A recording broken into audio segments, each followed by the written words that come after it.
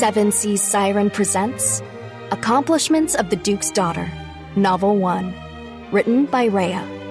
Illustrated by Haruki Futaba. Performed by Anjali Kunapaneni.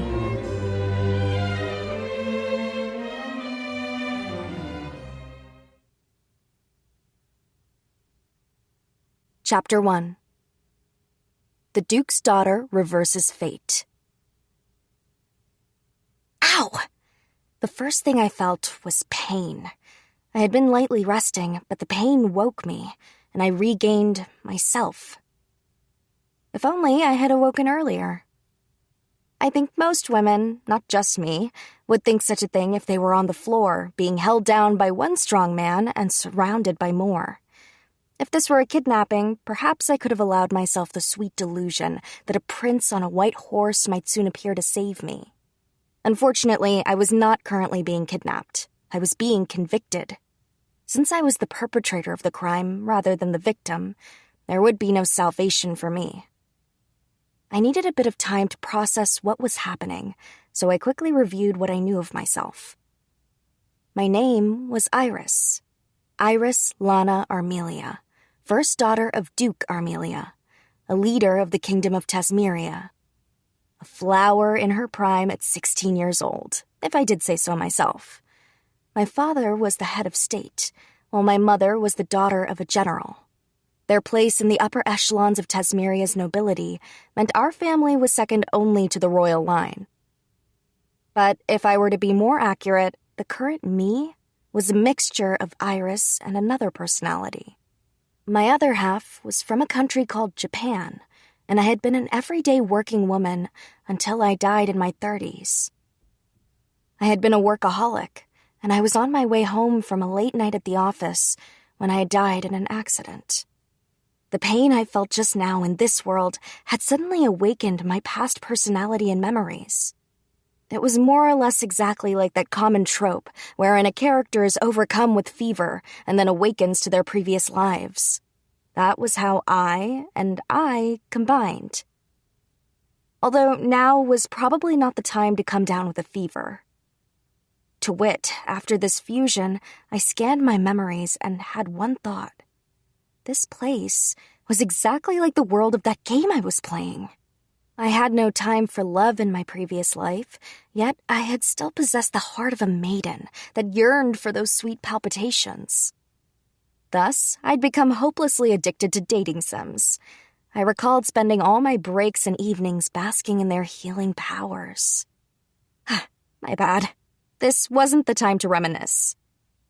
My current world was exactly identical to the one in a game I'd recently played. You Are My Princess, or YAMP for short. The story took place in a pseudo-medieval European setting, and you took the role of a low-class baron's daughter in a sort of Cinderella story, where you met the top-ranking young nobles of an elite academy. It was a terribly common setup. Your romance options were the haughty second prince, the athletic knight captain's son, the aloof prime minister's son, and the mysterious son of the Daryl Pope. They were all pretty generic character types for the sort of story they were in. Of course, there was also the cliché rival character as well, the person who interfered with the protagonist's romances and bullied them. In this case, that was the Duke's daughter, fiancée to second Prince Edward Tone Tasmeria. In other words, me, Iris. If the protagonist, the lowly baron's daughter, tried to romance Edward, Iris came crashing in and did her best to disrupt her dates, even bullying her. But even a duke's daughter is just a girl unto herself. Without her father's power, the most Iris could ever do was say nasty things. When I played YAMP, I remembered hating Iris. She ended the story confined to her home, disowned, and ultimately banished to a Daryl nunnery. At present, I couldn't help but pity her, and think her punishment shouldn't have gone so far. After all, if you think about it, the protagonist approached an engaged man and initiated an illicit love affair. Normally, you'd consider that sort of person a villain, right? Anyone would hate them. That said, no one in my current situation was willing to listen to my side of the story. I was all alone, without any allies. We were currently in the academy dining hall.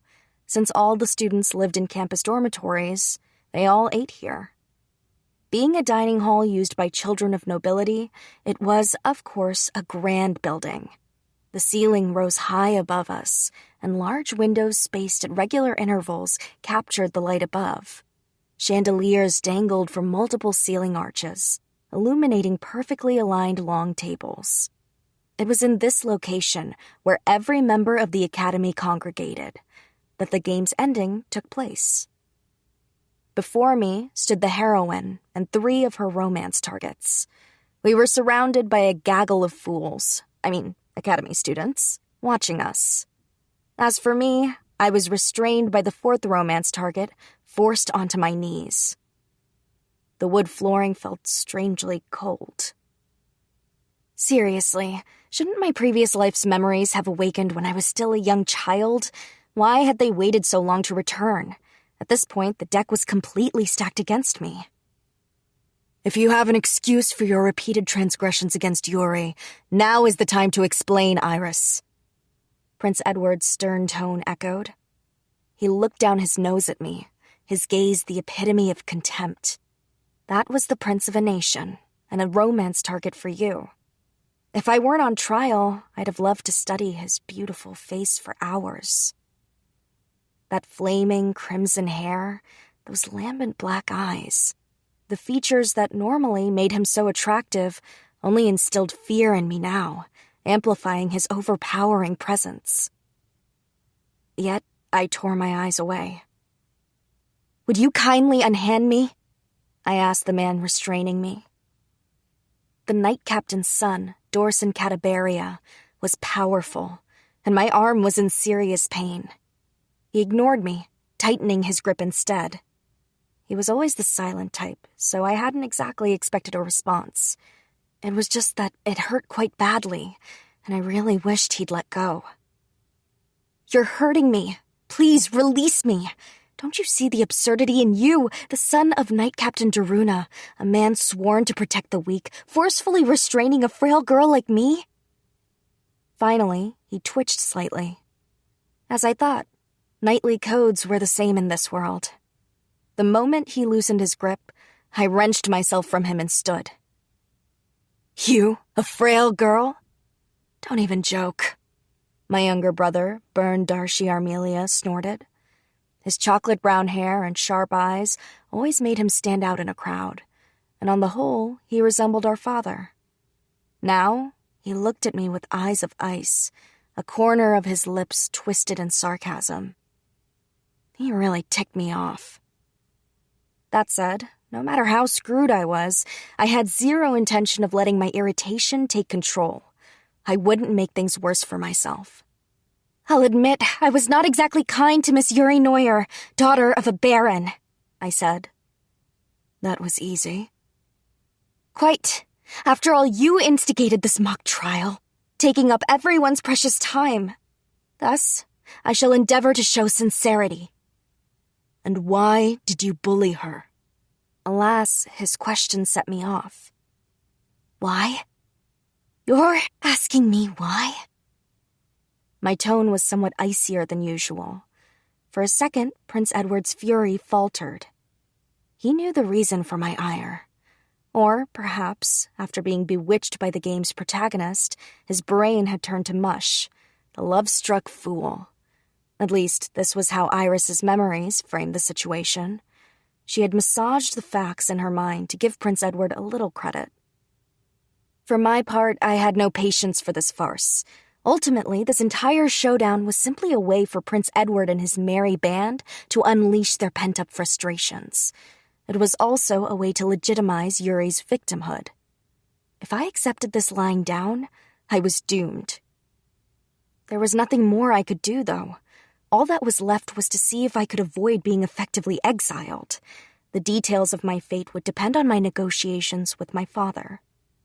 In any case, I would never again set foot in high society, nor would I return to this academy.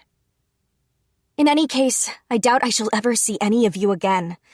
Would the good prince allow me to say my goodbyes? Everyone, thank you for all you have done for me thus far. I cannot begin to express how grateful I was to attend this academy as a student, and to be treated so well by so many of you. Take care." I finished my speech with as much grace as I could muster, and made to leave, but Prince Edward stopped me. "Iris, wait!" Couldn't he read the room? Honestly, what had I ever seen in him? "Before you leave, apologize to Yuri." Seriously, why did I love him even for a second? Ugh. I gave it a second to make sure I hadn't misheard him, and an awkward silence filled the air. "You wish for me, the daughter of a duke, to apologize to the daughter of a baron in public?" I said primly, though I wanted to shout. It wasn't just pride fueling my anger. I might have been just a duke's daughter, but every one of my actions impacted not only my father's name, but all of noble society. If I apologized, the House of Armelia would in effect be bowing its head to a baron's house. It was absolutely unheard of for the leader of a country to stoop in such a way. It would destabilize the ranks of every noble from marquis to earl. It might even instigate a full-scale revolt from those newly minted nobles and threaten the balance of power throughout our nation. He really was a love-struck fool. And was this really any way to address one's former fiancé? Put your hand to your heart and think carefully, I thought. The crowd seemed to share my sentiment, and the bed of nails beneath me softened as a number of them murmured in sympathy with my argument. I couldn't let this chance escape. "I shall not apologize. It was the preservation of my dignity that led me down this path, and even if it leads to my destruction, I shall not bend." My implication, I was prepared for this outcome. "Miss Yuri, what more do you wish to steal from me? You've taken my fiancé, my position." Here I started to tear up, envisioning myself in the role of a tragic heroine. Oh, alas! As I did, the mood of the crowd swung ever further in my favor. The girl who had once been seen as an utter villain became, to them, the victim. "No, all those things that make me who I am are mine alone, my dignity included. To apologize to you would be to crush myself under my own boot. So no, I will not apologize, and I will not let you take anything more from me." Nailed it. Ah, that feels good. Thus, riding on cloud 9, I left the dining hall for good. Prince Edward still appeared dissatisfied, while Yuri looked on in blank confusion. I exited the building and left campus, trusting in my father, who had a habit of being prepared for the oddest situations. As expected, he had already sent someone from home to retrieve me. What a luxurious carriage.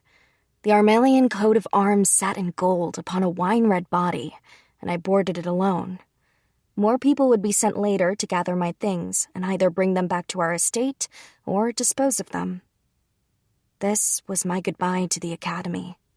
I would never again return, no matter if my fate followed that of the story and I was stripped of my status and locked away, or even if I managed to wrangle some other option. My father would wish me to distance myself from this place. I sighed. The act was over. Thus far, I had only followed the narrative as I knew it. There was no plot left for me to chase. Most pressingly, I was about to face the last boss, so to speak. My father. Honestly, I was even more nervous than before. As the carriage gently set off for the Armelia mansion in the capital, my feelings couldn't help but grow heavier. The Armelia mansion was our family home, situated in the capital. In it resided my father, who could never be away from the capital due to his position as prime minister, and my mother, who had followed him there. Constructed of reddish-brown bricks and adorned with white pillars, it was far more extravagant than one might expect of a second home. From knowledge of my past life, I was aware this was quite the mansion, but the main house in our territory exceeded this one in more than a few ways. I entered and walked through the entrance hall, treading upon red carpet as I made my way to my room. I'd been thrown out of the academy. I was mortified. The shame naturally quickened my pace. Upon reaching my lovely white and pink room, I breathed a sigh of relief. I sank into the sofa and felt just a bit at ease. My battle with the last boss was imminent. I needed to de-stress. My personal handmaid, Tanya, burst in with tears in her eyes. "My lady!" "Oh, Tanya, I just got back." Tanya was born a commoner, but she had mastered etiquette and had refined features to match. Not a hair of her complicated braids was ever out of place, and I often thought her appearance could make any heart keen. The simple navy blue uniform suited her to a T. "How can you be so calm? I've been tearing my hair out in frustration." Seeing her tear up for my sake warmed my heart. At the same time, I felt quite guilty to have caused her such worry. Tanya was born in the slums, like so many others. As a child, I had often snuck out into town, and in the course of my adventures, I had brought her into my household. Back then, the weight of the title of a duke's daughter had weighed heavily upon me. It had been difficult to find anyone to simply chat with, given my family's place in noble society. Not even those within my household could serve that role. So when I picked a commoner girl up off the streets that day, it had been for the awful, selfish reason of wanting someone to talk to. However, Tanya had been so grateful to me that she ended up becoming a perfect servant. It would not be an overstatement to call her my sister. "Well, calm yourself, Tanya. It's not yet time to drown ourselves in sorrow." "Of course. Forgive me. The master should be returning this evening." Tanya was a quick thinker and adaptable to boot. Her tears vanished into thin air as she regained her composure and delivered the information I desired. "I see. Then get me a drink to settle my nerves, would you?" "Yes, my lady." She made to leave the room, but I opened my mouth to stop her. "Tanya." "Yes, my lady?" "Thank you." Very wordy, I know, but it was all I could think of. Thank you for worrying about me. Thank you for crying for me. So many emotions crammed into those 2 short words. "If I may be so bold, my lady, I serve you, not House Armelia. Thus, I shall never forgive Prince Edward for betraying you, even if he is of the royal line. And no matter what may happen between you and your father, I shall always be on your side." I'm a lucky girl, aren't I? "Not at all. I'm the lucky one here. And I think you would do well to remember that those within this household who share my position feel the same." I had, in my youth, actually elevated 6 commoners into our household. Ever since I was a little girl, I'd been considered quite the oddball. Instead of presents, I'd ask my parents to take in orphans, such as Tanya. At first, my parents resisted, but seeing as I never asked for anything else, they eventually gave in. Every year since, I'd invited another orphan around my age off the streets and into our home. None of this information was provided in the game.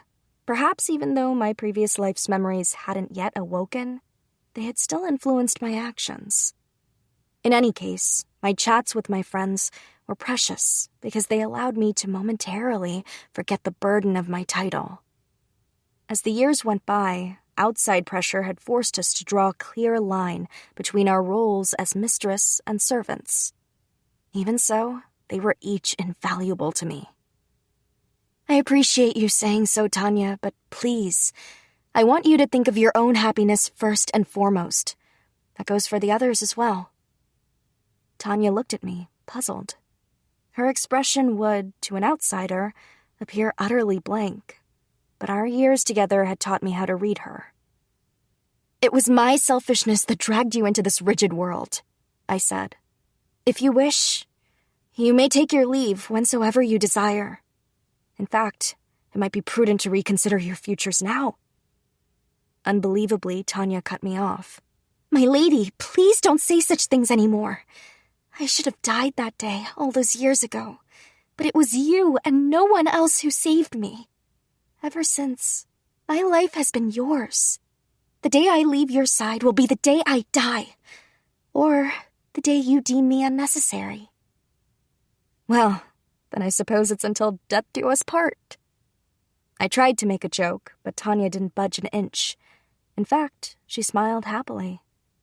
There would be no greater happiness for me. All right, I understand your feelings. I really am a lucky soul. But there is more than one form of happiness, Tanya, so please don't forget what I said earlier. As you wish, my lady. Tanya reluctantly nodded. If I was to be stripped of my status and banished to a nunnery, I didn't want her to share my fate. She was too important to me. But I got the sneaking feeling she'd come along anyway. I really had to win over my father, didn't I? For Tanya's sake, to say nothing of my own. My determination renewed, I sipped the tea Tanya prepared for me. Divine, as usual. As I started to relax, another servant knocked on my door. My lady? Come in. This time, the head maid, Elulu, entered. She managed all the female servants, and, as expected, her maid uniform was impeccable. Pardon me, my lady. The master is calling for you. Oh, already? I was told he wouldn't be back until evening. He returned early upon hearing of your situation. Well, I sighed. Where had that resolve gone? My stomach was all in knots. If you don't mind my saying, my lady, I believe any reprimand from your father on this count would be unnecessary, to say the least. It shocked me to hear this from Elulu, who was normally so strict. The household is on your side, my lady, so hold your head high when you go to meet the master. In the story I knew, Iris was described as a villain, but as I combed through my memories, I confronted a different truth. One where I, had built a deep relationship with her family's servants, one founded outside the strictures of class. In other words, I had berated the protagonist for being merely a baron's daughter, not because her rank mattered to me, but because my love for Prince Edward had driven me to terrible jealousy. I was slowly beginning to feel less dissonance with the Iris part of myself. Right. After all, right now, I'm Iris. I had to make Iris happy for my own sake. My determination restored, I followed Elulu to my father's study, Tanya close on my heels. We're here, my lady. Thank you, Elulu. Tanya, would you wait here as well? As you wish. I'd arrived at the battlefield. The thick, heavy door loomed before me. I swallowed and steadied my breathing. Then, I knocked. Enter. Pardon me, Father. A grave atmosphere surrounded us as I sat across from him. An intelligent-looking man, his eyes glinted sharply, as befitted the sitting prime minister. He always gave off a stern aura, but in the moment, that effect seemed to double. It was nearly impossible to remain opposite him. My apologies for making you take time out of your busy day, I said. Oh, you understand the gravity of your actions, then? No. A vein twitched in my father's temple, or so it seemed to me. Frightening, to say the least. I do not believe I have caused trouble for my father the Prime Minister or my father the Duke, I declared. The one I believe I ought to apologize to is my father as my father. And why is that? First of all, the most anyone could say I did against the girl was make a handful of snide comments toward her. More importantly, the girl and the prince were the ones who disrespected House Armalia by one-sidedly breaking off our engagement. As I have extricated myself from the situation, they can't do much more to besmirch our name. Furthermore, at the academy, I left my former peers with the impression that there were extenuating circumstances, so we should not expect any waves from that crowd. No matter how Prince Edward whines, the most anyone could in their rights deliver to our door would be a warning. I've already been informed of the events at the academy. Of course. Also, as to apologizing to my father, the Duke, weren't you initially against my engagement to Prince Edward? What makes you think that? Because with the prominence of our bloodline, my marriage to the second prince could have destroyed the balance of power in the royal family. I needn't remind you that you are the Duke and Prime Minister, while Mother is the only daughter of a prominent general. Marrying the first prince would be one thing, but if I were to marry the second, the country might one day see a civil war. Here, for the first time, my father made an expression. A sadistic sneer, so comical you could almost hear the background sound effects. I'm sure that wasn't his intention, which made it all the more frightening. Assuming that's all as you say, why do you think I approved your engagement to Prince Edward? I ran through a multitude of possibilities and settled on the answer that seemed to fit best. Because either result was good for you. What do you mean by that? If I were engaged to the first prince, then my brother would serve him and solidify his foundation. If I were engaged to the second prince, then my brother would join the first prince's camp. In that case, I would be in a position to observe the second prince's movements, while hoping to take the reins, were he to prove troublesome for the kingdom. The former option would require no work and be extremely simple, strategically speaking, so I suppose you did prefer that one. The trouble was, in Yamp's story, the first prince was hardly in the spotlight. In fact, the game was written as if it assumed the second prince would succeed the throne. Reality was not so simple, however. The first prince was the child of the king's wife, who had passed away, while the second prince was his illegitimate child by his current and only concubine. One might think that meant the first prince was still next in line for the throne, but things seldom go as one expects. The king's concubine was the daughter of a marquis, currently amassing power, while the former queen had been the daughter of an earl. Thus, in terms of hierarchy, the concubine outranked her. However, the king had fallen passionately in love with her and ignored a multitude of objections in order to marry the late queen. This was the reason for the current strange balance of power. Noble society, built upon this strange balance, was clearly at a tipping point. None of this balancing act, which was my reality, had made it into the game. The writers had instead opted to simply say the first prince was studying at a foreign academy, and that was it.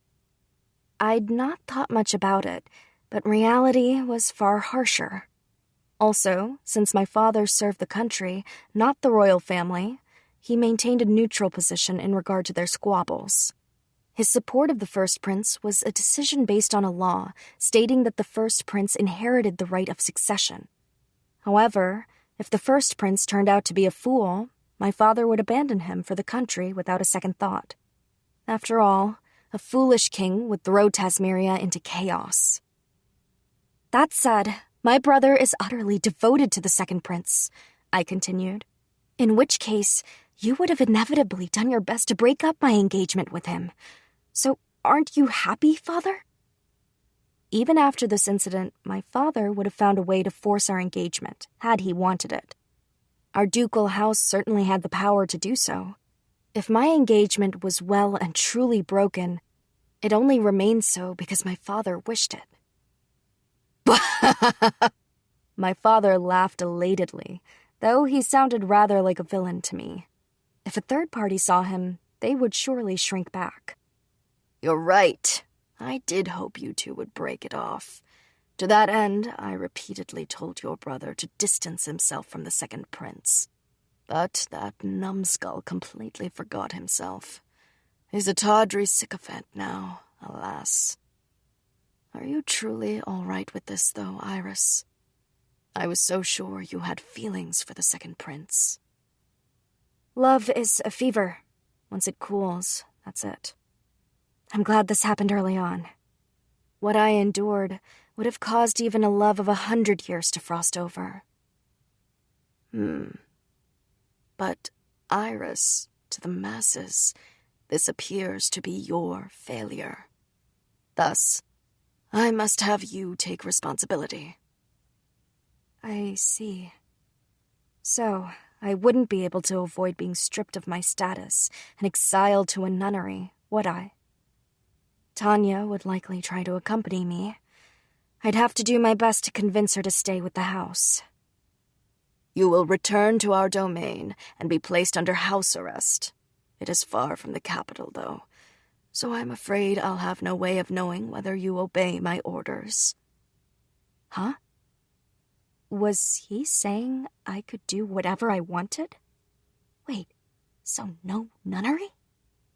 It would also be a waste to have you simply sit around all day, so I'll be appointing you the acting lady of the land. Don't disappoint me with your governance. Acting lady? In other words, he wanted me to govern our domain in his place? What would one even call this? A windfall? Pearls before swine? No, neither's right. I was so confused that nonsensical phrases kept popping into my head.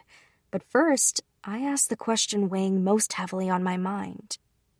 Isn't this role reserved for the eldest son? I could bestow it on him, but he wouldn't go. He seems quite stricken by that illness you spoke of. True. It was my brother's infatuation with Yuri that had led him to become so close with the second prince, the man he had been instructed to hold at arm's length. No doubt he would spend any future extended holidays here in the capital, seeking more flirtations. Concerningly, since Yuri was with the second prince now, that should have been all the more reason for him to distance himself from them. Perhaps my brother hoped to elevate himself by ensuring his beloved's happiness with the prince. What nonsense. I understand, I said at length. I will make our domain into one that will not be shaken, no matter what happens in the capital. My father nodded, satisfied, and dismissed me from the room. Once Iris exited the room, Louis de Armelia, her father, reflected on their conversation and chuckled. A great deal had happened, and all in a single day. First, Iris's expulsion from the academy and the nullification of her engagement, all in step with established procedure. The truth was, he could have stopped her at any point once he learned of her actions during the term. He hadn't, however, in order to have her engagement nullified. That was for the best. Even if his daughter hadn't acted like a lovelorn fool, he would have claimed she was sick and had the engagement nullified by his own power. Either way, once that was done, he had intended to make her step back from noble society by entering a nunnery. She had been so besotted with the second prince that he had been sure she wouldn't listen. But such was the way of willful girls. However, at this evening's meeting, Iris had seemed calm, even relieved, despite the humiliating final encounter with the man she loved. Not only that, she managed to express her arguments with incisive clarity. Interesting, he thought. The demands of his position meant he wasn't often able to interact with his children, leaving his wife to spoil them instead. It seemed his daughter had grown into a well-bred noble, with no faults to speak of. His son, on the other hand, had grown overconfident and seemed to lack any kind of follow-through. The Duke's plan had been to whip his son into shape once he started his governing duties. Plans aside, his daughter had spoken with surprising insight into key elements, and even guessed his thoughts with pinpoint accuracy. How tragic, he thought at first, that my daughter should possess a keener eye for the flow of the world than my son. At least she knew her worth. All in all, it was as if, in the blink of an eye, she had become a totally different person. However, during her speech, he'd reflected on prior cases of her odd behavior. The most prominent example of this was her disinterest in expensive presents. Instead, she repeatedly negotiated for permission to take in common-born orphans. The Duke had initially assumed Iris desired a set of servants trained to attend her needs from an early age, and thus he had given his consent. Her repeated failure to treat the orphans as her staff had seemed quite strange, but he let it pass for a time, until the day he insisted on a shred of decorum. Her expression today had brought him straight back to that time. She does nothing with these orphans. What a waste, he thought. And now, here he was, appointing her acting governor. What a whimsical impulse. Fortunately, Sebastian was currently governing in the Duke's place. He would prevent Iris from making any truly irreversible mistakes. All in all, it would prove interesting to see exactly what Iris could accomplish. As the Duke continued to mull over their exchange, his wife, Marilys Racer Armalia, entered the study. Dear, must Iris really? She didn't yet know what he'd told their daughter. Thus, concerned, Marilys had come to ask about her. No, I changed my mind. She is to return to our territory and assume duties as acting governor. My, but isn't that too much responsibility? Her tone leapt for joy upon hearing Iris wouldn't be confined to a nunnery, but her concern quickly found a new roost. She showed promise today. It could be fruitful to test her. Really? I understand she was far too straightforward in today's incident, so entrusting her with such a task, it worries me. Today's incident. In other words, the nullification of her engagement due to her quarrels with the Baron's daughter. Iris had come straight out and admitted to her snide comments. The Duke snorted. Iris could have used her position as a Duke's daughter to gain allies, solidify her foundation, and manipulate popular sentiment, if she'd so wished. And yet, she had resorted to the most frivolous, straightforward tactics imaginable. As a result, she'd been chased into a corner, with no chance to defend herself against things she hadn't even done. She had allowed herself to be used by the other children who disliked the Baron's daughter. They had masterfully manipulated the situation, incriminating Iris for events she had not in truth been involved with. Louis couldn't help but wish Iris had picked up a bit of Marilys's worldly wisdom. He disliked how his wife coddled their children, but she was strict with herself, and her conduct was such that, as her husband, Louis never had reason to interfere with her affairs. At present, Marilys seemed to blame Louis for foreseeing the fallout and doing nothing to stop it. Iris must have learned something from this incident, Louis mused. She really has changed. She spoke as if she truly understood her position. Well, you still seem so calm. I suppose she didn't hit upon your true intentions yet, did she? Louis smiled wryly. There was one thing Iris had failed to pick up on: the reason he had permitted her engagement. As Prime Minister, he of course would have preferred she be betrothed to the first prince. However, he dissented to her union with Prince Edward simply because his daughter wanted it. People called him the icy Prime Minister, but in the end, he was just another father, inclined to be sweet on his daughter. Ultimately, as Iris had stated, he had resigned himself to thinking of the engagement as a means to control the second prince. Once it was approved, he had abandoned the notion of hands-off neutrality and taken to following the royal family's every move, adjusting his long-term plans in accordance.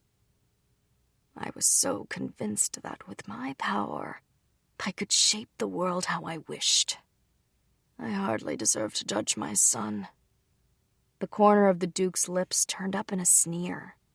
In reality, the battle for the throne had grown privately vicious, despite his efforts. Eventually, Iris would be thrown into that whirlpool. Thus, he had decided to have her step back from noble society before she fell too deep into the current. Of course, once the commotion died down, he'd planned to have her return home. But Iris's performance today made him rethink this decision. She was no longer a little girl to be coddled and protected. In fact, the Duke even dared hope she could overcome the rapids on her own. He was excited to see just how she would proceed. Upon receiving my father's orders, I, Iris, moved to the Duchy of Armalia. Today was my first day back. The Duchy of Armalia was situated southeast of the capital, about a week's carriage ride away taking the straightest road. To the east was the sea, and to the west rose mountains. Its lands were vast, second only to the capital, and it overflowed with natural beauty. Its port and bountiful agriculture put it in a unique position to trade with other countries. Furthermore, the careful policies of generations of dukes had long maintained public order. Before entering the academy, Byrne, my mother, and I had spent our days here outside of the social season. Ever since I moved away, however, I had spent even my extended holidays at the country estate, so it did feel quite nostalgic to be back. The bright rising sun illuminated the land as I did my early morning yoga. Morning exercise wakes up the body and is good for your health. And, well, I'd grown a little chubby. The grand position of Duke's daughter meant I could eat as much luxurious, high-calorie food as I wanted. So, of course, I'd put on weight. Thus, on top of exercise, I had also decided to diet. "Good morning, my lady." "Oh, Tanya, morning." Obviously, she had come with me to the duchy. Since I wasn't to be banished to a nunnery, I assumed this was fine. But what had her so riled up? "Morning, nothing. My lady, what in the world are you doing dressed like that?" "Dressed like what?" I looked at my clothes, a hastily thrown-on servant's hemp pants and top. Perfect for exercising, no?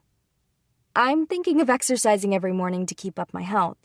I chose something easy to move in, but was that a mistake? "You're exercising?"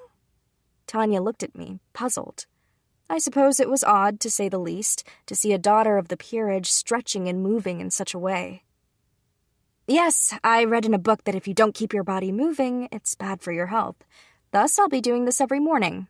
Try not to be surprised every time." "Understood. Forgive me." "It's fine. Now that I'm sweaty, could you draw me a bath?" "Of course." Once Tanya was done, I bathed and then had breakfast. Since I had just exercised, I had quite an appetite. I still remembered to maintain a healthy nutritional balance, though. "I'd like to speak to Sebastian about the future. Could you set up an appointment for me?" "Right away." Tanya quickly did as I asked, and just before noon, I went to see Sebastian. Sebastian was our family's butler. He was the top servant of the household, and my father had entrusted him with governing the duchy. As he entered the room, his aura reminded me of a Lulu's.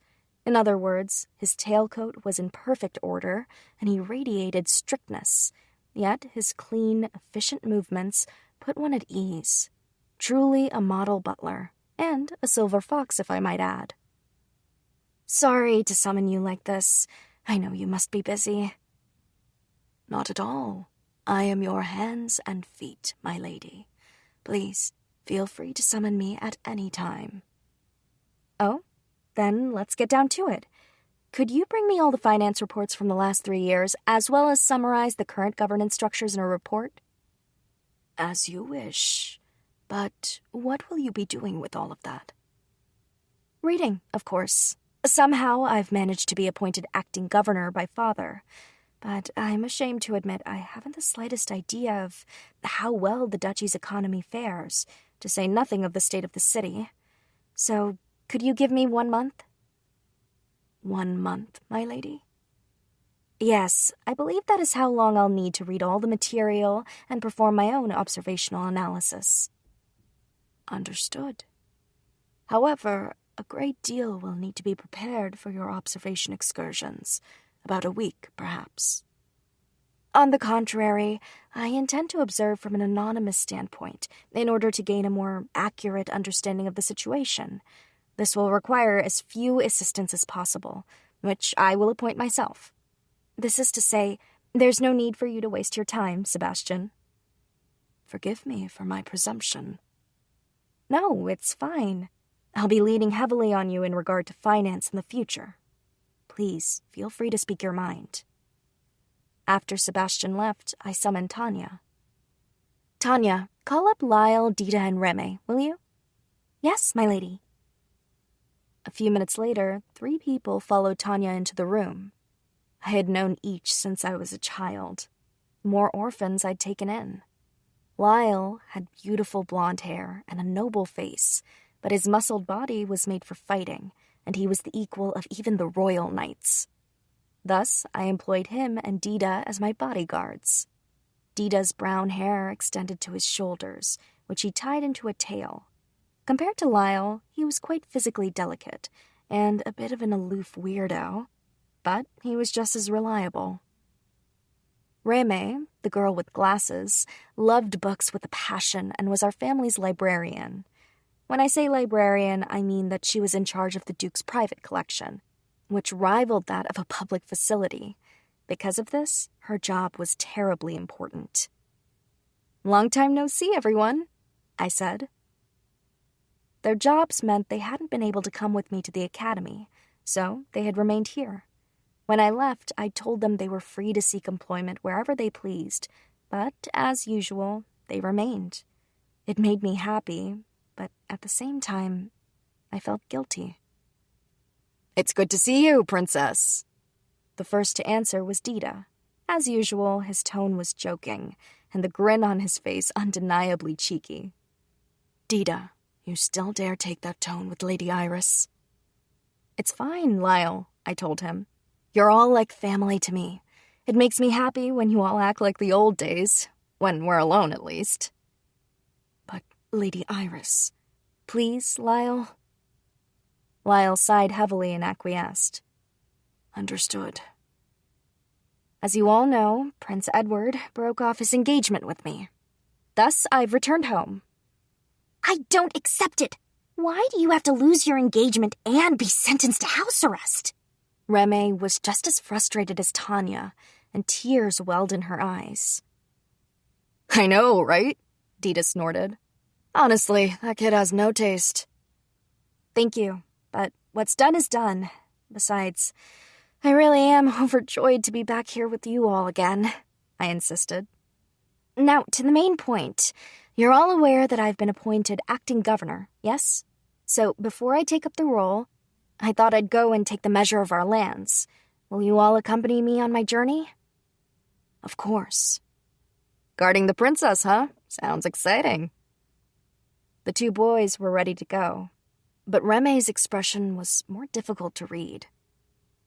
"I understand why you'd ask them, since they're your guards, but why me?" she said. "Because I desire to draw on your knowledge, of course," I said. "Eh?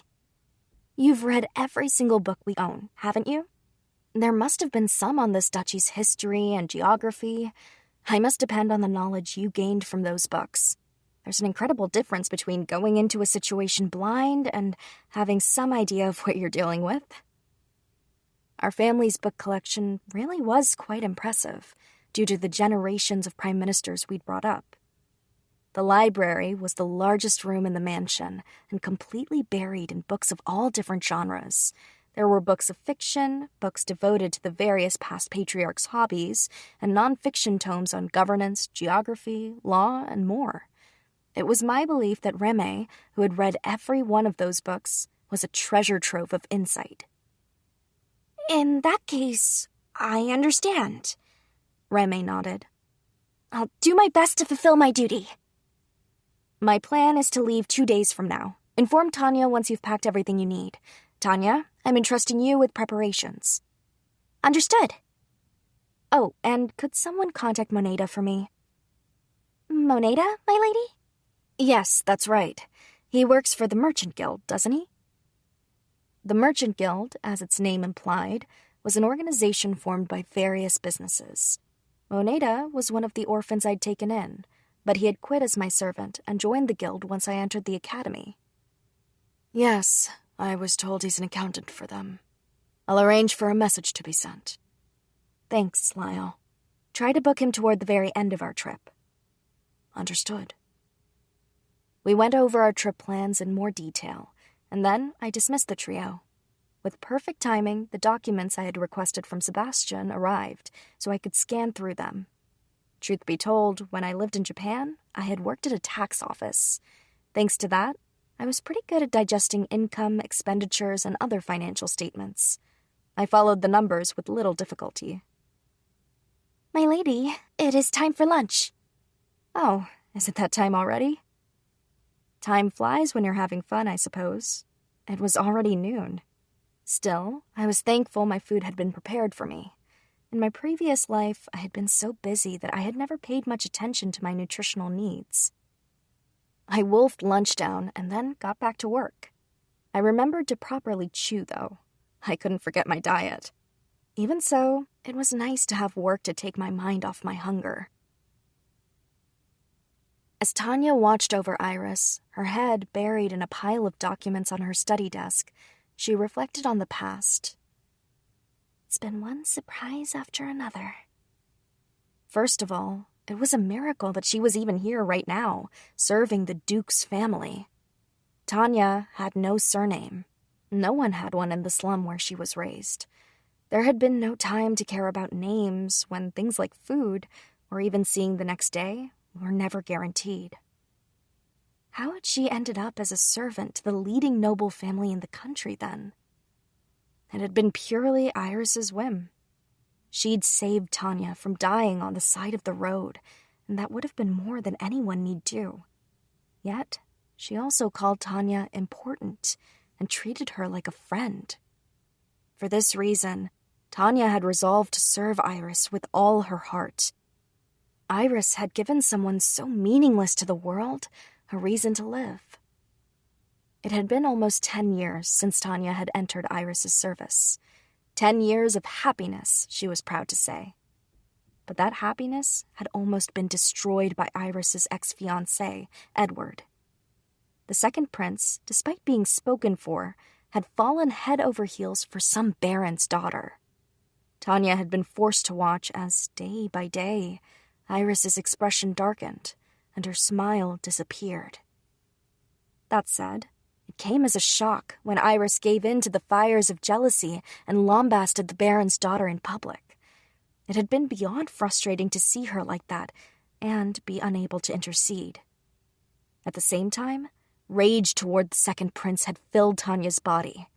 How could such a scoundrel be a man of the royal family? How could he be so blind to Iris's virtues? How dare he besmirch her honor by falling for some lesser noble's daughter? He had even humiliated her by restraining her in public. It was unbelievable. There would be no forgiving him. Yet Iris, upon returning to the duchy's estate, looked refreshed. What? But she was so in love before. What happened? Tanya had thought, but she decided against asking so as not to dredge up any old wounds. What was more important was Iris's future. This was what Tanya wanted to focus on. Of course, no matter where Iris was sent, Tanya would follow. And ultimately, though Iris's sentence was an extremely light one, the condition that came with it had made it impossible for Tanya to relax. My lady? The governor? What is the master thinking? She could still barely believe it. Iris had received an education befitting her noble status, but if you had asked Tanya whether that education was practically useful, well, that was a different matter.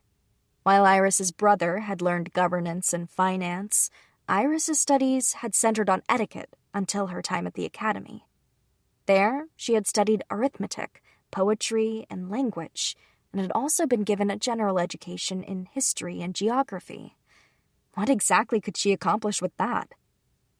But right now, Iris's eyes flowed over the cluttered documents of difficult numbers with such speed that she truly seemed to be reading them. Every now and again, she'd jot something down on a piece of paper, further evidence of her ability to digest them. My lady truly is beyond my understanding, Tanya thought. At the same time, she couldn't help but smile at the unending surprises. Forget 10 years. A year ago, she couldn't have imagined Iris serving in such a position. Tanya glanced at the clock and noticed it had gotten quite late. Iris's head was still buried in documents. Only the sound of papers flipping echoed in the room. Tanya resolved to come check on her from time to time in order to ensure Iris didn't fatigue herself with this intense study. A day had passed since Sebastian delivered the documents I asked for. The mountain of papers still sat on my desk. I wanted to keep reading, but Tanya begged me to take a break, so I decided to go stretch my legs and explore the mansion. I hadn't been back in ages, yet still, I hadn't taken the time to look around. The mansion in the capital was a fine construction, don't get me wrong, but it was nothing compared to this place. First, there was the space. Oh, the space. If you asked me how big it was, it would be difficult for me to say as I'd never measured it. I mean, it took 15 minutes to walk from the front gate to the mansion itself, which was quite a shock to my past self. The path was lined with fountains spewing water, and depending on the season, the gardens bloomed with flowers. It was quite a sight for any visitor.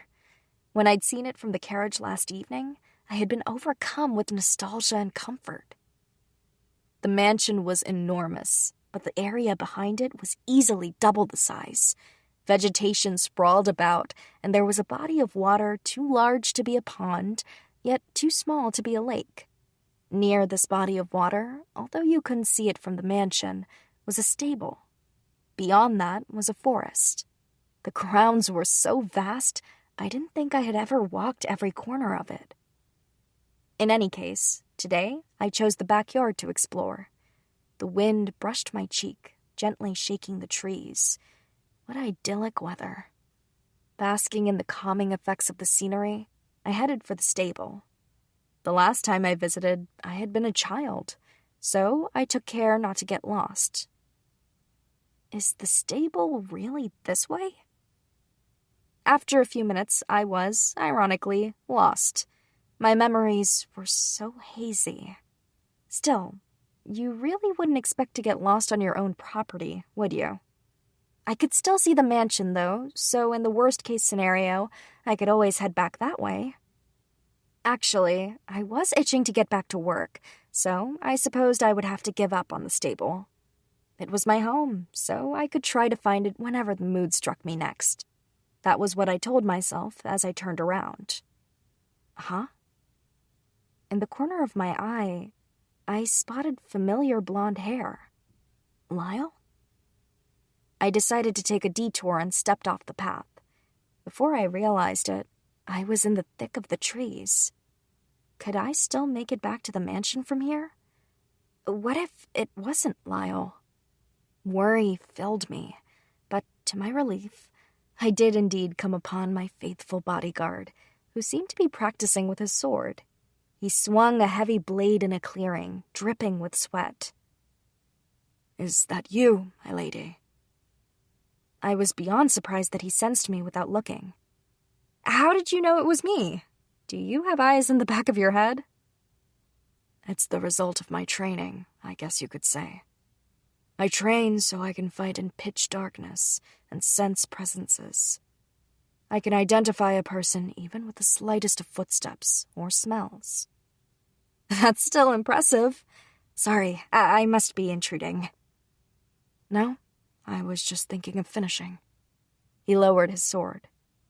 "Well, if you say so," I said, stepping into the clearing to glance around.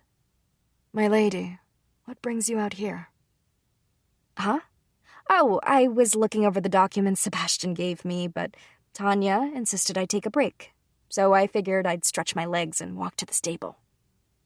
"The stable?" Lyle frowned. "That's more to the west, I'm afraid. You must have taken a wrong turn." "I see. No wonder I was getting nowhere." The forest, thick with trees, filled my vision. In other words, I'd come to the northern corner of the estate. If memory served, the stable should have been right in front of the woods. "It's not often I see you walking around outside," said Lyle. "Right. Well, I haven't been home in years, I guess. Say, Lyle, where are you headed now?" Lyle chuckled, picking up on the implication of my question. Embarrassed, I glared at him. "Forgive me. My duty is to be your bodyguard, so please allow me to accompany you back to the mansion. As long as he was headed there, he could at least show me the way. Of course, I was grateful for his willingness to help. Lyle knelt at my feet, paying respect to his liege. The overdramatic gesture elicited a smile from me. Yes, I'll be counting on you. Giggling, I took his extended hand. It would be my honor, Lyle replied with the utmost seriousness, smiling as well. So, do you train out here often? I asked as we walked back to the mansion. If I ever have a block of free time, yes, I mostly train out here, and you are welcome to observe. But you train with the other guards as well, don't you? You sure are passionate. The Armalia family employed a number of private soldiers to protect the property and serve as guards to its household. Lyle and Dita were members of this company. Dita trains in secret too. He does? I can't imagine it. He hates letting other people see him work hard. But every day, he steadily gets stronger. Perhaps I do so as well, simply because I don't want to let him beat me. Lyle grinned awkwardly. I think that's fine. Dita would probably say the same thing. If you say so. You two have always squabbled over everything. Some would call you good rivals. Ever since we were children, Dita would swagger into a situation, make a mess, and Lyle would come sweeping up behind him. But whenever they ended up truly competing, it became an outright slugfest. If memory served, Dita would often dive in head first. Then the competition would fizzle out with no clear winner in sight. I hope I can count on you two for my protection on this trip. Whatever their reasons for training, if it made them stronger, then there was nothing for me to say, as long as this trip went smoothly. Of course, he said. I could feel the pride in his smile. Chapter 2. The Duke's daughter sets out on a trip. Over 2 days, I somehow managed to get through reading the documents. With that out of the way, I decided to tackle exploring the duchy as planned, from the capital to the border forests. Unfortunately, it would be impossible to see literally everything, so this time, my plan was to visit the south, where revenue was precipitously dropping, as well as the east, where revenue was skyrocketing. The ladies of the group, Tanya, Reme, and I, rode in the carriage, while Lyle and Dita accompanied us on horseback. Including the driver, there were 6 of us. From the carriage window, I watched as the scenery moved past. We'd been traveling for a few minutes, but our pace was relaxed, so we weren't outside the capital yet. What a beautiful city, full of history. The flow of people was heavy and somewhat restless. At least, that was the impression I got. It's lively, isn't it? I said. Of course, said Reme. This city is touted as the second royal capital due to its growth. Right. Just then, a certain district caught my eye. Most of it was hidden from view, but it gave off a grimy vibe. Even from afar, the flow of people there was obviously reduced. Say, Reme, what's that? An awkward expression filled Reme's face as she realized what I was pointing at. Oh, that's... Please, Reme, don't hide anything. Just tell me. She sighed in resignation. That's a slum. It popped up recently. A slum? How did it come to be? There are many reasons. They're populated by drifters from other territories. People with debts, people who came to the big city with dreams but ended up starving, and even people who have lived in slums with their families for generations. But the biggest reason would be that they couldn't pay their taxes. The second and third sons of farmers tend to end up in places like this. Reme's words made my heart constrict.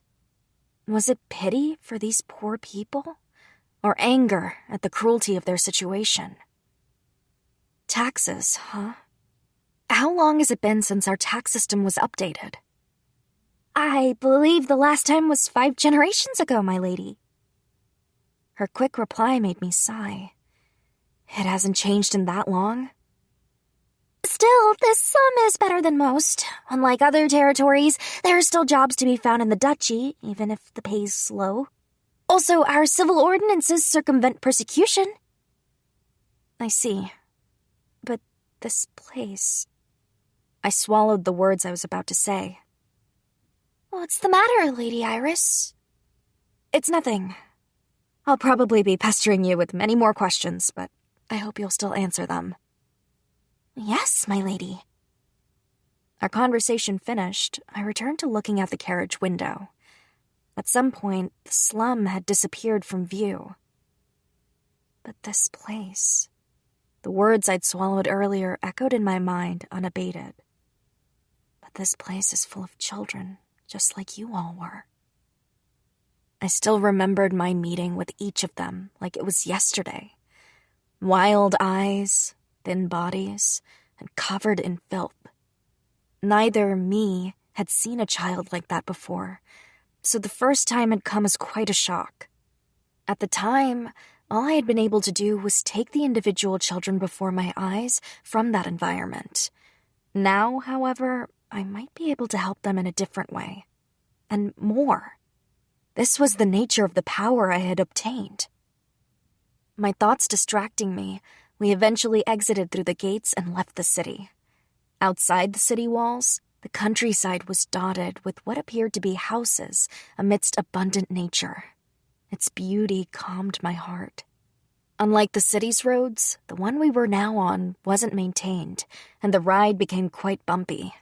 Every now and again, the carriage swayed violently. I lazily watched the unchanging scenery until eventually we could see the next town. We would spend the night there, and then it would be a week and a few days' ride south to our first objective, the southern village.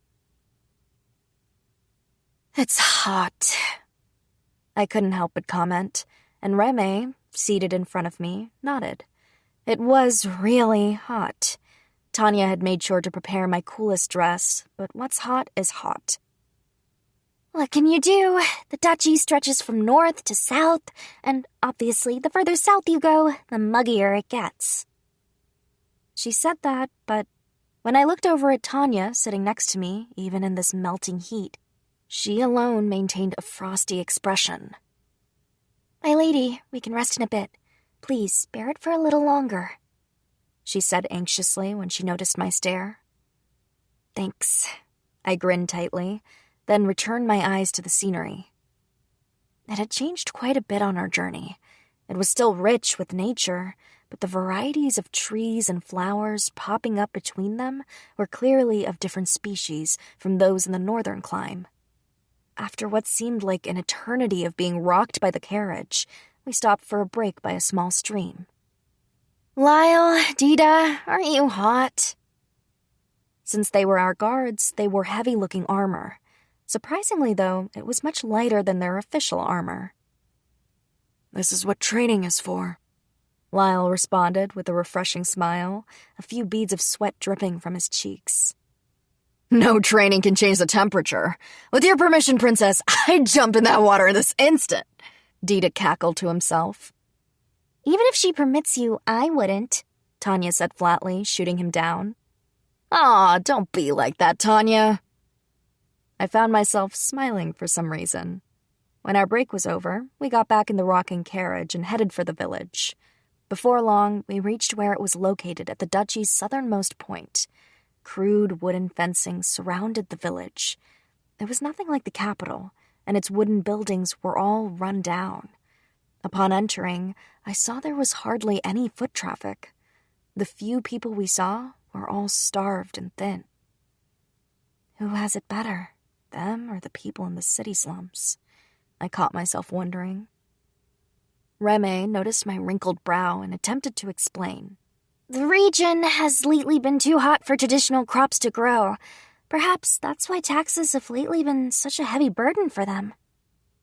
So that's why our income here is down, then. The terrible sight numbed my tongue for a moment. But it was only for a moment, as I soon forced myself to move on. In other words, we must find another way to make money than via agriculture, how? It wouldn't be easy by any means. No one had the faintest clue.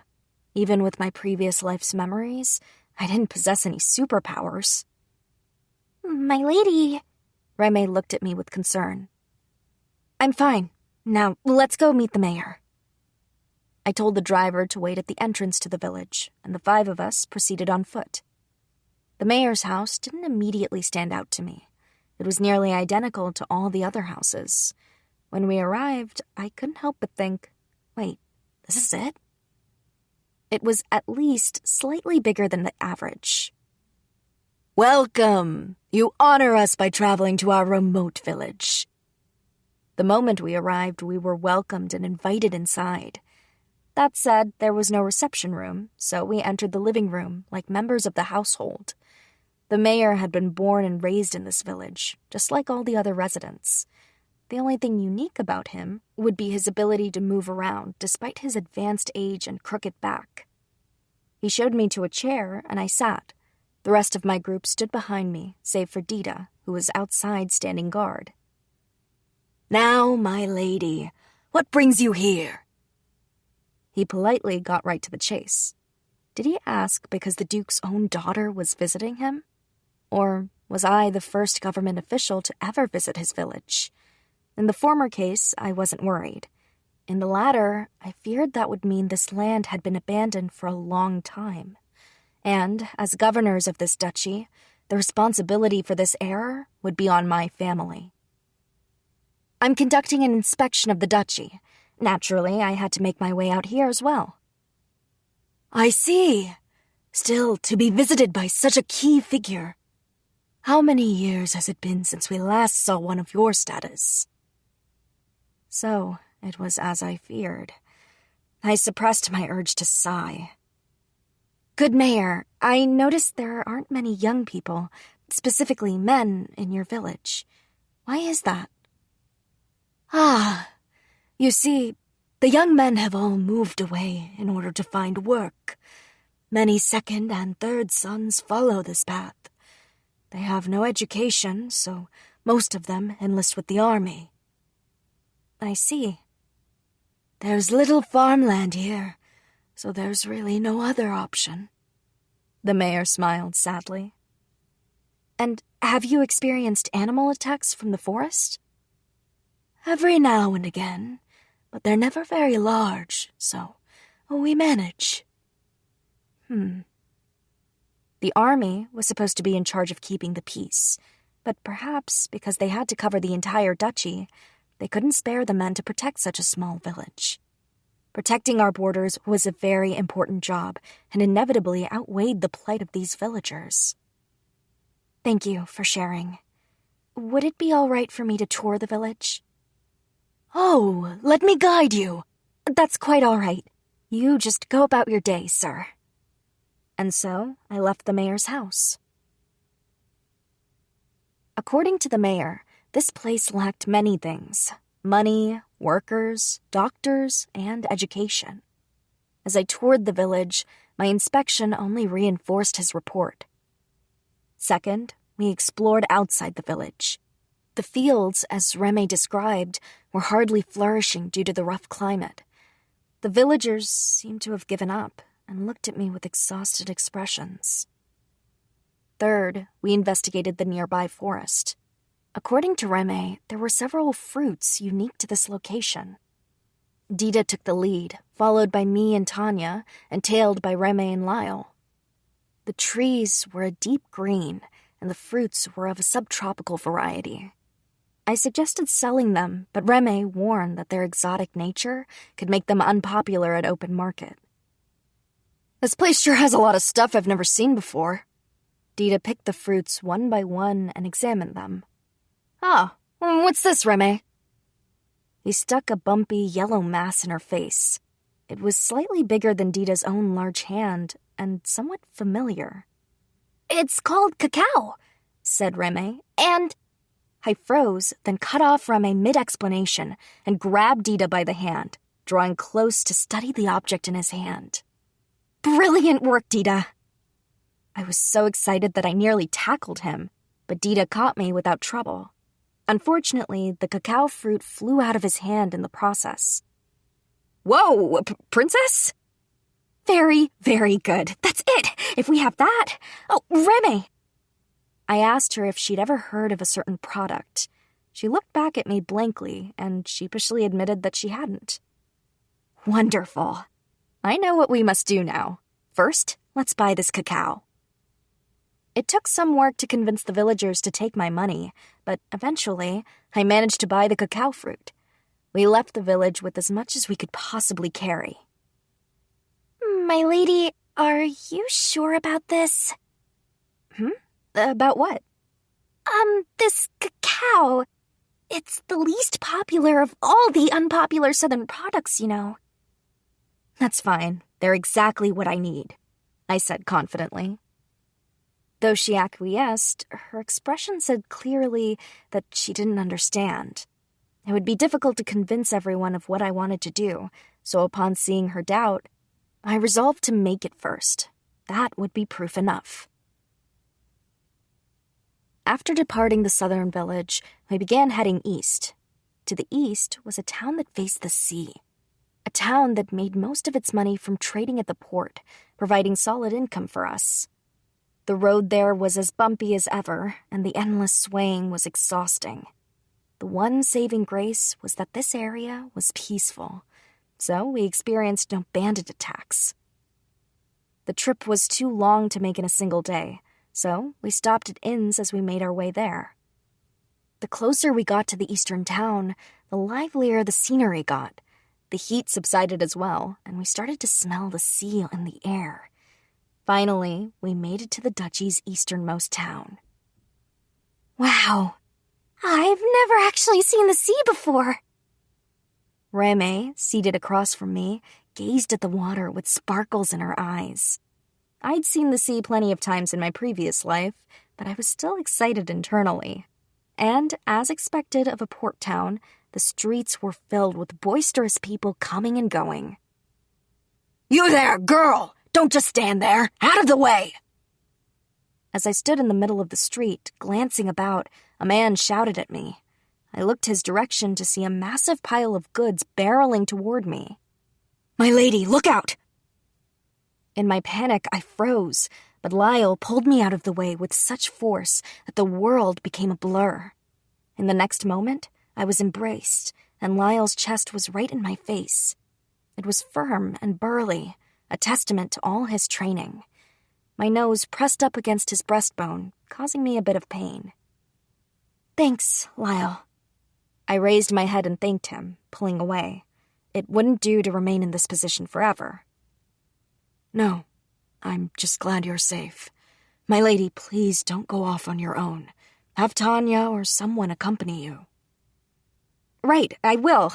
I've had enough frights for one day. Just like at the southern village, I went to speak to the mayor. Their home, as expected of such an affluent town, stood out from the rest. Their reception was perfect as well, as if they were used to dealing with people from the government coming for inspection. They did, however, seem surprised by the fact that I, the Duke's daughter, had come herself. After this brief stop, our group of 5 set out to explore. This place really is lively. What seemed to be the main street was crowded with people and a large number of booming businesses. Stalls were squeezed tightly together as literal tons of goods passed through, people weaving in between. Indeed, this area's income is quite steady due to its trading and salt exports. With the inspection as a pretext, I took the opportunity to browse the various stalls. Unsurprisingly for a port town, a number of rare goods were for sale. For example, various trinkets clearly of foreign make and fish that could only be found near the sea. I wanted many of them for myself, but my mind was constantly thinking about the possible markets. If only distribution could be managed. Honestly, it was incredibly fun, a grand puzzle. However, just as I'd examined every inch of the main street, I noticed an alley off to the side. Upon closer inspection, it appeared abandoned. The alley was dark, and the buildings seemed lonely. Trash dotted the ground. It was such a stark difference from the bustling main street. From a distance, it seemed like an entirely different town encroaching upon this one. I stepped toward the alley, but Dita grabbed my hand and stopped me. "Princess, not that way." His manner of speaking was the same as always, but there was an odd gravity to his tone. "But such places are exactly what I came to inspect. As your guards, we're not here just to protect you when you're already in danger. It's also our job to keep you from ever getting into it." Was he implying the alley was really that dangerous? Still, I have you, Lyle, and Tanya with me. Is that not safe enough? It's not. I'm getting a bad vibe from this place. If things get out of hand, I'm honestly not confident we have the numbers to make it out safely. My eyes widened with shock. Lyle and Dita were the strongest members of our mansion's private guards. They had even been scouted for the Royal Knights, the bona fide cream of the crop. And yet, he was uncertain? Dita noted my suspicion and pressed his argument. Places like that run on different rules from the rest of the world, and the people who deal in dark corners have no mercy for those who break those rules. A few of them would be one thing, but if we ran afoul of an organization, we'd stand no chance, not with just us. Go in unprepared and you'll get more than burned. Besides, I doubt anyone will take kindly to you intruding, Princess. There wasn't much I could say to counter that. His emphasis on me made me think it wasn't just a matter of physical strength, either. Not only did I have no achievements to my name, I also didn't really know anything about my domain yet. In other words, he was saying my title in itself wouldn't impress them. All right, I'll give up for now. Everyone breathed a sigh of relief. Let's take a break and get lunch, shall we? I suggested in an effort to change the mood. Instantly, the darkness cleared from my friend's eyes. Oh, in that case, I have a place in mind. The change was most dramatic in Dita. His normal, bright attitude returned, and we entered a restaurant at his recommendation. Lyle and Tanya protested at first, saying I shouldn't visit such a common business, but I silenced them. We'd come so far that of course I wanted to try the local specialties. And so, as expected of a port town, a fish dish appeared before me. Raw. Oh my, it looks delicious. I nearly drooled. My heart screamed with nostalgia. Fish had proven to be a terribly rare occurrence at my dinner table, let alone anything raw. For someone like me, whose heart was half born and raised in Japan, a country surrounded by the sea, there was no greater delicacy. Raw food. My lady, let's not. Lyle and Tanya showed hesitation over the raw factor, while right next to them, Dita chowed down. I've read about this in books. The locals here have a practice of eating raw fish, and it comes with a dipping sauce that's made from beans, I think. Is that what this brown stuff is? Reme fearfully brought the food to her mouth and then put it down over and over. It's good, you know. I dug in without hesitation, and indeed, it was beautifully tasty. Had to be the freshness. Oh, got a taste for it, eh, Princess? Dita was on the job, so I was sure he wasn't drunk, yet he still spoke like an inebriated old man. It made me chuckle. There's no need to force yourselves, but why don't you try it? I beseeched the rest. You might like it. At this, my friends grimaced, and each popped a piece into their mouths, looking like they were prepared for death. Lyle and Tanya quickly grew accustomed to the raw texture and began to enjoy themselves. Reme, however, couldn't get over the fishy smell and gave up halfway through. I guess there are some experiences you just can't get from a book. Beautiful words, perhaps, but unfortunately the trauma of raw fish brought her to tears. It was quite the pathetic picture. With lunch over, we returned to the port. This time, we perched atop a hill and viewed the entire port below us. One day, I murmured as I looked out at the scenery, One day, I want to expand this port, expand our trading, and that way, connect to the whole world via this port. Wouldn't that be wonderful? Everyone smiled. It would indeed, Princess. Bring me some foreign wine while you're at it. Watch your tone, Dita. Yes, my lady. That sounds wonderful. All right, Dita. You better be excited when that day comes. And Lyle, what would you want? I suppose if I really had to pick something, I'd like to see other countries' armor and weapons. I should have expected as much. What about you, Reme? Books from other countries, of course. I should have expected that as well. I couldn't help but laugh. And you, Tanya? Well, if there are any rare tea leaves out there, I'd love for you to try them, my lady. I'd be happy to enjoy them with you, Tanya. I turned my back to them and looked at the port again. I burned the sight into my memory. It was the right decision to take this trip. I was able to see so many things I'd never even heard of before, and I learned a great deal. The documents Sebastian had prepared for me were great, and an excellent textbook for someone like me who knew nothing about the duchy. I learned many things from them, of course, but observing reality teaches you something else. I also felt that, thanks to this trip, I'd found true motivation to inform my governance. Everyone, I have to ask you again. Will you follow me? Not on a journey like this one, of course. I mean, will you give me your everything? Tanya was the first to respond. You already had my everything, my lady. Of course, my lady. Sure will, Princess. It's always fun by your side. Lyle and Dita agreed, smiling. Quite. I'm sure exciting things will happen if I stick with you. Reme answered last, with a smile on her face. Thank you, everyone.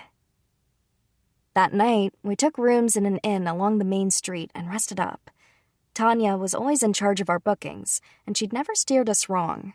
That aside, I should have been exhausted, yet for some odd reason, the gears in my brain kept turning, and I couldn't sleep. We had plans early in the morning, so I needed to rest, but it was no use. I sighed and got out of bed. Perhaps I'd ask Tanya to get me a drink. No, it would be awful of me to wake her this late at night. But there was no way I could lie back down. Unable to think of anything, I stood up and exited the room. I realized it was quite bold of me to walk alone at night, even if it was inside an inn. The feeling like I was doing something indecorous got me excited. It was like I was a child again. I sat down on a bench and peered out at the night sky through a large window. Suddenly, a voice came from behind me. Princess, you shouldn't be leaving your room at this hour. Dita. This is an inn, not the mansion. You're not exactly safe here, you know. I'm sorry, I just couldn't sleep. Reme said the same thing, something about being too excited by the sea. Well, that's not my problem, I frowned. I'm surprised. Were you behind me this whole time? I hadn't sensed anything while making my way here. I had genuinely thought I was walking alone down that dark, quiet corridor. Of course. Even in an inn, Lyle and I take turns keeping watch. It just happened to be my turn. If Lyle or Tanya found out I'd let you wander off alone, they'd kill me. Although I'm guessing Tanya would have sensed me slacking off, so you wouldn't have been alone either way. I see. Well, I apologize again for the trouble. I don't mind. You could call it a perk of the job, getting to see you before I go to sleep. He chuckled. Say, Dita. Remember that alley you stopped us from going down? Dita looked away awkwardly. Oh, that. You seemed quite informed. Why is that? Dita studied me. His usual aloofness was gone. His eyes seemed to reflect nothing, and it started to unnerve me. I'm not suggesting you have any connection to the people there. I don't suspect you. I just thought you seemed wise to the subject. And because I know nothing about it, I wanted to hear more. I continued, but Dita made no real response. What was up with him? The silence that had been so comforting a few seconds ago was now strangling, painful. Abruptly, he spoke. Me and everyone else. We lived in the slums before you took us in. Remember? Yes, I remember.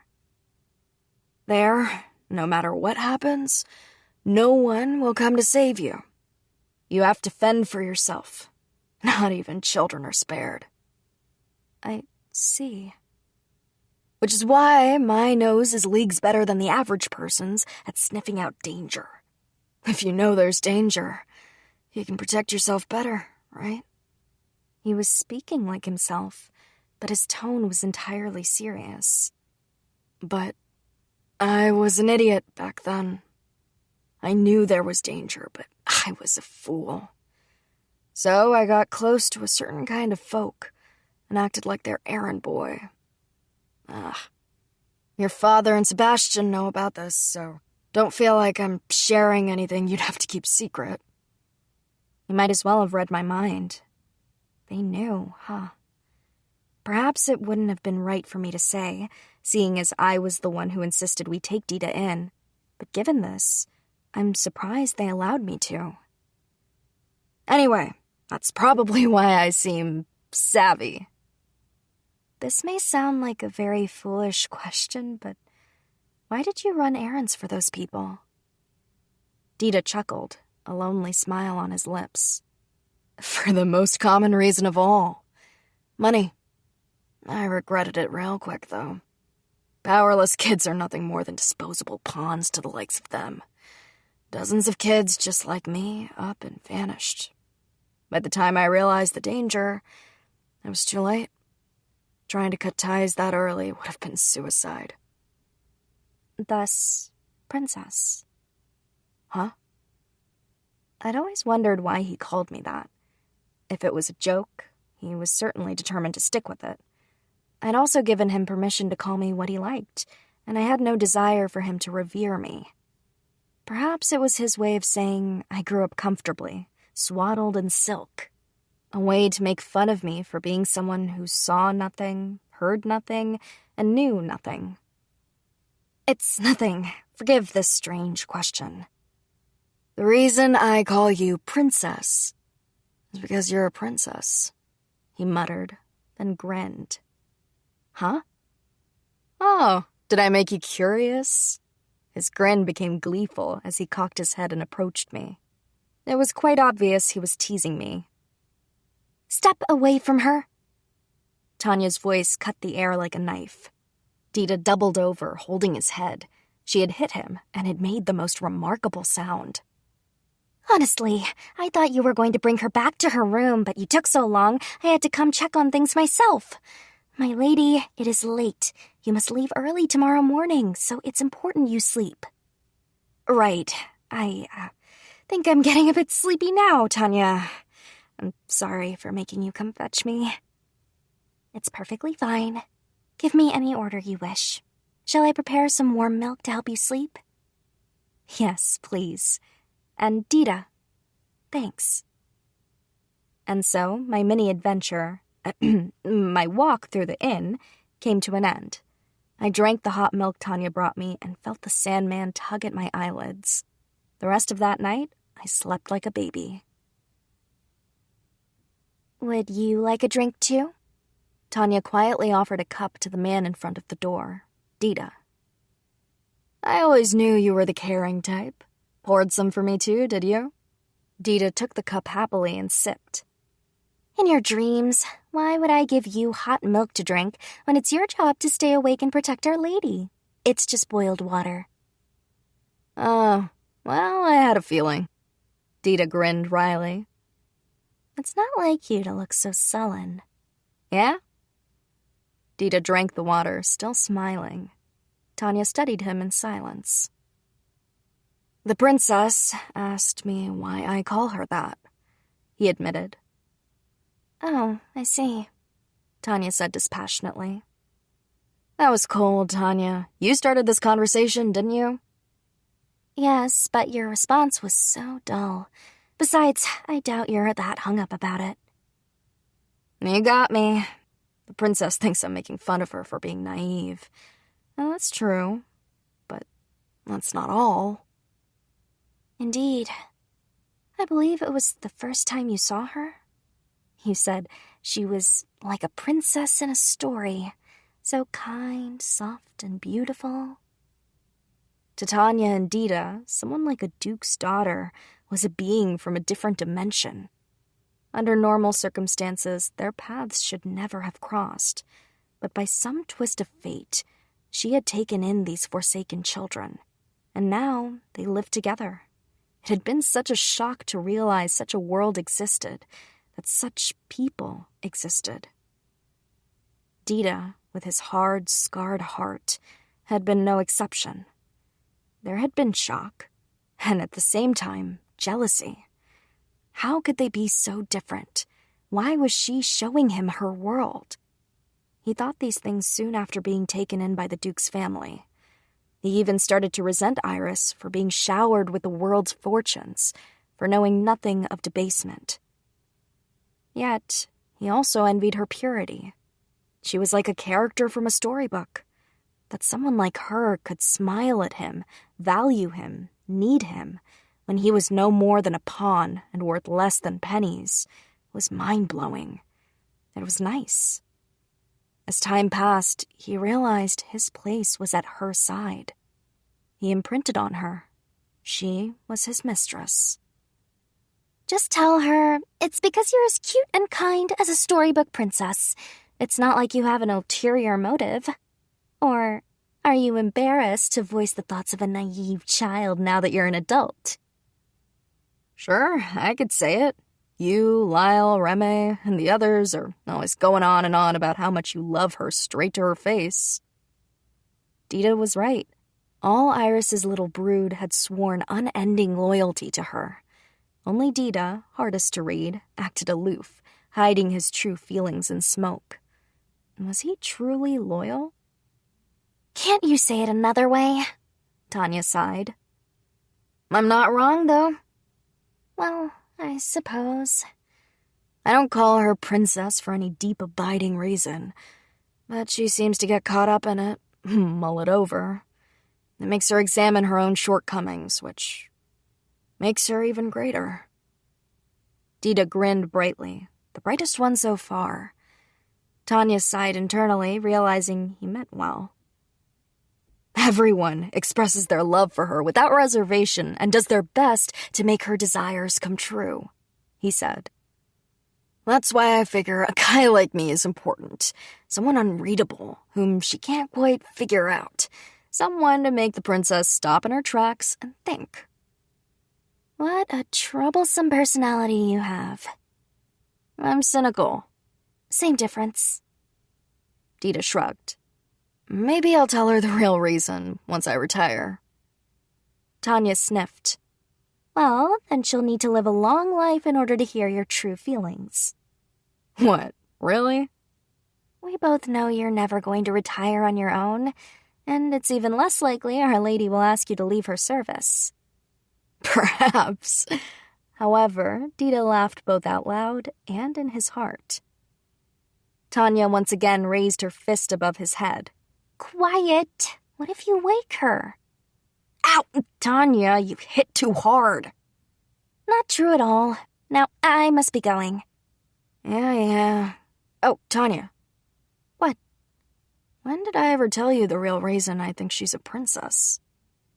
Long ago, when you were completely in your cups. Until then, I was convinced you were insulting her. I'd even fancied eliminating you on occasion. Whoa. Keep your smoke and mirrors to a minimum, lest you forget your true feelings. Don't worry, that's not happening. There's one thing I'll never let go of. Dita smiled. Tanya also smiled for once, for she knew of what he spoke. the one thing Dita would never let go of. In other words, that which was most important to him. For all of them, that was their mistress, Iris. It was the most convincing argument anyone could put before Tanya. After she closed the door, Dita went back to his post, as if nothing had happened, aloof as ever. And so, with the month I'd asked for over, my final task was to meet Moneda. Although, to be honest, this meeting would be my first real obstacle. A receptionist led us into the Merchant Guild's receiving room. The Merchant Guild, with which Moneda was affiliated, was, quite literally, an organization made up of a collection of people who made their livelihoods off mercantile work. You could think of it as similar to a union.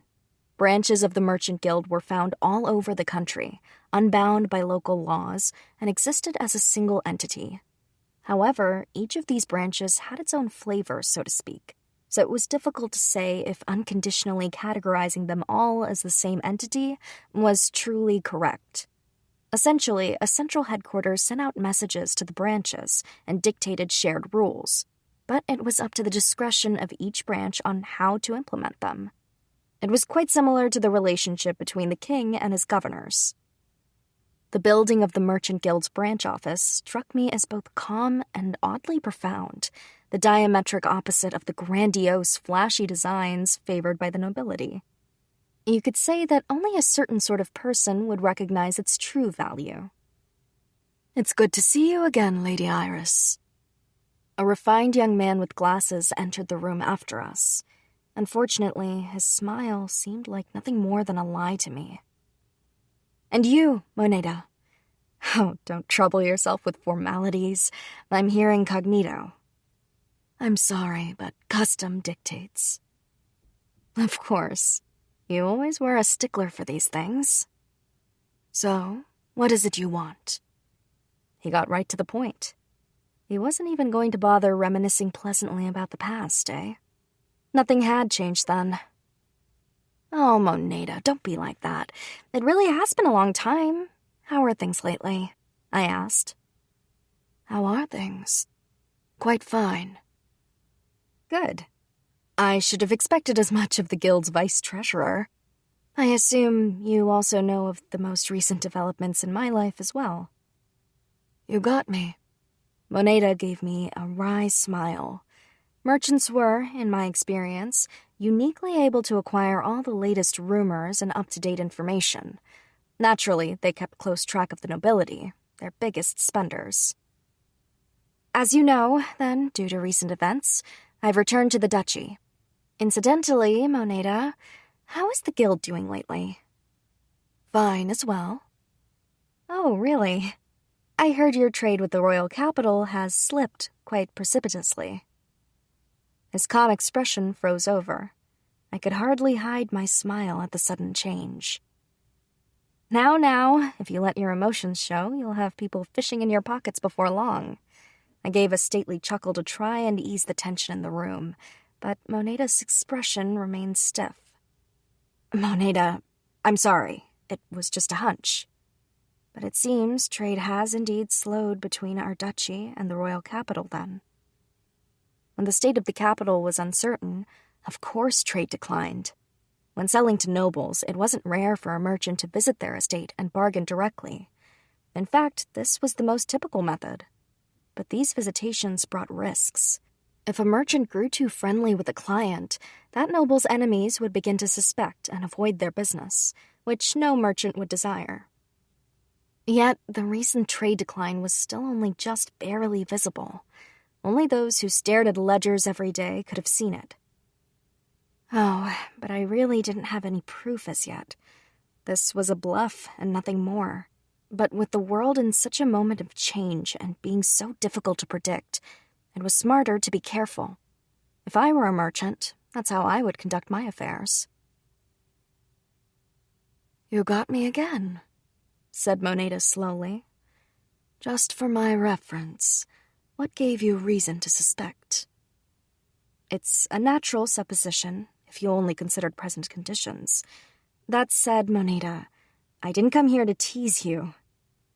"Then, what is it you want?" We were back on topic, except this time, there was something different in the air. When we first started speaking, we had been on equal ground.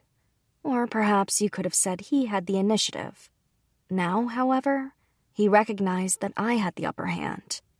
Perhaps it was a sign he would listen to my request. Moneda, would you like to move even greater sums of money? Are you trying to hire me?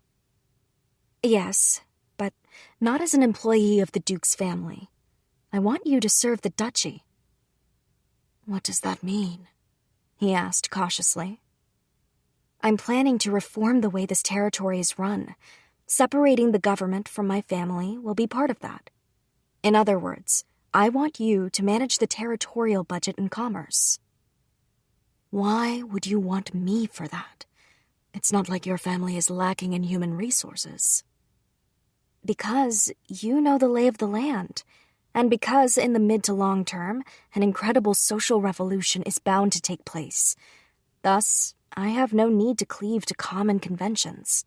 Of course, I do require my men to be of some quality, which you, as a young vice treasurer, have proved you possess in spades. Most of all, I trust you. And is there anything that requires greater trust than moving money? A majestic plan you have there.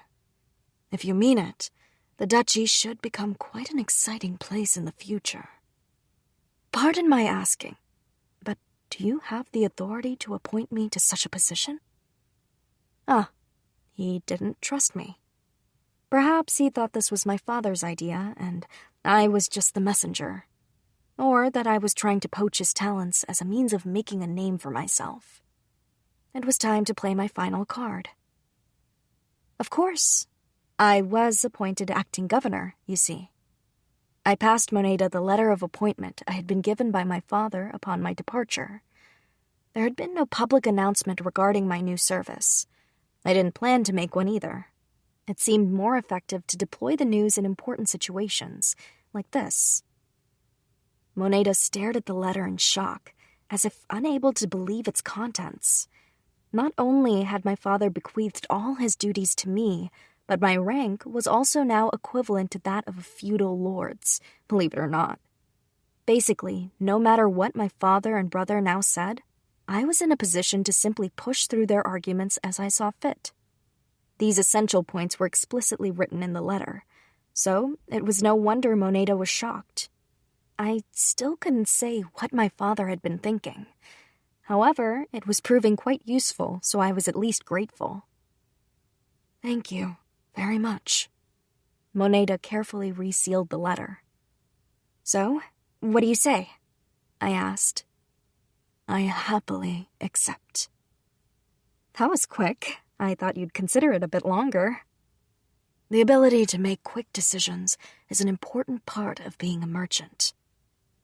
Well, I'm grateful. I smiled. So, I'd like to discuss the future in more detail. When can you come to the estate? Please give me 3 days. I'll need to hand over all of my current responsibilities. Excellent. Then we shall expect to see you on the morning of the 4th. As you wish. That was a weight off my shoulders. I had secured Moneda by my side, and I had 3 days to confirm details with Sebastian. With that out of the way, my group left and at last returned home. Moneda watched Iris from the window as she exited the Merchant Guild. On his face was a smile. The Merchant Guild brought merchants together, hired personnel, mediated between members, and so forth. All merchants were required to join the guild, and the guild ate up as much of their money as it could in the form of taxes in exchange for protection and the like. As vice treasurer, Moneda's job was to manage the taxes the merchants paid to the guild, as well as the funds for the guild's management. It was a busy job, but he enjoyed the challenge. Life was fulfilling. Until the return of Iris Lana Armelia. The daughter to the Lord of Armelia had taken him in as an orphan off the streets, just as she had a handful of others. Honestly, at first, he'd considered her return an annoyance. He was grateful to Iris, of course, but work was a different matter. He never mixed business with private affairs. He knew, thanks to his contacts, that Iris had returned because of a broken engagement, and he couldn't imagine she would call on him for anything but some supremely bothersome request. How wrong he had been. "Oh, really? I heard your trade with the royal capital has slipped quite precipitously." He never could have imagined her saying such a thing, let alone figuring it out herself. A handful of people could tell, of course, but only if they studied the ledgers every day. The Iris that Moneda knew did no such thing. She spent her days in the royal capital, surrounded by noble sons and daughters. There was no way such words could come from her coddled mouth. Now, he knew better. If he underestimated Iris, he'd be eaten alive. A nervous energy had come over Moneda, like he was facing a frontline veteran of many battles. He had been too slow. She had already taken the advantage. Even when he accepted his first loss and tried to retake the field, she revealed her request like a perfectly timed strike. He could only lament his loss in that regard. But the shock of his defeat was nothing compared to the shock of her request. Reform the government in the mid to long term? He could hardly believe his own ears. Interesting, he'd thought. If Iris had suggested the same thing in the years past, he would have called it a pipe dream. But today, she made it all too clear it was something she could pursue because, against all odds, she had the power to do so. This was not just an outlandish idea. Iris was acting governor, and this was no dream. She had the ability to appoint people to office. There was nothing else to discuss. From here, things would move quickly. He had accepted the job. As Iris left, Moneda went to prepare his underlings to take over his responsibilities. What sort of scheme would Iris suggest when they next met? He couldn't wait to hear it. My meeting with Moneda over, I finally returned home. No place like it. For a moment, perhaps.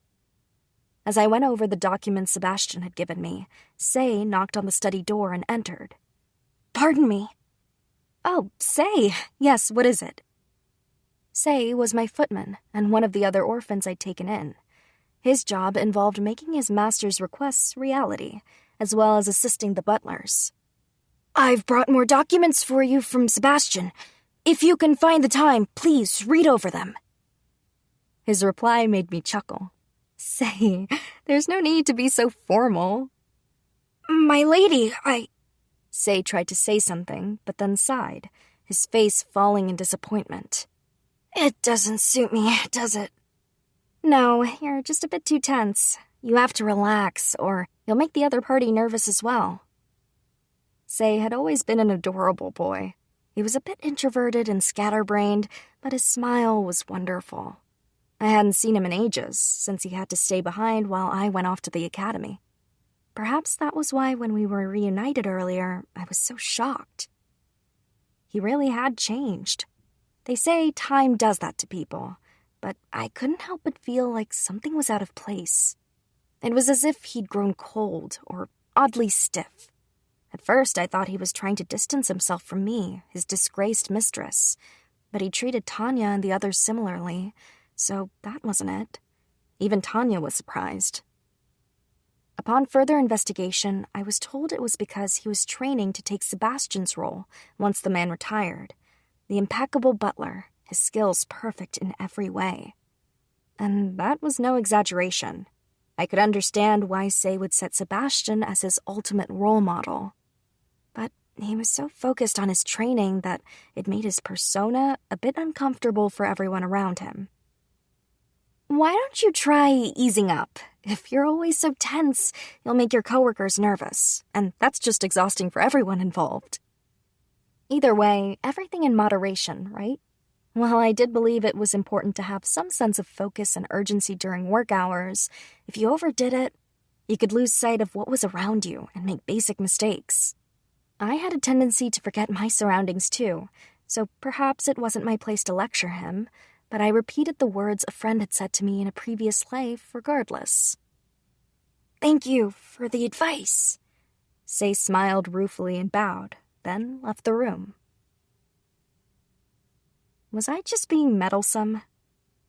I sighed and went to look over the documents Say had brought, when again there was a knock at the door. This time, Sebastian entered. Pardon me. I have more documents for you, on top of the ones I sent with Say. Sebastian placed the papers on my desk. They were reports on the villages surrounding the southernmost village I had visited, as well as on the eastern port town and its neighbors. Thank you. I flipped through them, scanning as I went. By the way, Sebastian. Yes, my lady? How has Say been lately? Unfortunately, I am not privy to his private life. I wouldn't ask you about that.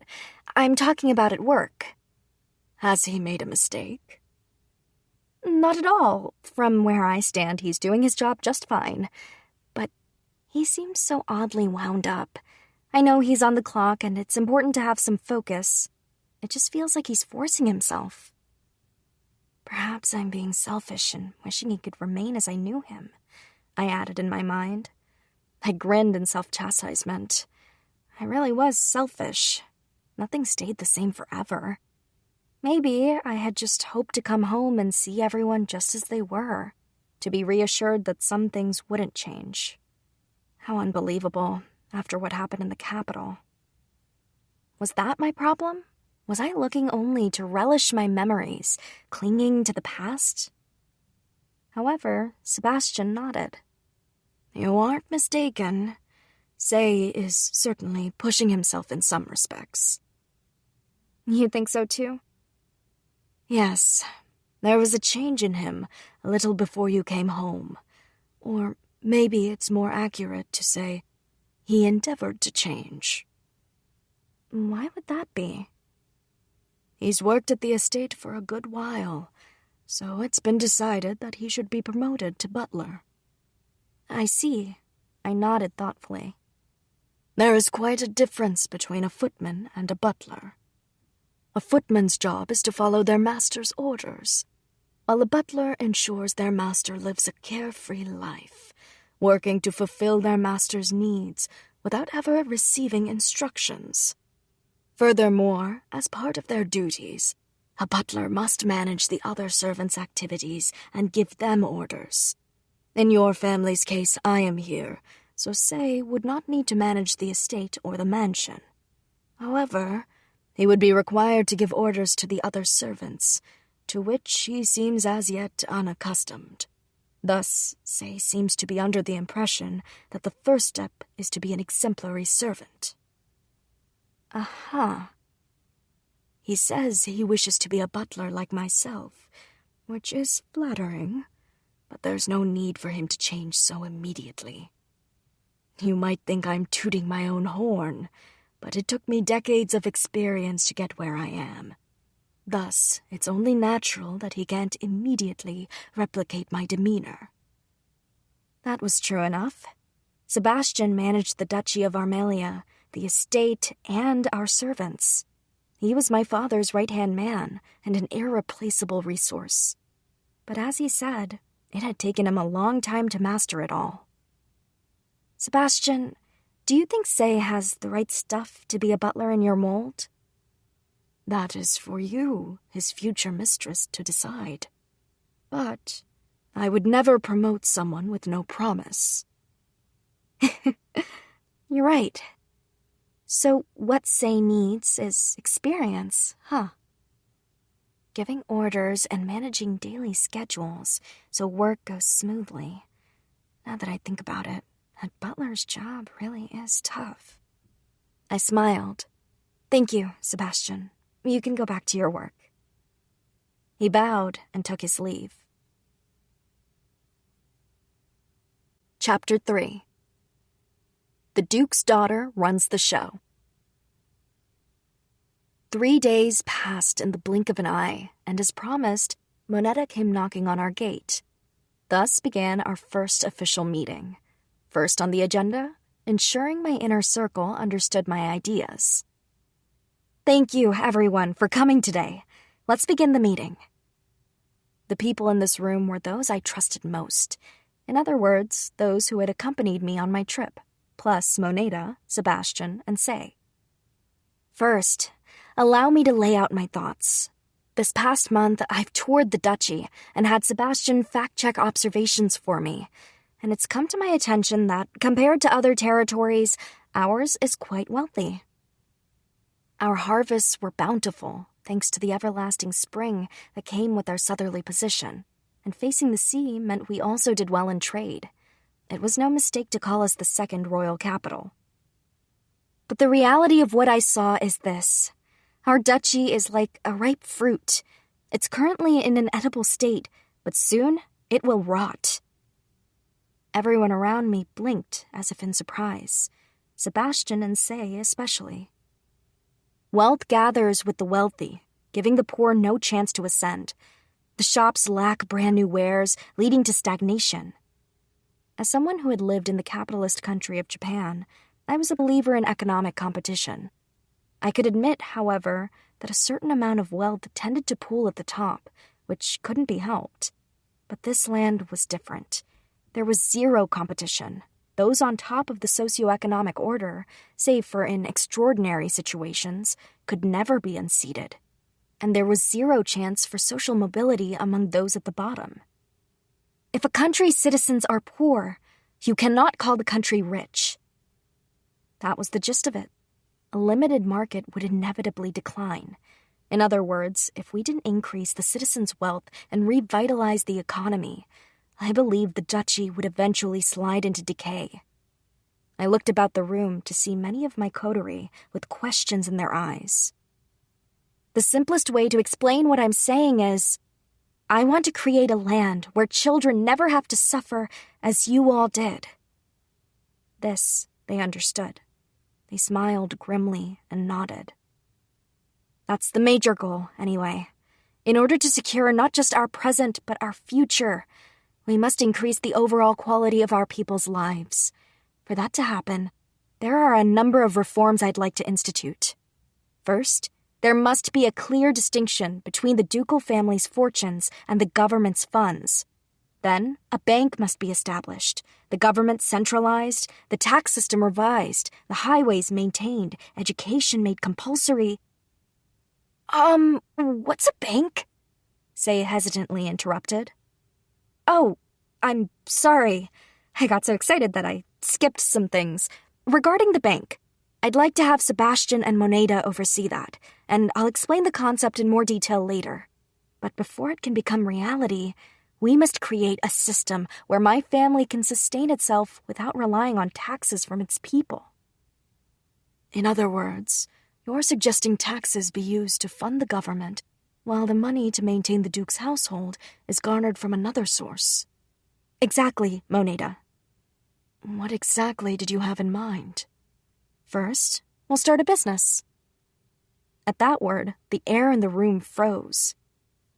A business, you say, said Sebastian. He and Say were against this, I could tell. Their expressions were a bit clouded. Moneda was also against this. It is often the case that a noble house will attempt to change course only to hasten its decline. In my opinion, you should avoid such actions. But if we didn't find a way to generate more income, my ideas would be nothing but hot air. The mansion's upkeep, my needlessly fancy clothes, the indulgent food, we could cut some of these out of the future budget. I would, after all, much rather use the funds allocated for these things on maintaining public roads. The thing was, if I wanted to maintain the power of the Almeria family name, it would be impossible to tighten the purse strings too much. Thus, I needed to start a business. I had, fortunately, found the perfect product with which to do so on my travels. Now, Moneda, are you going to stop me before even hearing what I have to say? There might be significant profit in it for you. Moneda looked at me suspiciously. But what do I know? I'm just a noble's daughter. I've never stood on that battlefield of merchants, the marketplace. So, of course, you'd be opposed if I'd suddenly suggested such a thing. No, that was presumptuous of me. No matter. I smiled. So, for the time being, this is what I'd like to sell. Reme, would you? Yes, my lady. Reme produced a brown bean from a bag. What is this? Sebastian and Say studied the mysterious object, having apparently never seen one before. Those who had been with me on my journey, however, mumbled. Ah, those. This comes from a fruit called cacao, I said. It grows in hot southern climates.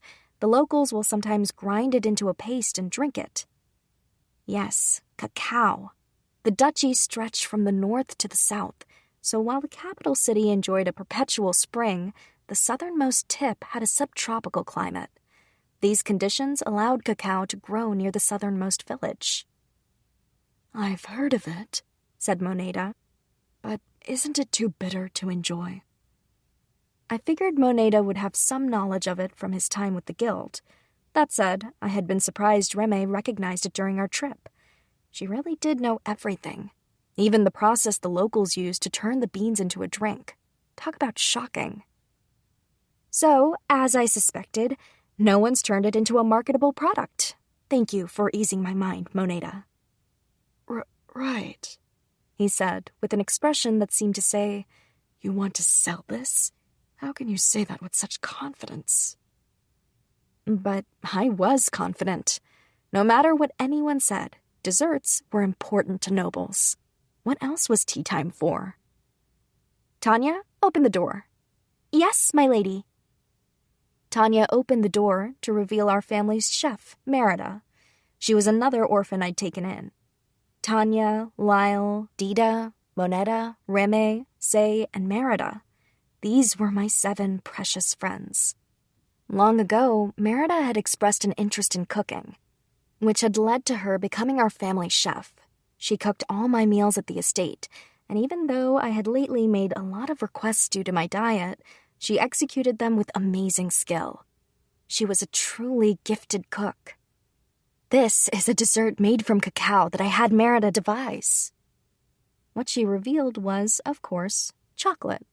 Quite an everyday thing from my point of view, but everyone else stared in bewilderment. Try some. They fearfully placed the unknown brown tablets into their mouths. It's delicious. But with every bite, they unanimously sang its praises. I tried one as well. It was obviously lacking in comparison to the mass-produced products of my memories, but nothing like it existed in this world, so it was fine as is. I only had a vague understanding of how chocolate was made from cacao beans, so it had taken a lot of trial and error on Merida's part to get it right. It required a lot more sugar than I'd realized, and I vividly remembered taste-testing her experiments with excitement despite my diet. And this is made from cacao. Yes, this just might. How do you imagine pricing it? It's difficult to make and uses sugar, so I plan to set the price point a bit high. My target demographic is the nobility, and I intend to use high-quality ingredients to help it sell. Eventually, I'll produce lower-quality versions to sell at a more amenable price so that more people can enjoy it.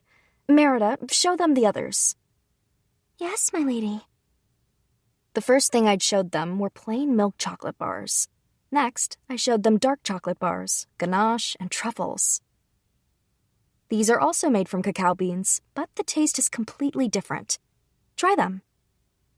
This time, everyone dug in without much hesitation. Wow, it's so good! I love these round ones. I prefer the bitter kind, much easier to eat. Everyone's favorites varied. Overall, however, the products seemed to rate highly, which was a relief. As you can see, the cacao can be cooked in many forms. So, Moneda, what's your opinion as our insider with the Merchant Guild? It's a totally new product, he murmured. But if the marketing is good, it should take off immediately. I believe it has incredible appeal, and you already have a clear initial demographic in mind. Thank you. I glanced sideways. So, Say, you will be my hands and feet. It's up to you to build up a market for my products. Say's eyes went wide for a moment. Me? My apologies, but wouldn't Moneda be more suited to this role? Moneda is going to be busy setting up the bank, as I said before. It will involve negotiating with the merchant guild soon enough, so it's a better position for him. Plus, with the nobility as our key demographic for this product, you'll be the perfect man for the job. You've served our family so well for years. Perhaps this was a bit of a detour on Say's path to becoming a butler, but if it was experience he needed, then putting him in charge of a business where he would have to give orders and secure sales would be good for him, right? Say gathered himself. Understood. I'll do my best to live up to your expectations. Good. This product will be our main starting point for the launch of our greater corporation. First, Sebastian, draw up a contract with the village that cultivates the cacao. Lyle and Dita, I want you two to sort out how many people you'll need to secure the road between that village and this estate and keep it maintained. Then report back to me. You remember the state it was in during our trip, yes? Yes, my lady. We'll get right on it. Sebastian, Lyle, and Dita rose from their seats. Merida, cook up some more of these test products. I'll come see you later to share more recipes I've thought of. And Tanya, I need to write a letter to Mother. Your mother? Yes, there's no one better at advertising than her. If I ask, she'll surely add these desserts to her tea parties and spread the word about them to her friends. Understood. Moneda, prepare the documents to register this corporation with the guild, and bring Say with you. If you can, secure a larger kitchen for us to make these desserts. For the next 3 months, I want to prioritize getting this business off the ground. I realize I'm asking a lot of you two, but could you help with that as well? Of course, said Moneda. I could never pass up such an intriguing opportunity. Thank you. Reme, I have a few questions I need answered, so could you stay behind? I'd like to review the average price of similar and related products at the market. Of course. Ask me anything. I have it all memorized, especially from the last 15 years. Perfect. Well, everyone, you have your tasks. If any problems arise, please be sure to come to me so we can discuss them. And that was how my company, the Azuta Corporation, began. Supported by talented people working wonders in their fields, our products were ready for sale in the blink of an eye. My mother was also surprisingly supportive of the test batch I sent her, and immediately brought samples to her tea parties or gave them away as gifts. In no time at all, the nobility could talk of nothing but chocolate. We were drowning in requests and orders. Business was booming. Hooray for knowledge from my previous life. Moneda suggested we escalate to mass production, but I rejected the proposal. Because our demographic was ultimately the nobility, I believed it was better to keep the product rare to add value, rather than to recklessly try and expand. Also, in an effort to solidify our brand image, I implemented a new policy. We printed every chocolate and box with a Lily insignia. We had to be prepared for competition. For now, though, none had yet surfaced. In addition to the product line for nobles, we had also begun work on the less high-end version. However, because it would still be a quality product, I was searching for cafes that could serve it as a chocolate cream and crepes or on dipped fruits. I'd already secured one location as well as the supply chain, so it would be open for business soon.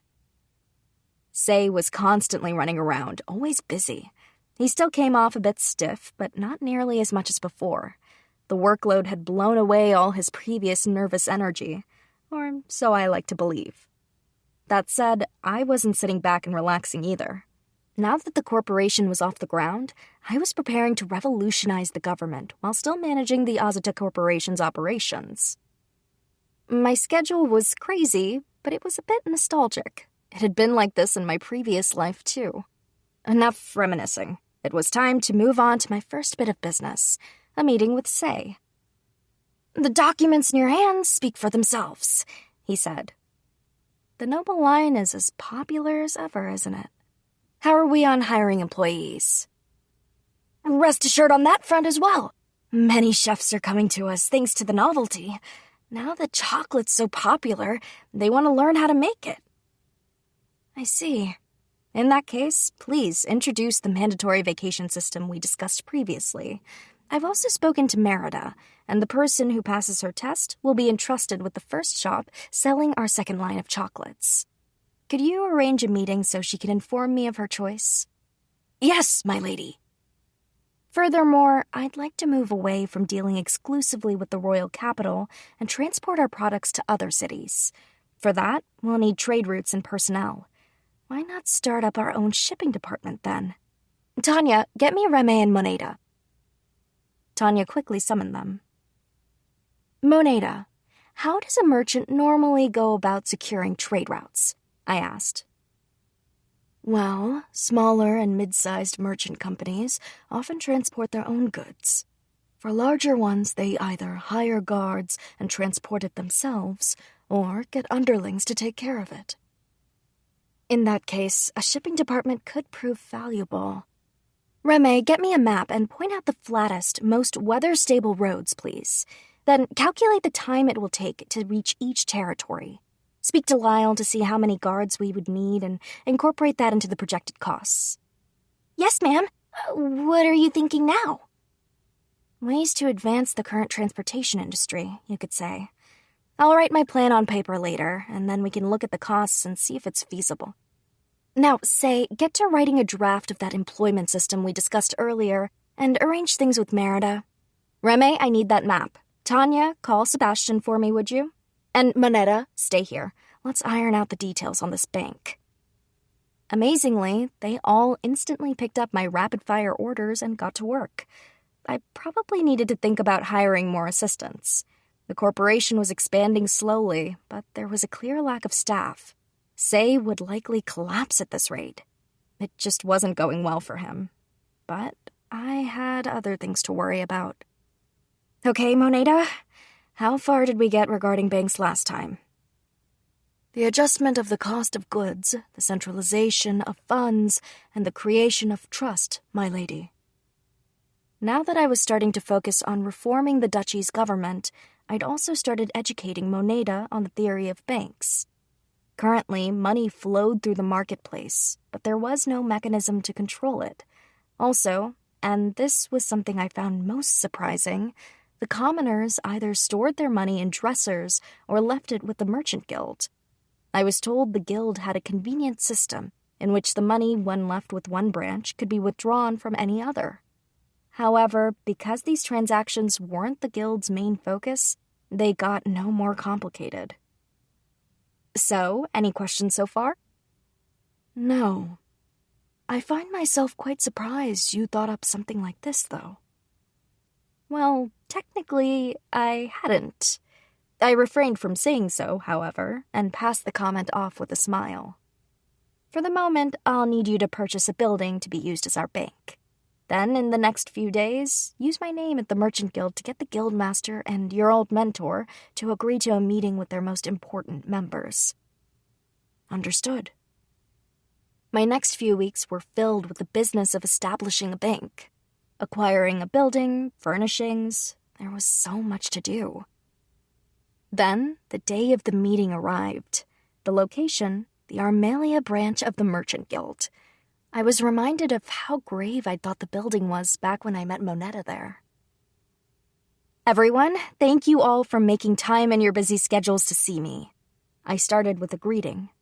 Everyone here had their schedules planned down to the second, so I truly was grateful they'd gathered to meet me. No, we're excited to meet the president of the corporation that's been the talk of the town lately. The guildmaster's eyes glinted sharply. I should have expected this. The pressure's jacked up to the max. I smiled blithely, hiding my anxiety. I'm here today, not as the president of the Azuta Corporation, but as the acting governor of Armalia. Oh, acting governor, you say? Yes. If it weren't for my position, I doubt I would have been able to entice you all here. My company is yet a fledgling. Oh, you're too humble. I've heard many tales of your exploits, said Moneda's mentor.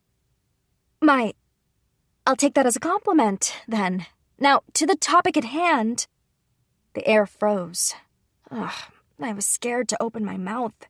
If I messed up a single word, I was done for. First, I've established a regional bank, and I'd be delighted if you all would use it. A bank? The guildmaster frowned. Yes. Forgive me, but what is that? Put simply, it's an evolution of the finance division the Merchant Guild currently operates. It fulfills 3 main jobs: depositing, drafting, and granting loans. Depositing?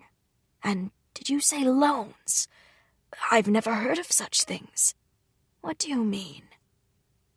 Now the ball was in my court again. I smiled. Let me explain what I mean by deposits first. In the past, the Merchant Guild's finance division has accepted money from businesses and individuals alike to keep safe. The bank would handle this for you. This would free up the budget you'd previously allocated to higher security. A boon for you, no? Furthermore, the bank would be able to handle transactions between separate accounts. This is what I mean by a draft. For example, if 2 parties have money deposited in the bank and one wishes to pay the other, the bank may transfer the appropriate sum and no one need walk around with their money vulnerable. Depositing would work just like it did in Japan. You created an account and then used it. There was no standard ID system here, though, which would make withdrawing difficult at a branch other than the one that held the documents used in setting up the account. With that in mind, business-focused checking accounts would help circumvent the ID issues. It was also common for people to move to the countryside, in which case we could also offer bank checks or bills as proxy funds in case there was no nearby institution. Or, since I was considering starting a census, I could use that as an opportunity to create IDs for everyone. On the back of every ID would be a personal stamp to be used as proof of authenticity. There would be no need to copy everything from Japan, after all. That said, these were just my rambling thoughts at the moment. I could refine the system later. A census would take a great deal of time to organize, though. It could always be initiated after the bank was established, or much later. Regarding the stamp, since this world had no kanji, maybe it would need to be crests, like the nobility used. I'd have to ask Moneta for more details, like how things like identity checks and so forth had been conducted until now. Drafting, meanwhile, would work the same as in Japan, with transfers only possible at the branch where the account was set up at. There was no system for that either. Perhaps, separate from the client's deposits, the bank could also hold on to their ledgers and use those to resolve any snarls. It would have to be expensive, as it would involve handling fees, so likely only certain types of people would start such an account. Incidentally, I intended to hire all the people who currently called themselves security guards for the Merchant Guild. A bank needs security, and if I was going to start a shipping department, well, I'd have plenty of work to provide. Of course, they'd have to be trained hard by my family's excellent guard company first, otherwise their skill levels would be all over the place. That would be a solid initial investment. I see, said the guildmaster thoughtfully. But is this really safe? The funds you'd be handling are precious. There can be no hint of risk. Of course, they will be placed under the protection of House Armalia. I can guarantee the quality of the guards we employ. If by the slimmest chance someone does attempt funny business, they will be swiftly dealt with. And this loans business, said Moneta's mentor. Loans will be provided from the bank's gathered capital. Basically, it's a gift of money that must be paid back in turn. Naturally, this will come with strict conditions. But if you ever find yourself in need of money for a new business, the bank can provide those funds. That sounds interesting. You can deposit money with the bank whenever, and you only need withdraw the amount you require.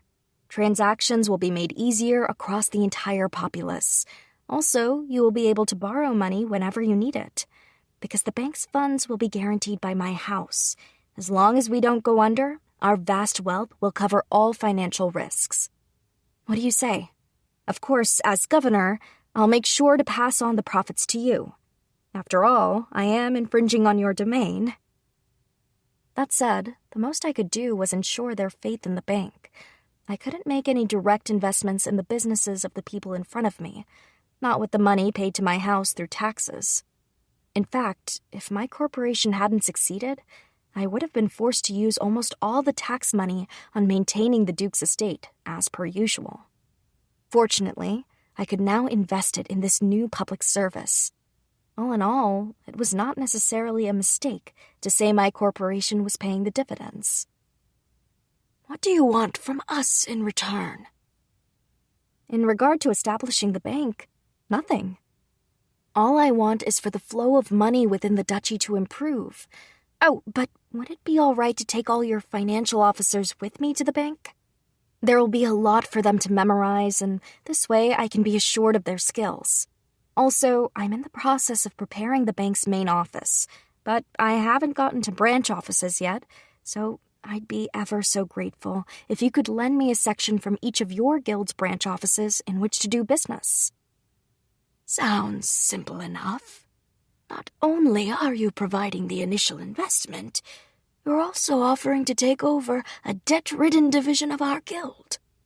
We'll gladly help you out. Yes, things were looking good for the bank. On to the next subject, then. Perhaps the main subject for you businessmen. The air that had relaxed once again tensed up. Of course, this wasn't the end. I'd gone to the trouble of getting all these busy people together. It would be an incredible waste to not say more. Related to the bank we discussed earlier, I've decided that the taxes paid by the duchy's people are to be used to maintain the duchy's roads, as well as the establishment of another academy.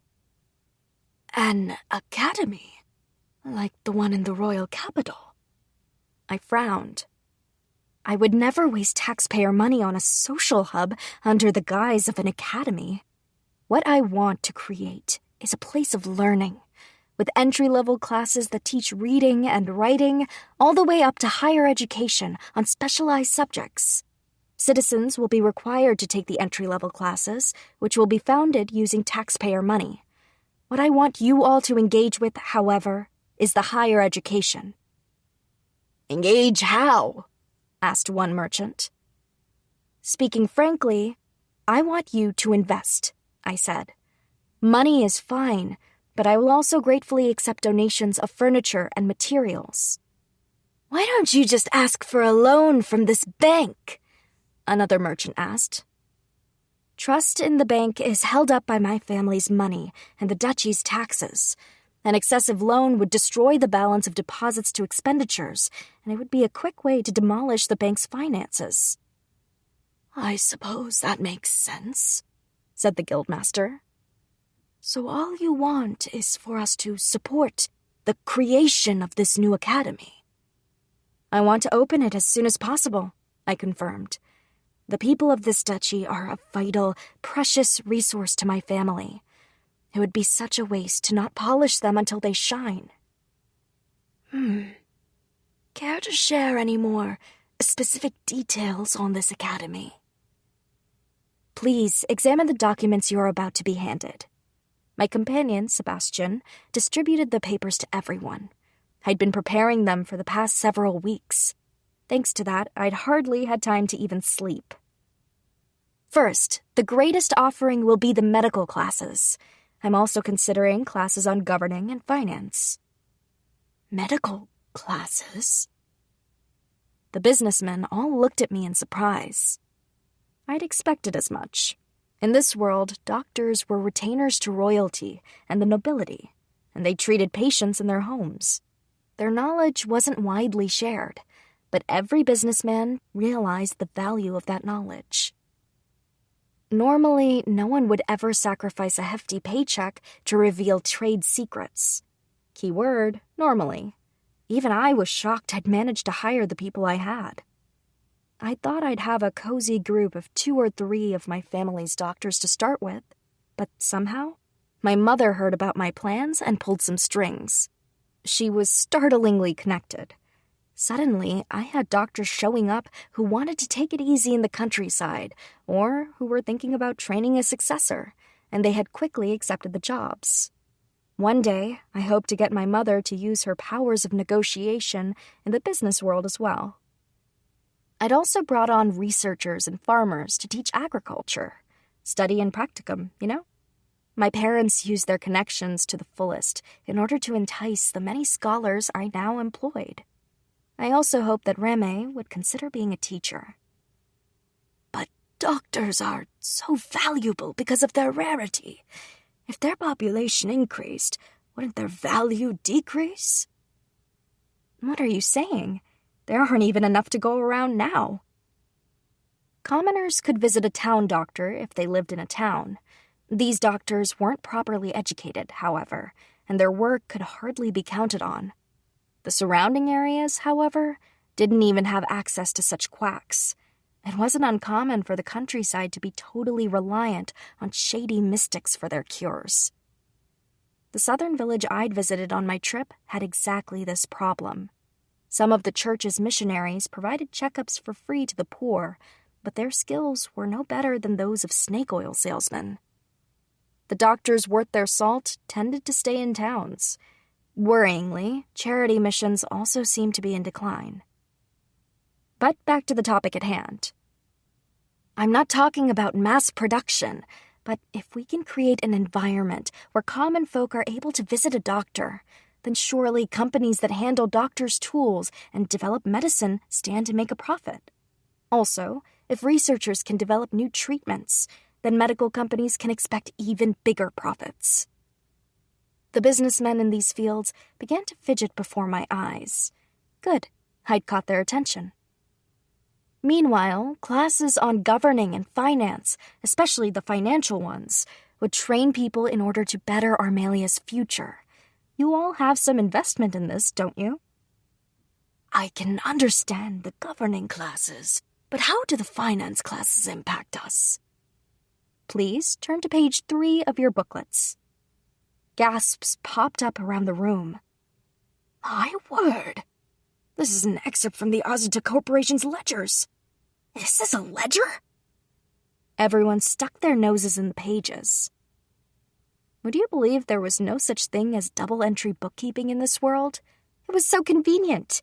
How had this even been possible? Some say it was one of humanity's greatest creations. What was even more unbelievable was that there was no unified system either. One company might use single-entry bookkeeping, while another used transfer memos and separate merchandise accounts. It was chaos. If I wanted to push a capitalist society, this couldn't last. This way, you can easily see what goes in and what goes out, and over here is what is called a balance sheet, where you can easily determine your assets, debt, and net income, as well as an income statement, which displays earnings and costs. With these, you have a quantitative review of a company. There was nothing wrong with steering the ship based on a merchant's instincts and experience, but considering what was to come, it was best to standardize things now. Although, I would be lying if I said I didn't yearn for greater clarity, in part because of my previous life's job in finance.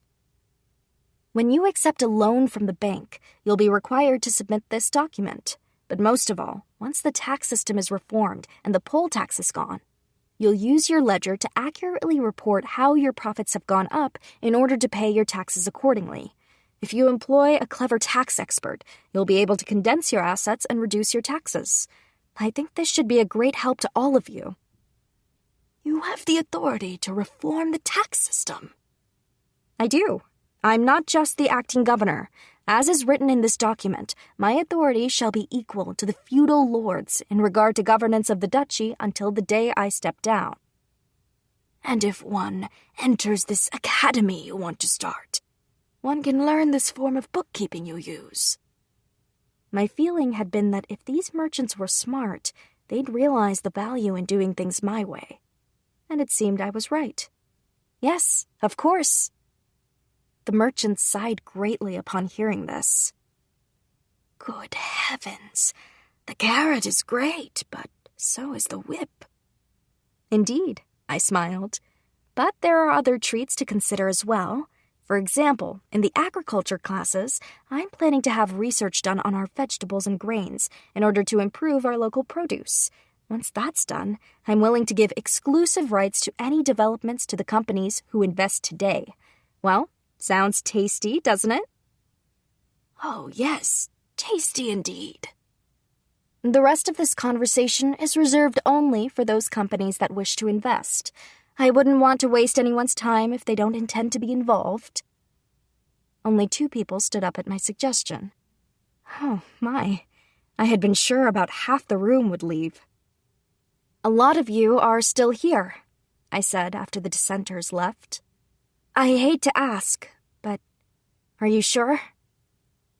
Lady Iris, the people you see before you are proud to be the cream of the crop, said the guildmaster. The potential for great profit naturally comes with perilous risk. It's our job to use our brains to determine the risk-return ratio and make appropriate decisions. But most of all, when presented with the possibility of such enormous profits, only a fool would let the opportunity slip by. Ah, you have a point. If you were just some idle noble's daughter, I'd cast this aside as a pipe dream. But you've already started a successful corporation and brought it to our level in such a short span of time. No, you've outpaced us. Thus, we're betting on your skills. And I couldn't be more proud of you all, I said. Not only are you the cream of the crop, you're also helping to elevate our land. I smiled, the joy rising in me unfettered. Lady Iris, you have guts, that's for sure, Moneda said on the carriage ride home. It was just me, him, and Sebastian in the carriage. Outside, Dita sat with the driver. Hey now, I was quite nervous, you know. It didn't look that way at all. In fact, I had no idea you were going in there to hold a business negotiation with those men. Then why did you think I requested for you to summon them? I asked. Well, to announce the bank's establishment. And I did that. No, that's not what I'm saying. I couldn't help but chuckle. I really had been nervous the whole time, like I was walking atop a tightrope. I'd taken a full 3 weeks to prepare those booklets, packing them to the gills with information.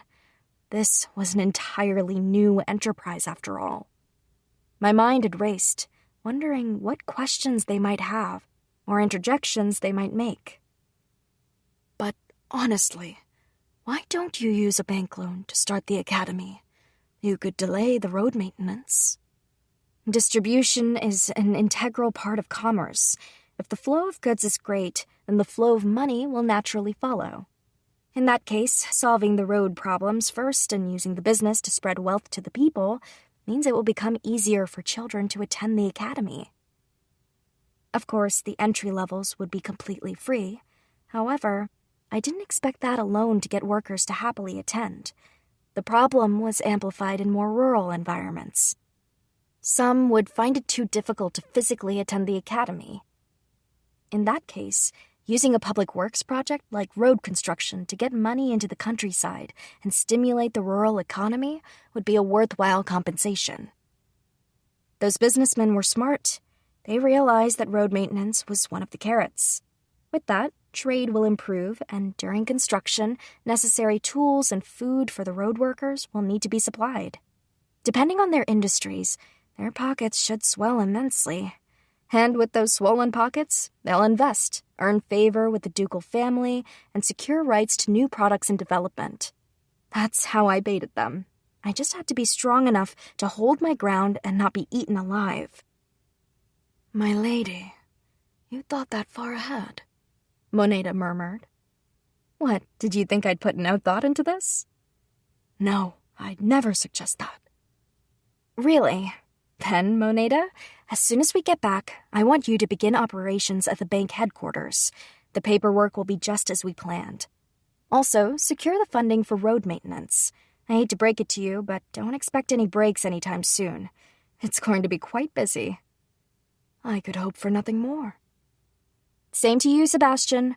Discuss with Reme and decide on the order of construction, then plan out a more efficient road system. Also, estimate the costs of construction and prepare an application to the appropriate authorities. As you wish. I have already spoken to Miss Reme and finished estimating the costs. All that's left to do is submit the application. I should have known, Sebastian. Submit it to me, and I'll look over it immediately. If everything is in order, I'll pass it on to Moneda, and we can get started right away. Sebastian watched Iris, her fists clenched and body tense. His family had served House Armelia for generations, and he'd been entrusted with taking care of his master's estate, as well as governing the duchy in his stead.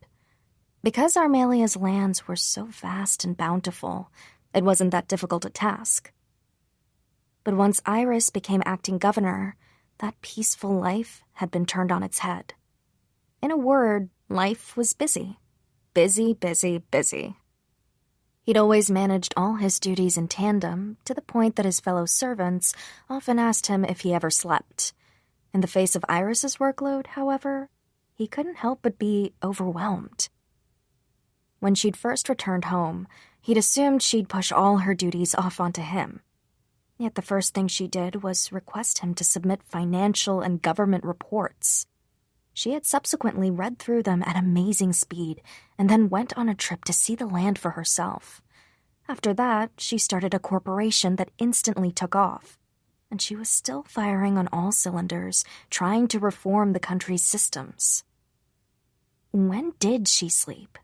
Did she even sleep? The amount of work she did and the precise instructions she gave out weren't just shocking, they were downright impressive. Thus, if it was for her sake, Sebastian didn't mind in the least putting his old bones to work. It will be exciting to serve this woman and see what sort of future she brings about, he thought.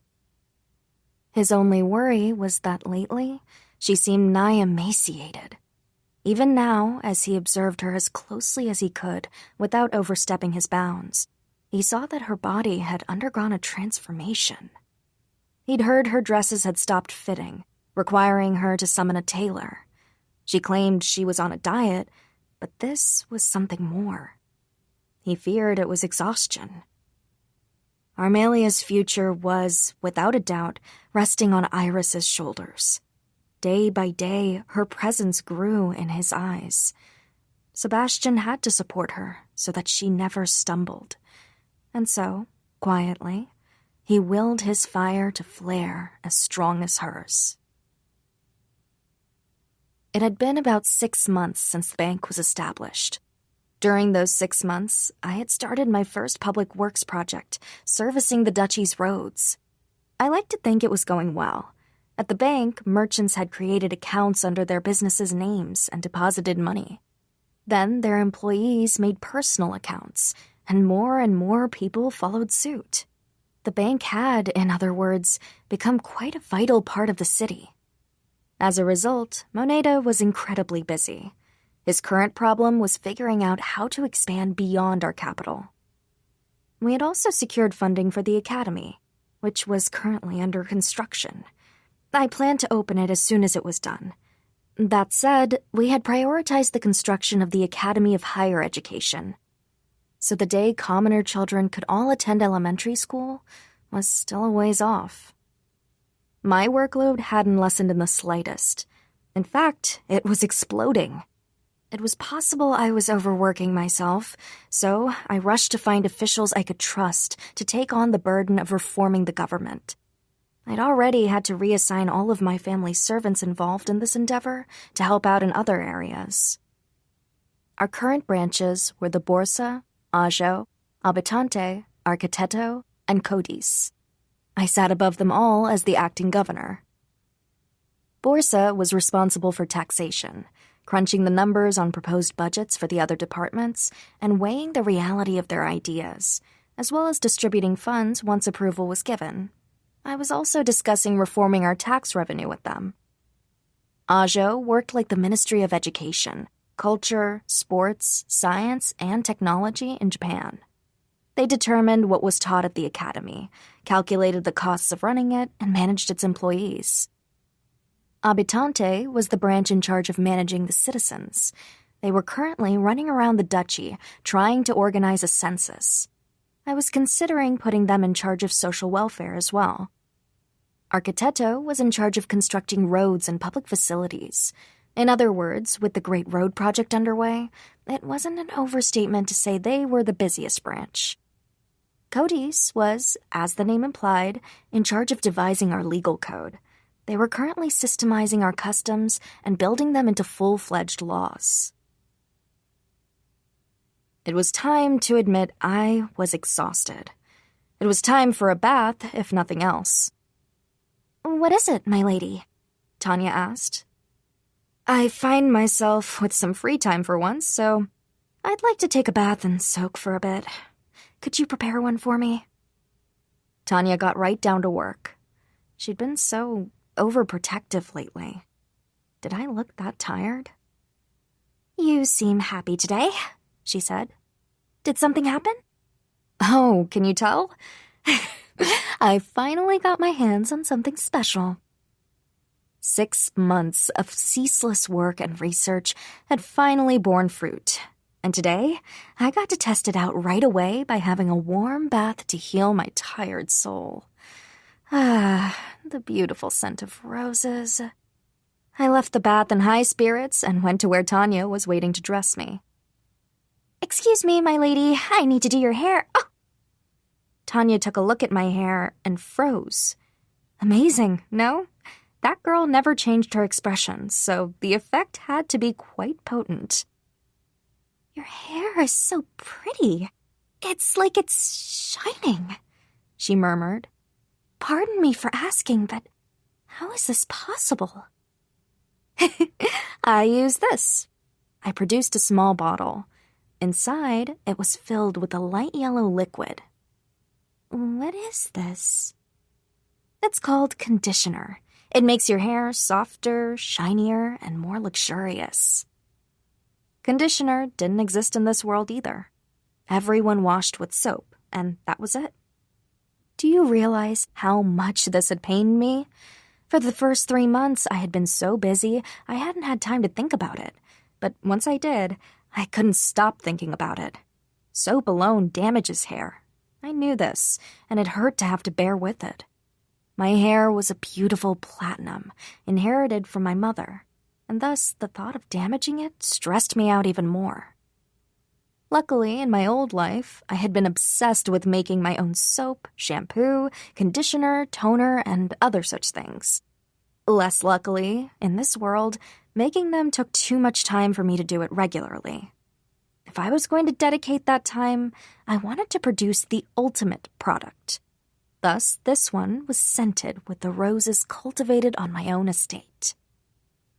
"This is amazing, my lady," Tanya whispered under her breath as she gazed at my hair, transfixed. As I thought, beauty products could capture people's hearts in any world. Would you like some too, Tanya? "What? I can... Really?" Once the process is completed, it will be easy enough to make more. It had taken a long time to make the first bottle, but now that I had the recipe, it would be a breeze. "Then perhaps a little." Tanya happily accepted the bottle. That made me glad. She'd helped me so much. But it didn't end there. The female servants who saw my hair endlessly interrogated Tanya. "Is she using something special? If she is, where does she get it?" Tanya firmly kept my secret, but when I saw this, I happily told the truth. One after another, the female servants begged me to share. Once they realized the conditioner's effects, my merchants assured me it would sell tremendously well. Thus, the Azuta Corporation quickly started producing more. It went without saying that my workload increased.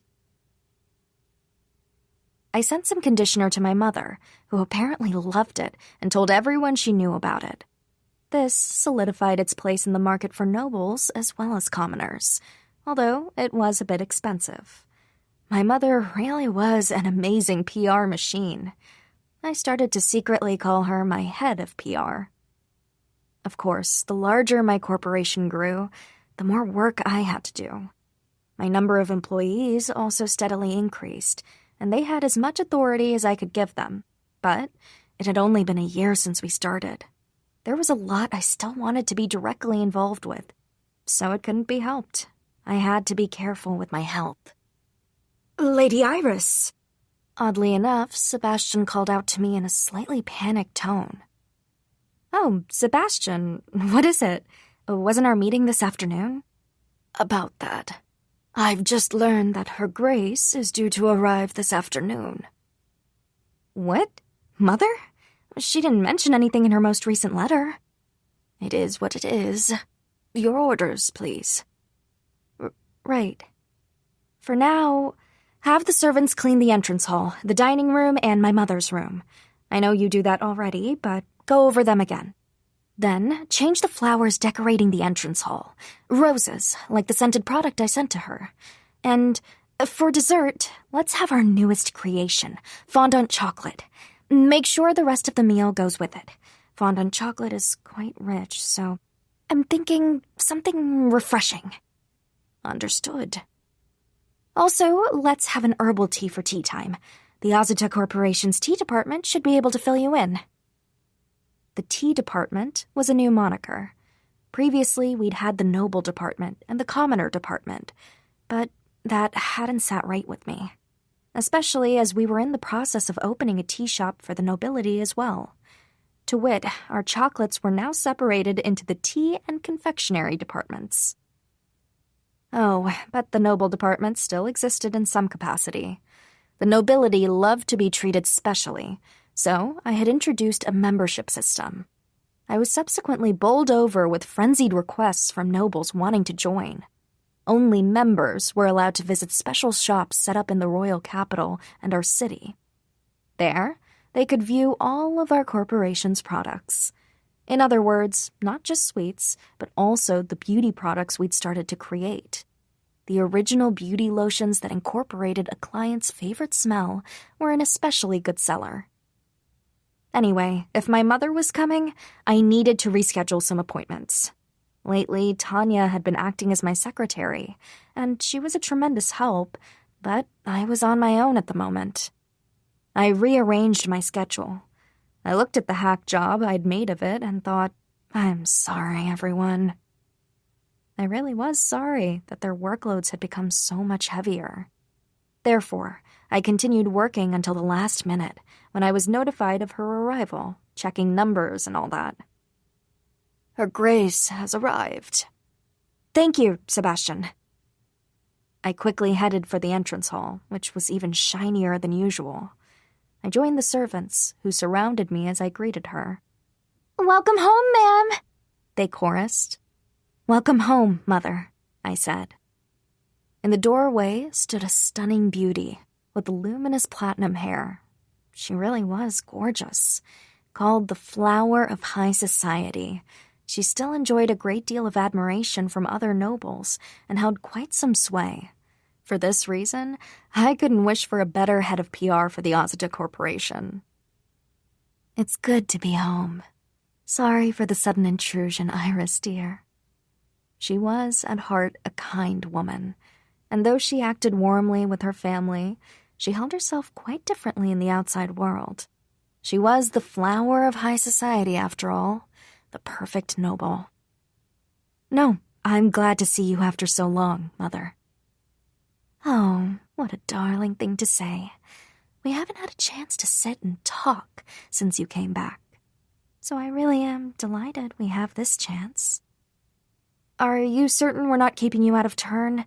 The season's not over yet. It's fine. I've seen to all my official duties, and I've notified my close friends of my absence. Oh, I suppose I was invited to House Cadaberia's tea party, but I had no intention of going. That's my mother for you, I thought to myself.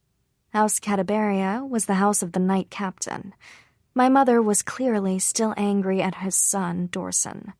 He had held me down on the floor during the second prince's dining hall trial. I like to think their family's faces were all white as sheets now. After all, my mother's attendance greatly elevated a party's status. Honestly, I wasn't sure if that was entirely true, but it was what people said.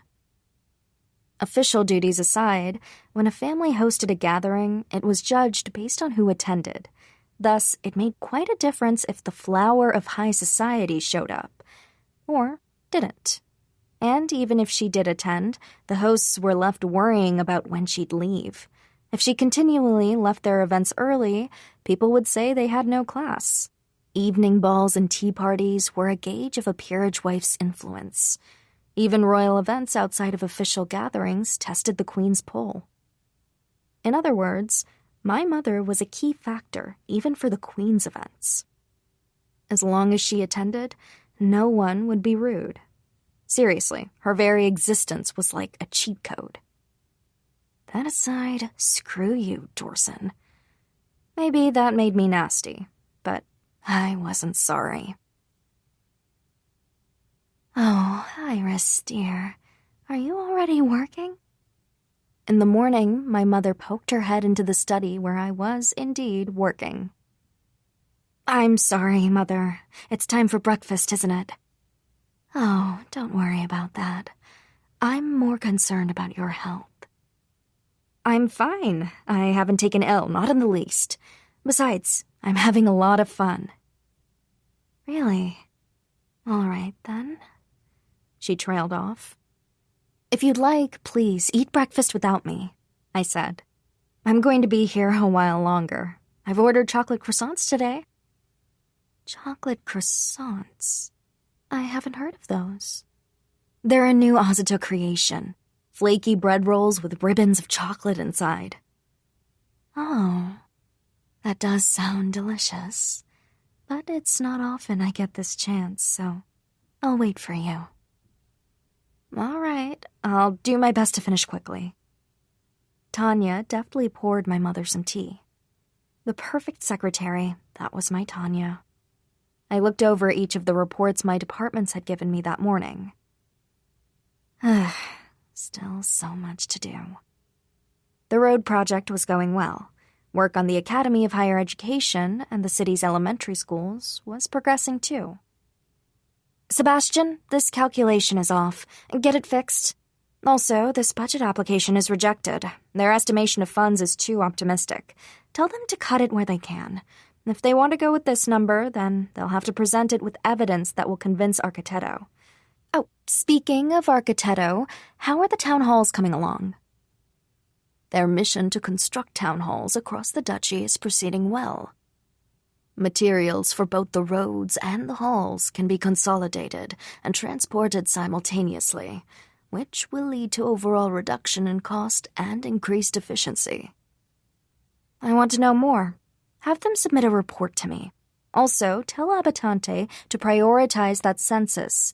I want the city done before the road project finishes.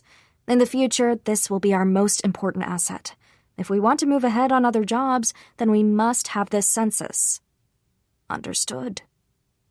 Was that the end of the documents I was looking at? There were more I needed to take my time investigating and going over. Oh no, there were 2 piles left. As I split up the rest of my work, there was a knock at the door. Come in! Pardon me. In came Say, the man to whom I'd entrusted my corporation.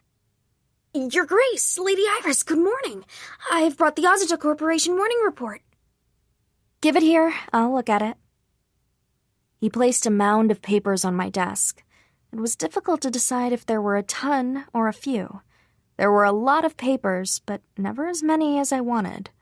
I quickly flipped through them. Anything that looked important, I stuck a temporary label on and kept moving. Once I was all the way through, I doubled back to the labeled sections. Thank goodness I was a fast reader. All departments seemed to be doing well for the most part. This new product in the beauty department, though. Bring me a sample later. The container, too. Also, there are several raw materials I'd like to test out. Tell the development team I'll be by later. If you tell me what they are, I can prepare the materials in advance. Really? Then here, gather the things I've written on this memo by this afternoon. And while I'm at it, I'd like to check on each store's books, so bring them to me. I'll look them over later. Understood. That was enough for my morning responsibilities, I supposed. I stood. Mother, thank you for waiting. It's fine. This herbal tea really is delicious. She smiled at me brightly. I'd made her wait so long, too. She was such a kind soul. I'm glad you like it. It's one of my tea department's most popular items. Of course. I'd love to drink this at home. Is that so? Unfortunately, we only serve it at our tea shops at the moment. Black tea was the main variety in this country, so when I added herbal tea to the menu as an experiment, it turned out to be a huge hit. People wanted to buy the leaves, but our production department wasn't able to keep up with demand. I'd have to think of something. Maybe I needed to visit the tea department in the afternoon. I see. Well, please let me know once it's available for purchase. I'll serve it at my next tea party. You're too kind. That was my head of PR for you. And so I had breakfast with my mother and enjoyed a leisurely tea time. It had probably been a long time since I'd experienced such peace. By the way, how are things at home? I asked. Same as usual. Nothing's changed. My dumb son refuses to come home even for school break. He's probably busy trailing behind the second prince and that woman. Mother's tone grew cold toward the latter half of her report. Her beauty made the impact of her ire perfect. Mother, I just want you to know, Iris, that I shall be on your side with this. I believe I also have a bone to pick with Lord Byrne. Her tone was ice cold. She was totally in high society mode. That chilling smile sent a shiver up my spine. Honestly, if he weren't my own son, I'd have crushed him already. On her lips was a smile, but her eyes were nigh murderous. You're scaring me, Mother. I hastily changed the subject. That reminds me, how are things in the capital and the palace? My mother sighed, and the air about her once again became gentle. Relieved, I let out the breath I'd been holding. I hadn't changed the subject because I was scared, okay? I was genuinely curious. Of course, I knew what was going on with both parties to a certain extent, but the amount my mother knew was consistently mind-boggling. I knew, for example, that the first and second prince were in a deadlock in terms of vying for succession. Such was to be expected. The current king was healthy, so there was no advantage in making a big move as yet. As for the princes, the first prince was supposedly studying abroad, but the veracity of that statement was highly suspect. It had never been officially stated where he went to study, after all. But he hadn't surfaced at all since he left, so I had no idea of his whereabouts. The second prince seemed to still be at the academy, but I hadn't bothered to look into him at all, so I couldn't have told you more. After submitting his report and exiting the room, Say went to relay Iris's instructions. He looked at the papers he held and smiled wryly for a second. His situation had changed quite a lot over the years. By some miracle, he had been rescued from the slums and now served the Duke's family. Yet even all that, being brought into the household, being apprenticed to Sebastian, now seemed like distant memories. Everything had changed once Iris became acting governor. The business, her decision to appoint him at its head. Ever since, his work as a butler had simply vanished. He'd become her eyes and mouth, holding meetings with various managers, greeting clients, and more. He was buried under the work. Once he delivered Iris's instructions, Say made to return to the hall he'd just left. Oh, Say, good morning. Good morning, Tanya. He passed by Tanya, one of his fellow orphans. She worked as Iris's hands and feet as her handmaid, and now her secretary. "How is it going?" she asked. "The same as always. What about you, Tanya?" "Same here, I suppose. By the way, do you have plans later?" "I was going to take a small break before going to pick up Our Lady." "In that case, how about some tea?" It wasn't every day one got an invitation to tea from Tanya, so Say agreed, and they moved to the servant break room. "Here you are." Say plopped down, and Tanya poured him a cup.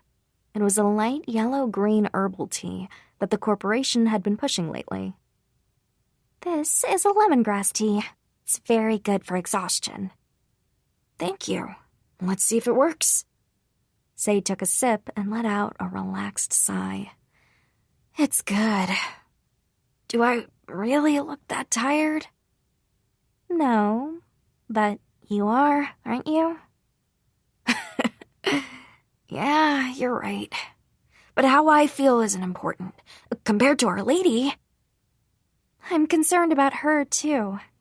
I haven't seen her rest at all lately." Tanya sighed, troubled. To her, Iris was a savior. Her loyalty to Iris exceeded that of any of their fellows. If Iris asked Tanya to give her life, she gladly would. Being so extraordinarily loyal to Iris, she was especially sensitive to her lady's help and given to endless worries. "I agree. When I see her, I realize I have to work much, much harder." Say's workload had indeed blown up since Iris returned. He didn't resent her for it, however. In fact, he was excited to be invited along for the challenge of seeing just how big the corporation could grow. Most of all, seeing how hard Iris worked, he felt a natural urge to do better himself. "You shouldn't model yourself after her. She's an addict." "You're too right. Oh, I should get going." "Our Lady is speaking with Her Grace at the moment. I doubt she's been able to finish her work." "Right," Say silently agreed. Now the odd tea invitation made sense. Tanya was trying to be kind and give Iris more time with her mother. "I see. Then I should wait a bit longer," he said. "Do you think it's possible Her Grace came to visit because she was worried about her daughter?" "I suspect that's the case. Sebastian periodically sends her updates on the estate, after all," said Tanya. Sebastian alone was entrusted with managing both Armelian estates. Even after being charged with assisting Iris in reforming the duchy, he still sent detailed reports to the Duke. "I understand that he does it for Lady Iris's sake," said Tanya. "But to me, she's more important than the duchy. I just hope she uses this chance to take a good break." "Indeed. Oh, Tanya, could I ask for a refill?" "I'd be happy to." Say settled back into his seat. He'd go once he relaxed a bit more. It wouldn't do to interrupt Iris's rare break. Just then, Dita popped his head into the room. "Whoa! If the two of you together ain't a sight. Haven't seen this in years." "Long time no see, Dita." As one of Iris's guards, Dita had been busy running all over the duchy on her orders, and as such, they hadn't been able to cross paths lately. "Care for some tea, Dita?" "Is that the new tea everyone's talking about? Sure. Dita studied the tea curiously, then took a sip and grinned. "Ah, that's the good stuff. I like it a lot better than plain black tea. The princess just keeps churning these new blends out, too. Amazing." "True. By the way, Dita, what have you been up to lately?" "Me? Patrolling the roads with the new guys Lyle's been training." Iris had ordered the bolstering and expansion of her safety patrol. Lyle and Dita were in charge of training the new recruits. The Duke's guards were famously skilled, so there were no better people to whom the job could be entrusted. Lyle and Dita were particularly famous for rejecting invitations to join the Royal Knights in favor of staying with House Armelia. "How are the patrols going?" Say asked. "Pretty good, I'd say. The views are nice, too. The recruits always complain about how tough the big guy is on them, though." "That's a good thing. And what brings you here today? The big guy called me in. No clue as to why. Been a while since I've been home, though. Might be all right to go a little wild. Tanya, you should come help me train. No, thank you. Tanya was actually a skilled martial artist. Apparently, she had been trained quite rigorously by Iris's mother's family as a child, all in the name of protecting Iris. The techniques I trained in are for instant kills. For murder, we differ at our cores, so it wouldn't work. What a scary handmaid. You think I'd lose? No, I didn't say that. I just mean that our styles are too different. Well, I guess you're right. Oh well, guess I'll have to put up with the big guy again. Dita took one last swig and then stood up. Thanks for the tea. Later. Take care, said Tanya. Take care, echoed Say. I think I'll go do some work and give Lady Iris a bit more time. Excuse me. Say had so many things to think about that his brain felt a bit fuzzy. But after this break, his mind was cleared, at least for the moment. Breaks are important, he realized. Lady Iris needs a good break, too. After breakfast, I enjoyed some herbal tea with Mother. When I asked about the royal capital, her expression fell a bit. Things haven't changed much there, but it's a bit odd inside the palace. Odd how? That woman has grown bolder. She's pushing things. It's mostly all to do with that Baron's daughter, but the king shares some of the blame for becoming so cowardly after losing dear Sharia. This is why Iria and I opposed his remarriage. That woman referred to the king's new queen, Elia. Mother had always seemed to dislike her. Conversely, she had been quite close with the late Queen Sharia. Iria, meanwhile, was the king's mother. In other words, the Queen Dowager.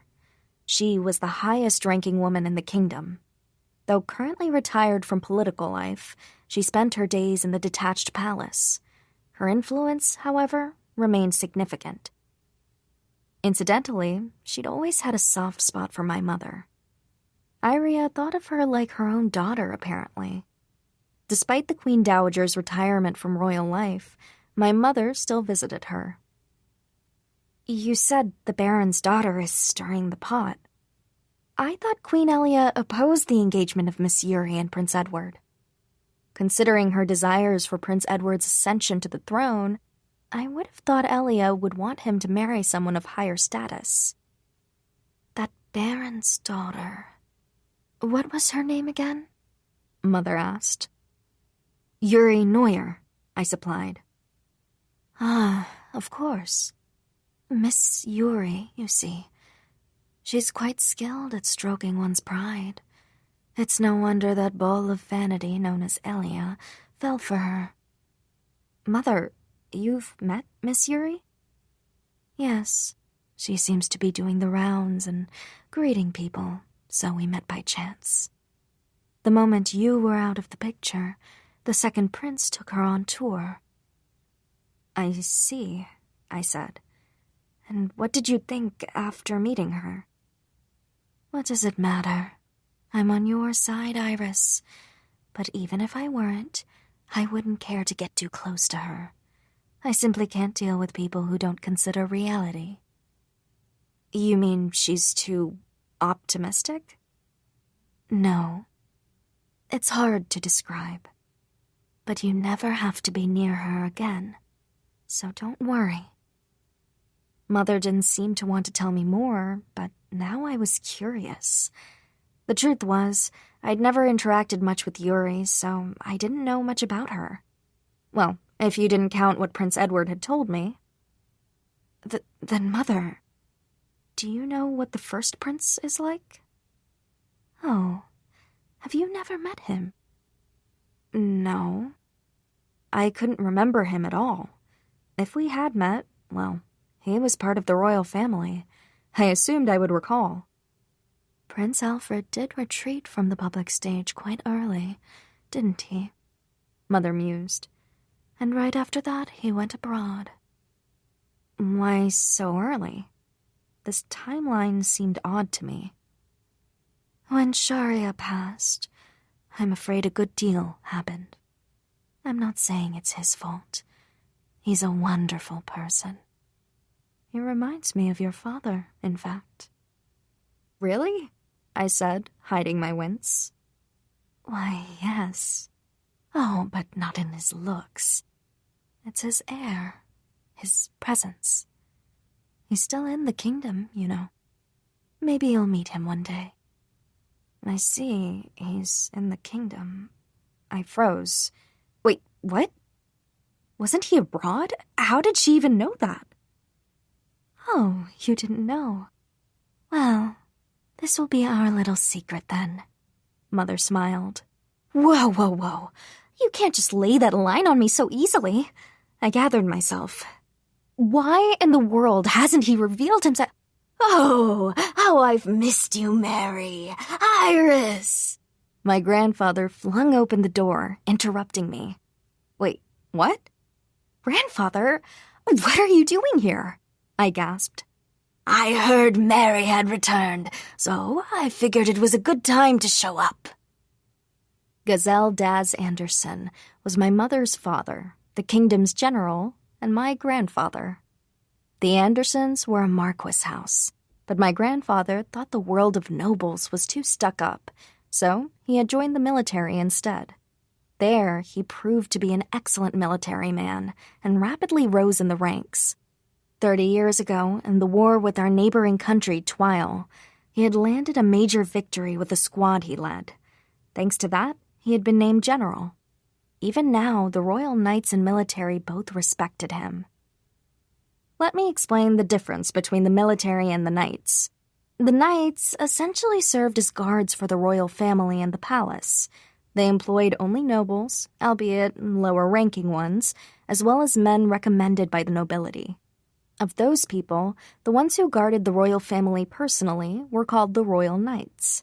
They existed to be the king's shield and spear in times of trouble, so only the strongest knights were appointed to this position.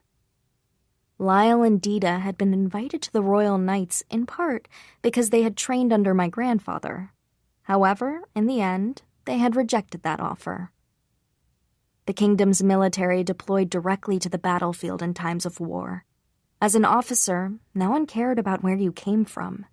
In times of peace, the military acted as enforcers of the peace in the capital and the kingdom, in place of a police force. Perhaps you might have guessed from my explanation, but typically, a marquis's son like my grandfather would have joined the knights. Yet bizarrely, he had opted for the military. Then again, if you took in his long gray hair, untrimmed beard, and buff body, he did come off as more of a warrior than a noble. Also, Mary was his nickname for my mother. Iris, you poor thing. I'm sorry it took me so long to see you. It was hard to see his expression under all that hair, but I could hear the regret and guilt in his voice. No, I know you're very busy. I don't mind, I assured him.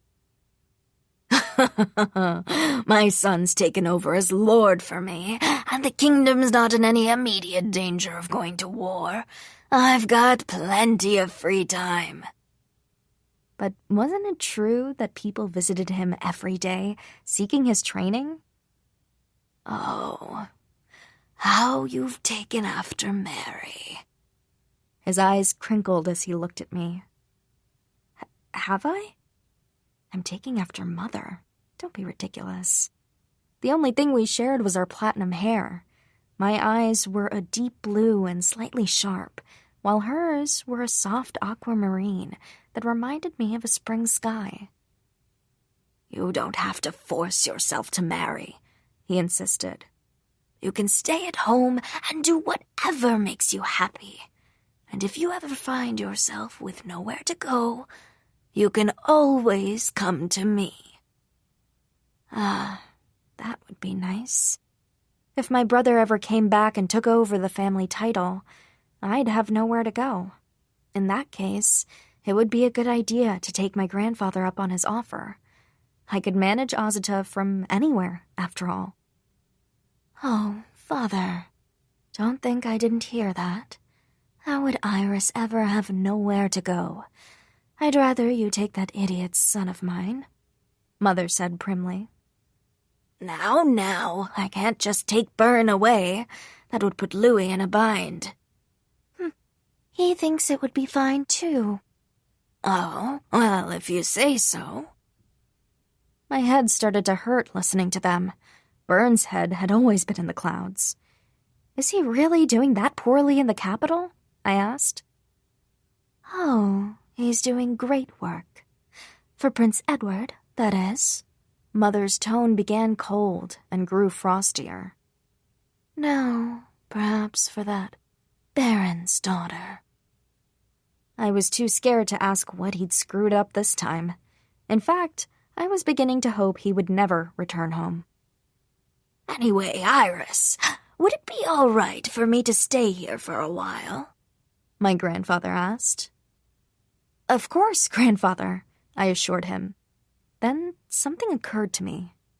Oh, in that case, could I ask something of you? What is it? It's two things, actually. First, I've established a new safety patrol under our house.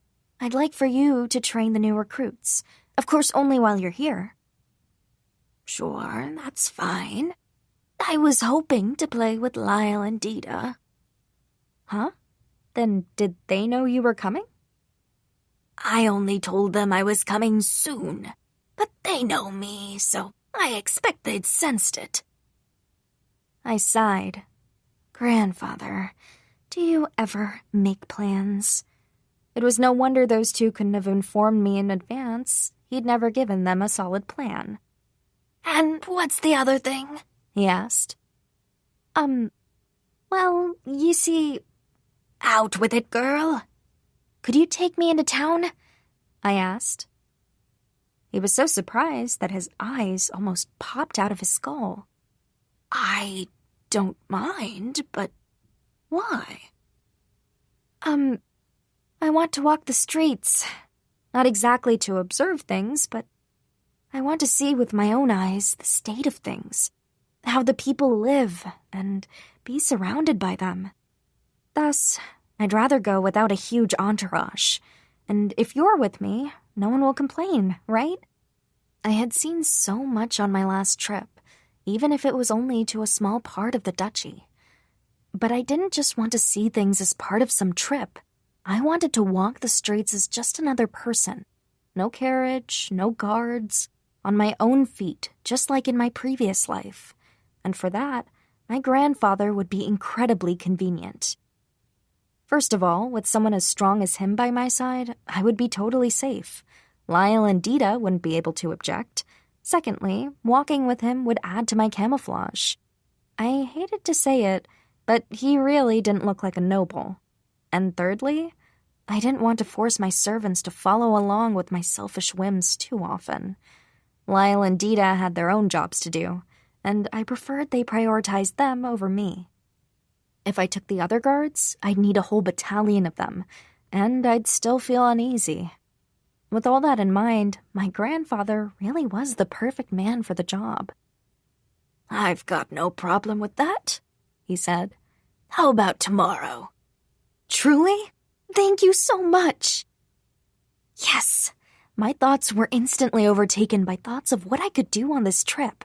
I knew it was for work, but maybe I could indulge in some snacking and window shopping. At that moment, I heard a knock at the door. Pardon me, Lady Iris. It's time for your afternoon meetings. Say entered the room guiltily.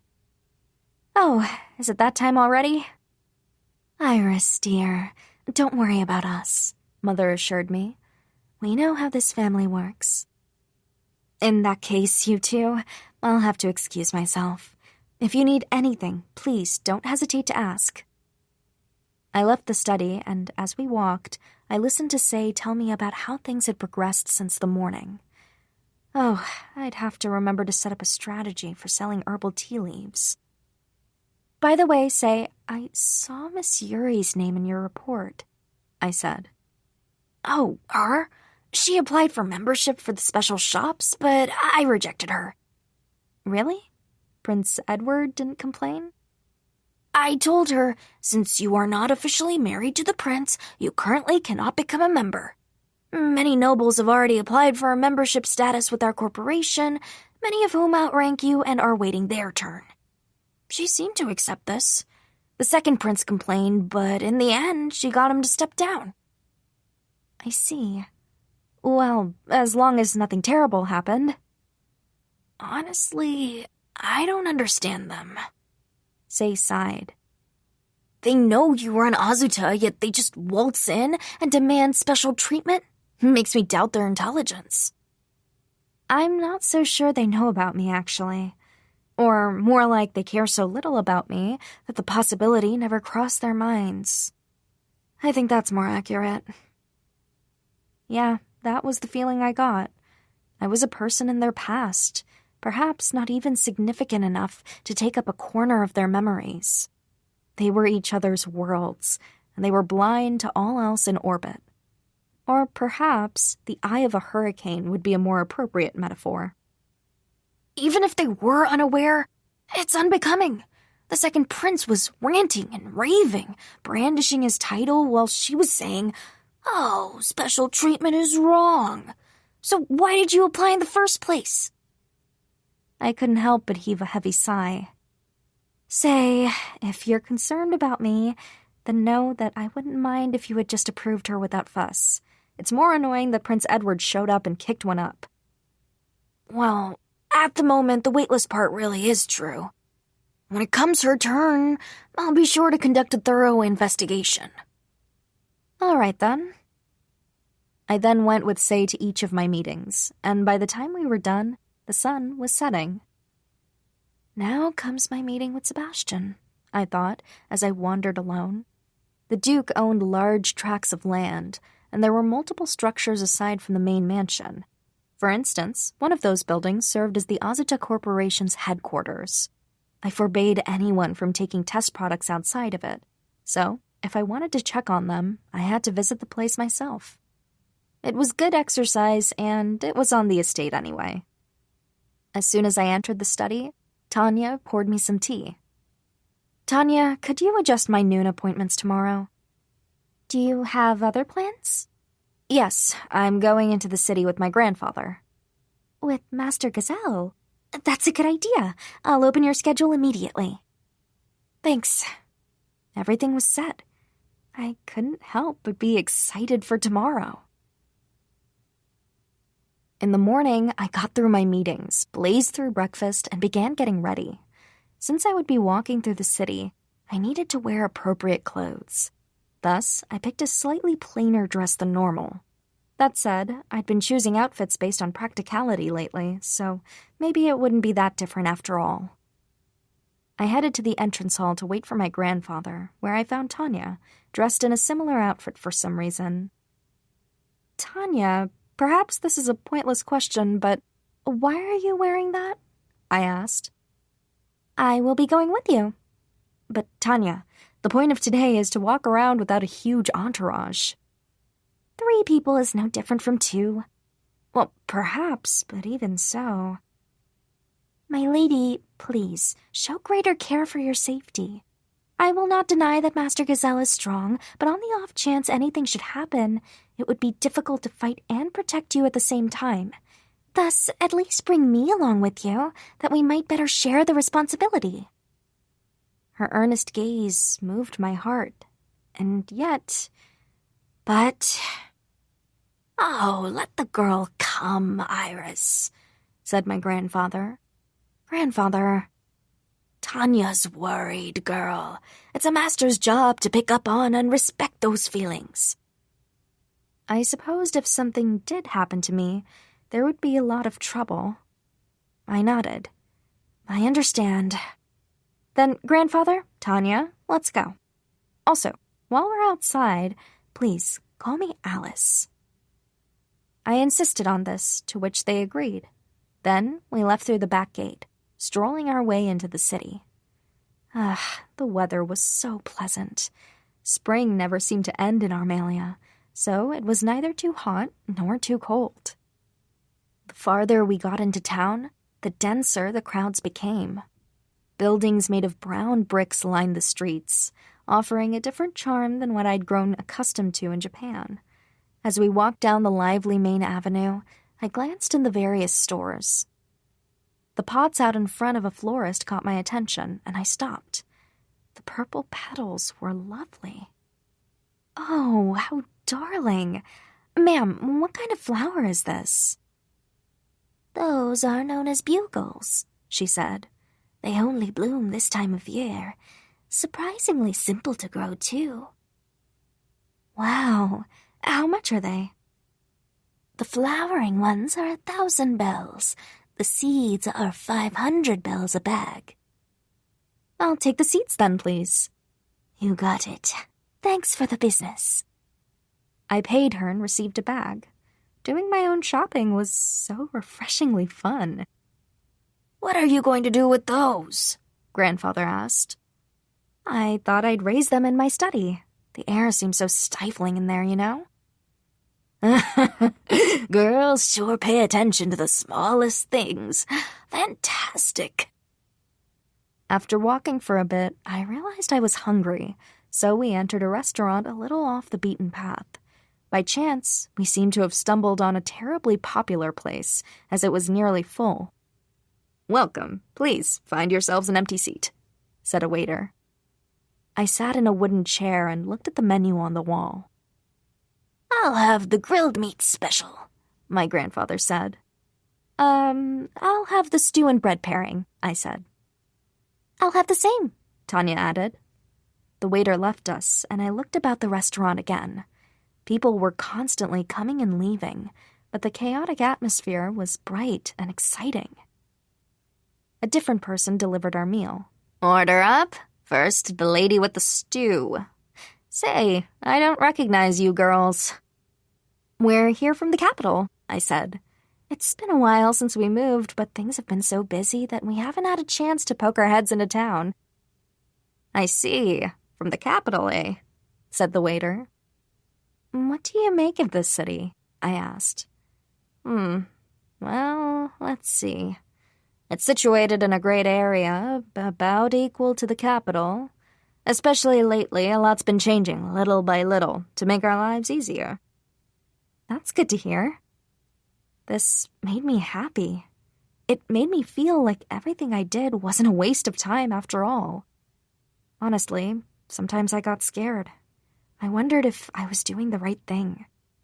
Of course, there wasn't necessarily a right or wrong answer No, perhaps that's exactly why I sought a clear, correct path.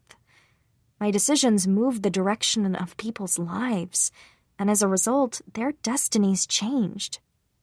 Maybe I was overthinking it, but in those moments when I decided on this or that reformation, such thoughts always entered my mind. Anyway, the dishes we ordered were delicious. I didn't think I could ever abandon this type of food. Nobles were just too finicky about what they ate. I could see why my grandfather felt that way about our whole society. Once we were done, we exited the restaurant and resumed walking. Maybe it's time to head home, I thought, when two small children on the side of the road caught my eye. They were about 5 or 6 years old. One was sitting, while the other was scanning the street. "What's the matter?" I asked. "Are you sick?" Their clothes were clean, but seemed old. Their bodies were thin all over. "We're lost." The girl who had been looking around said this to me with tears in her eyes. "Oh, that's terrible. Did you get separated from your parents?" "No, we live with teacher." If they knew where they'd come from, they wouldn't be lost in the first place. Well, this was a pickle. Miss Alice, these two might be from the orphanage." Tanya had just tried to say "my lady," hadn't she? But that wasn't important right now. "The orphanage?" I asked. "It's an establishment downtown that takes in children who have lost their parents." "Oh, what a lovely mission. Let's take them there for now." My grandfather picked up the girl who had been sitting, while the other held my hand. As we walked, Tanya followed behind.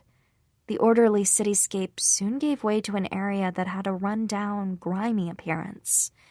We seemed to be going in the right direction as the girls' eyes brightened. Once a church-like building came into view, they dashed toward it. In front of the building was a woman looking about for the children, her expression troubled. When she spotted them, her eyes went wide with surprise for a second, and then tears threatened to spill from them. "Honestly, I was so worried," she cried. "Where in the world did you disappear to?" "We're sorry, Teacher Mina. We were exploring and got lost."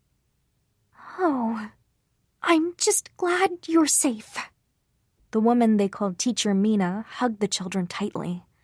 "And who are these people?" she asked upon noticing us.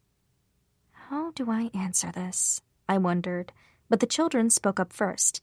"They brought us here." "Oh, I'm terribly sorry for the trouble." "No, it's fine," I insisted. "I can't give you anything much as thanks, but please have some tea."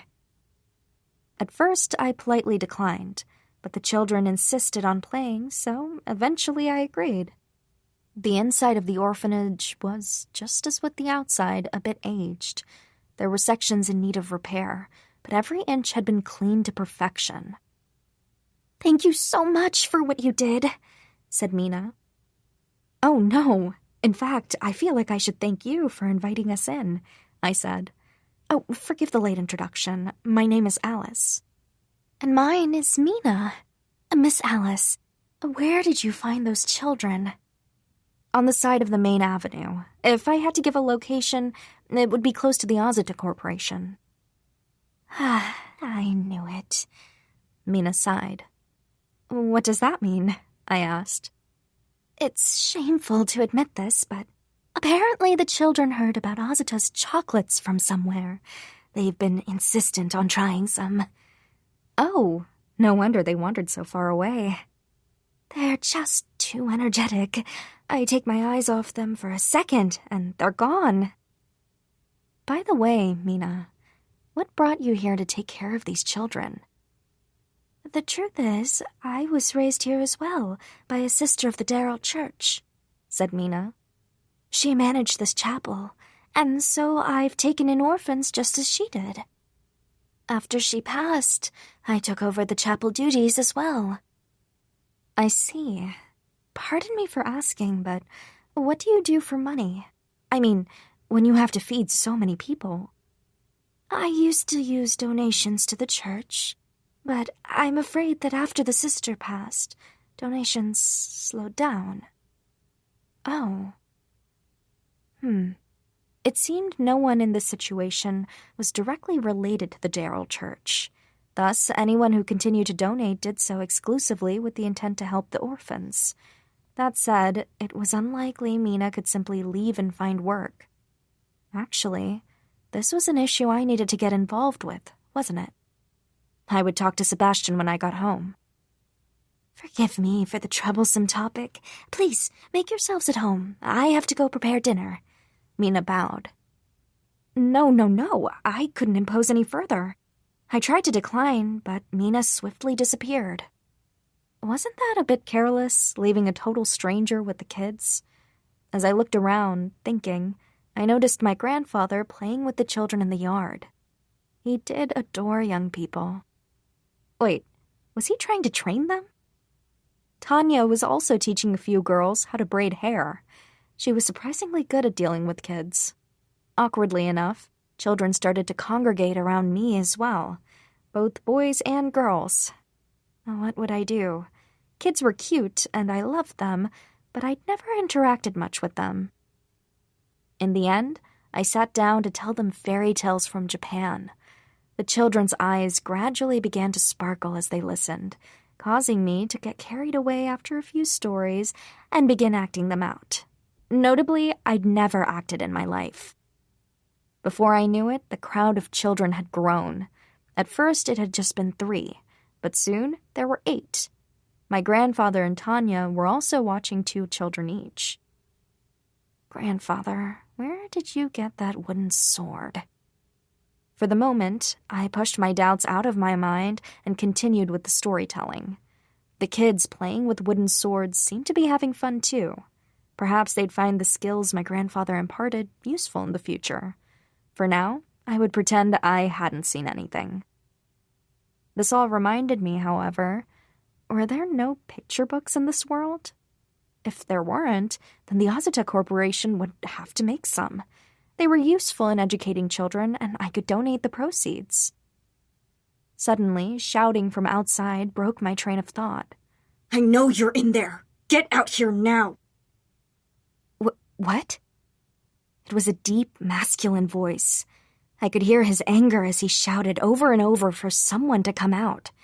The children were understandably scared, and they all shrank back. Finally, I heard a crash, and a rock came flying in through a window. Everyone, are you okay? Mina came running into the room. What is going on here? Tanya asked. I sensed anger in her normally expressionless face. It's shameful to admit, but we're on the verge of being evicted, Mina confessed. Why? When my predecessor passed, no one was dispatched to replace her. The Darrell Church withdrew from this area. Those men you hear are employed by the person who bought this land afterward. But we have nowhere to go if we leave, so... And so the conflict had led to this. While I didn't like their methods, this other party did seem to be in the legal right.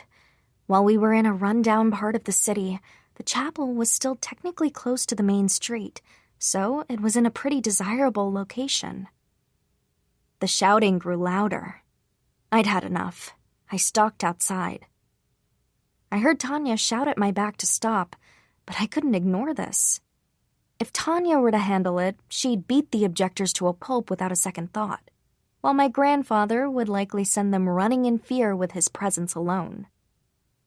Two rugged-looking men eyed me suspiciously as I approached. Who the hell are you? One growled. I came here to worship, though it seems Mass hasn't been held here for a long time, I said. Regardless, this is still a Darrell church. I cannot condone you throwing rocks. Huh? Our boss bought this place. Oh my. Then it no longer belongs to the church? That's right, but it's infested with kids, so we're here to chase them out. I see, I nodded, as if in understanding. But as a woman of faith, I still cannot condone such barbarity as to throw rocks at a place of worship. If your boss can prove ownership, then they ought to go to the town hall and present their deed. The appropriate measures will be taken. It's unthinkable that you would threaten powerless children with violence. Shut up, wench! If you continue to cause a ruckus, I shall have to call the guards. A new voice spoke then. It's the children's fault for not leaving in the first place. From behind the two men, another man appeared, as if from out of nowhere. The two men seemed to defer to him, so he had to be their superior.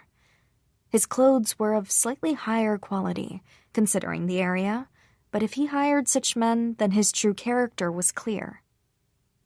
I will accept that they do not have legal claim to the building, I said. However, that doesn't excuse violence, especially against children. If you wish to insist on your claim, please, again, I urge you to visit the town hall. I'm willing to ignore the rent they owe me since I bought the deed, as long as they leave. Your way ain't worth the trouble. His reasoning wasn't technically flawed. That said, there were too many children to just up and leave at a moment's notice. And what was this about rent? Or are you their payment? He leered. What? What had he just said? Not, are you here to pay for them, but are you their payment? He thought I was being sold? Respectfully, no, I said coolly. What sort of negotiation is that, anyway? You'd fetch a high price, I bet. No, it'd be a waste to sell you right away. I said you're mistaken. Huh, you want to protect those kids, don't you? Everybody wins this way.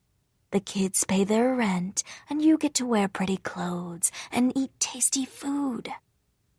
I'm rich, you see? All right, boys, take her away. The moment one of the men reached toward me, Tanya stepped between us. She almost seemed to be moving in slow motion. Don't take another step toward her. Suddenly, I noticed the small knife in her hand. It was placed at the man's neck. He stopped just a hair short of death, and a crimson line of blood dripped from his throat. Who the hell are you? Her sudden appearance had completely surprised them. Eventually, they seemed to recover, and the boss snorted. Oh, you say violence is wrong, and yet employ it yourselves? Because you won't listen, I said sharply. It's answering fire with fire, nothing more. I didn't quite believe myself even as I said it, but the words spilled out of my mouth. Tanya probably hadn't been able to hold herself back. Regardless, I was grateful she had saved me. But what now? If I revealed my identity, this matter could be put to bed easily. But if I were being honest, I wanted the guards, rather than my personal retainers, to catch these crooks. It would make a good show of the guards' ability to keep the peace. My hope was that the prosecution of these individuals would deter people from trying anything similarly shady. Everything okay? With perfect timing, my grandfather appeared. The sight of this mountain of a man drained the fire from our accosters. Let's go. Finally, the boss made a wise decision and fled along with his men. Once they had, Tanya rounded on me. Lady Iris, why would you put yourself in such danger? Tanya, I told you not to call me that. This is no time for jokes. You really scared me. If Master Gazelle hadn't stopped me, I would have jumped in immediately. Tanya scolded me and then turned her rare anger on my grandfather. She glared at him. Tanya, you were angry before I even stepped out, I said.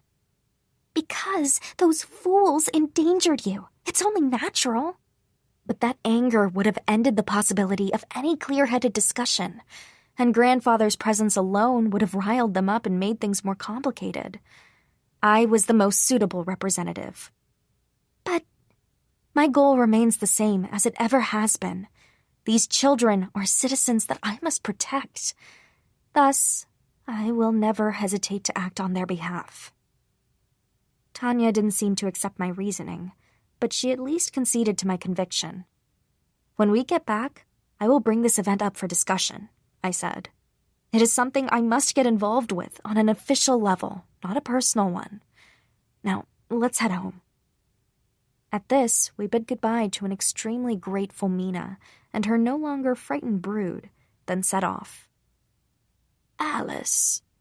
Just before we arrived at the main street, my grandfather suddenly called out my alias. What is it, grandfather? Run. Tanya, you know what to do. Of course. Tanya, in total understanding of the situation, grabbed my hand and dashed off. Wait, Tanya! Lady Alice, please close your mouth and run. Tanya pulled me onto the main avenue, and we headed straight for a guard station. Please, help! She cried. I stared at Tanya in total confusion, as I still didn't understand what was going on. What's the matter? A guard demanded. We were attacked by men over in that side street. A man passing by saved us, but he's totally outnumbered. I don't know if he'll make it out alive. Tanya was normally an expressionless sort, but right then her face did a good job of conveying fear. Wait, attacked by men? Is that what grandfather... That's terrible. Let's go, men. The guard called. 3 guards exited the station and followed us. I hated to say it, but my grandfather seemed a lot stronger than those 3 combined. Still, I went along with it. Tanya stuck close to me. We needed her to show us the way, and I felt a wordless pressure coming from her hand on mine, saying, "Don't let go." I think I would have been okay if she left me at the station. We arrived back at our original location to find a dozen men collapsed on the ground. At first, I feared they were dead, but they seemed to have been simply knocked out. In the middle of them all stood my grandfather, looking bored. He had taken out all those men that quickly?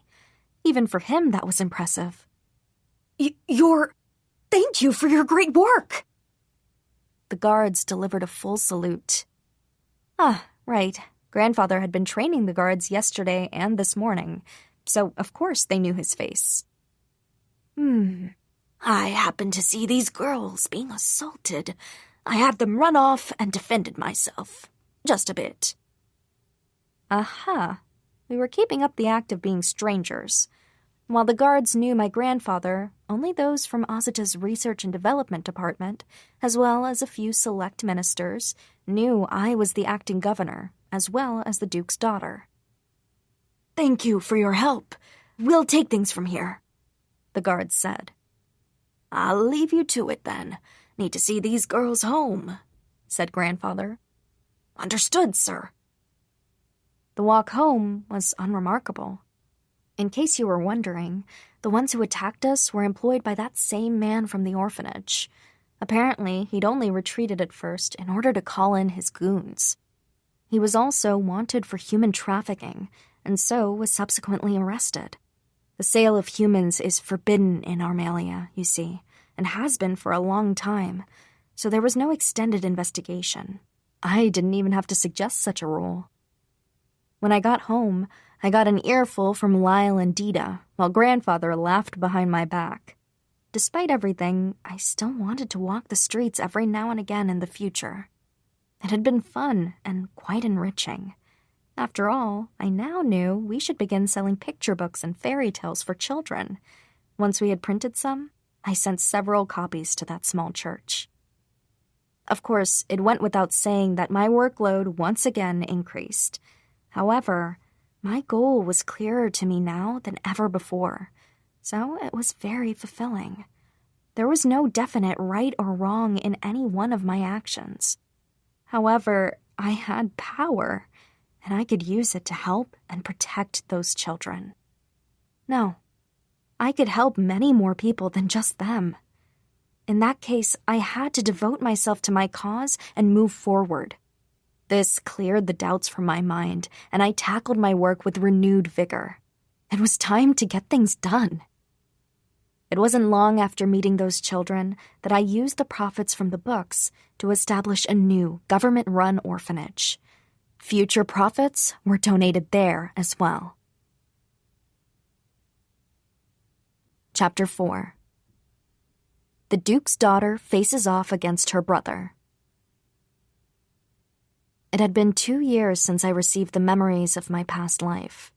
The Ozita Corporation's profits were, as ever, tremendous. Competing companies had started to crop up, but what was even more amazing was that in the span of a little over a year, my corporation had become a household name. Government reform was moving steadily along as well. The bank had also become popular, and the road work was nearly finished. The Academy's higher education courses had opened up, attracting quite a lot of students. Even the town quacks were attending the medical courses in earnest. As expected, children of merchants were attending the finance classes and learning about double-entry bookkeeping, as well as basic economics. The agriculture classes were also increasing their headcount little by little. And let's not forget the opening of the elementary school. The children from the orphanage were students there, and the last time I went to visit, they actually read me a picture book. Furthermore, those extortionists and human traffickers the guards arrested that day were being worked to the bone doing hard labor. We didn't have nearly enough taxes to just let them sit in a jail cell all day. My days passed by in a blur. The world turned, and the seeds we'd sown started to sprout. Yes, time moved on. And yet, for some reason, my mother and grandfather remained. Don't get me wrong, it was fine. Mother used her excellent taste to advise and propose ideas for the Ozita Corporation's developments, and thanks to grandfather's training, the security force grew ever sharper. It was fine. but it made me wonder if everything was all right with them. I mean, they had their own social circles and lives to lead. I couldn't just throw them out or anything, though. I supposed as long as they were fine with how things were, too, there was nothing to worry about. That is, until one day, when our peace finally broke. Mother, what is the meaning of this? As I was enjoying a relaxing tea break with my mother, someone suddenly intruded. My brother, Byrne. He hadn't changed a bit since I last saw him. Mother gave him the cold shoulder. She refused to even look at him. Our tea time is being disturbed. Remove him. Oh dear, her tone had changed again. Internally, I began to sweat. The servants, overwhelmed by Mother's intensity, yet unable to lift a finger against the Duke's eldest son, wrung their hands in panic. That is, all except for Tanya. She alone stepped forward to remove my brother. Before she could, though, Byrne stomped forward and opened his mouth, ready to declare war. Don't try to cover this up, he snapped. Tell me the real reason. I explained myself in my letter, Mother said. I'm not feeling well, so I'm spending some time in our country estate. For that reason, I simply cannot attend. Yet here you are, drinking tea. Doesn't seem very sickly to me. And to refuse an invitation from the royal family. Are you trying to ruin my house? Byrne probably thought he had taken an unassailable position. I could see it on his face.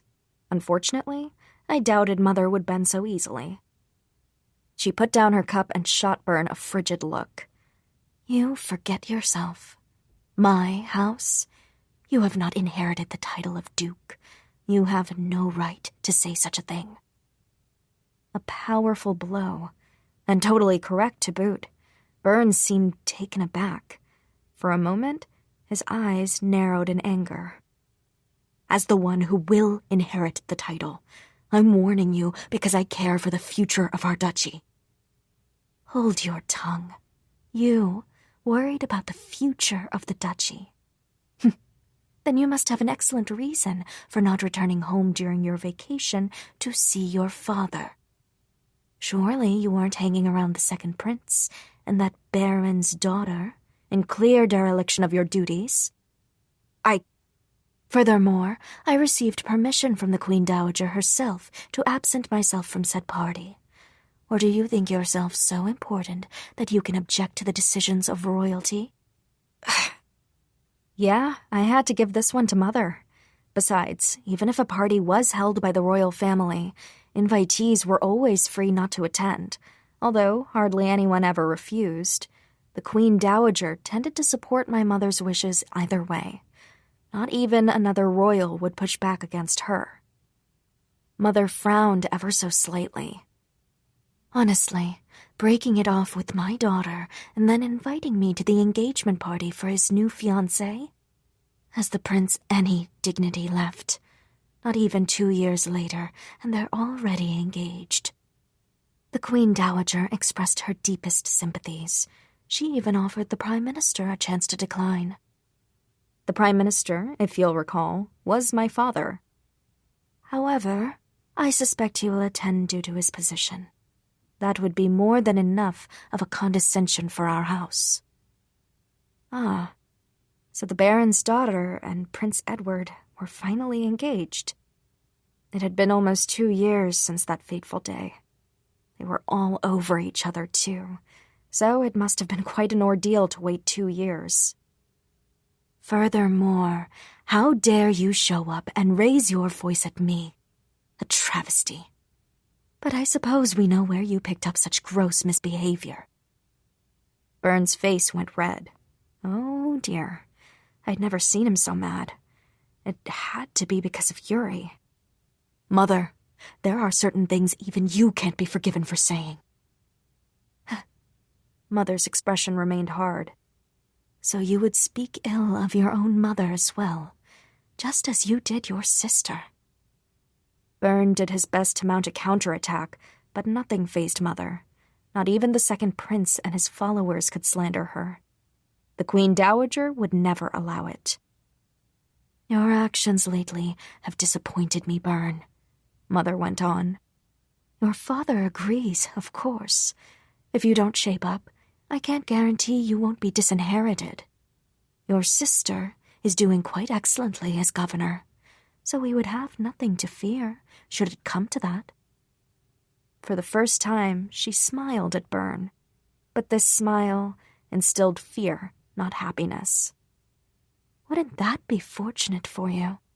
Then you would be able to spend all your time with that Baron's daughter you so adore.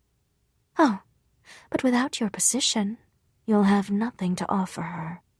So, perhaps she'll simply abandon you. That's impossible, Byrne spat. Why was Iris even appointed acting governor? As an insult to the woman who will one day be queen? She should be stripped of her titles and exiled immediately. Why, I cannot say what the future holds, said Mother. For now, this would-be queen of yours is but a baron's daughter, and it is unthinkable for a mere baron's daughter to raise a hand to a ducal house. If it weren't for the second prince and your habitual besmirching of our family name, we would have long since crushed House Neuer with impunity. Huh. Here I thought they were holding back because of the second prince, but apparently Mother and Father had been thinking about Byrne's feelings as well. That made sense. The person they wished to punish was still dear to a member of our family, and it would be shameful to engage in a public battle with one's own kin. The authority your father bestowed upon Iris makes her his equal in Armelia. Thus you, a boy not involved with the Armelian government, have no right to demand such things. We have no need of someone who not only fails to understand his own place, but refuses to work for his family. I don't accept this. Let me meet with my sister. What? I was sitting right here. I thought he'd been ignoring me this whole time, but I supposed I was wrong. Had he even forgotten what I looked like? And what would you do then? Demand she relinquish the governorship? You haven't the right to even utter those words. Nor do you have the right to call Iris your sister. Mother exhaled derisively and took another sip of tea. I glanced over at Tanya and saw confusion in her eyes. She likely wondered why I wasn't already raging about my disrespectful brother showing up and blithely throwing about news of my ex-fiancé's engagement party. I, too, had long thought that the moment I saw Byrne, I'd berate him, insult him, even slap him. But now that he was actually before me, I felt nothing. I was just empty. At this point, he was as insignificant to me as a pebble on the side of the road. After that fateful day, we had become total strangers. I had erased his existence from my heart. Oh, but I did agonize quite often about whether he might come back with his foolish notions and try to take over the duchy, and had found myself wishing he'd stay away. Pardon me. My lady, it's time for your meeting with Say. Tanya called out to me amidst the awkwardness. Was it that time already? I hadn't been able to relax at all, thanks to Byrne's intrusion. Mother, I need to leave. Please, try to enjoy your day. Indeed, I will. Oh, Iris, dear, could you take this foolish son of mine away with you? Huh? She was talking about Byrne, right? But why? Mother smiled gently. Show him how hard you work, and shut his mouth for good. If he continues to complain, then you can kick him out. Tanya, I'll expect your help if it comes to that. Understood. She'd do it without issue, too. Oh, well. I supposed I could always shoo him away if he got annoying. Whatever. You heard the lady, I said in a clipped tone. Let's go, Byrne. Huh? Are you Iris? Byrne gawked at me in disbelief. He really had forgotten what I looked like. That's right. Who else would be taking tea with Mother? Now, I'm busy, so get a move on. I headed directly for the study. Inside, Say was already waiting for me. He frowned upon seeing Byrne following close behind me, but he quickly changed gears and handed me his report. I scanned through it. "The confectionery department is dropping a bit," I said. "Over time, shops selling similar products have started to appear," Say explained. "And their price points are much lower than ours, to attract sales, apparently." "There's no reason to lower our prices just for that. The consumers will continue to buy our product as long as it is of quality." "Some have suggested we lower what we spend on ingredients?" "No. Even from a cost standpoint, our price is fair. Rather than lowering it and ruining our relationship with the farmers, we should maintain our relationship with them and secure quality stock." When managing a business, one must pursue profit. However, as governor, I didn't want to diminish the profits of my farmers. It would be one thing if we sold our products at outrageous markups, but I believed we charged a fair price. Investigate whether there's a reason other than price differential for the revenue drop. Take a look at our competitors' products and review our own. Now, how is the progress on next week's cake? "We're all set to begin distribution next week. At first, we were unsure if the people would be interested in birthday cakes, but cakes have been normalized in part thanks to the tea shops, so advertising has gone well. We're currently drowning in orders." The slogan for our campaign read, "A special cake for a special day," namely birthdays and wedding anniversaries. People could pre-order a cake as well as choose the shape and cream from a number of samples. They could even order decorations. That's good to hear. Please inform me as to what sort of questions our customers have. "I have those right here." Say handed me a document and I scanned it. Most of these seem to be about how to pre-order and when we'll start selling. Excellent. If this works, it should bring up the confectionery department sales a bit. How is our inventory? "As you instructed, we've lowered prices on older designs. That's been clearing out our inventory fairly well." "I see. Ideally, we'll have no leftovers.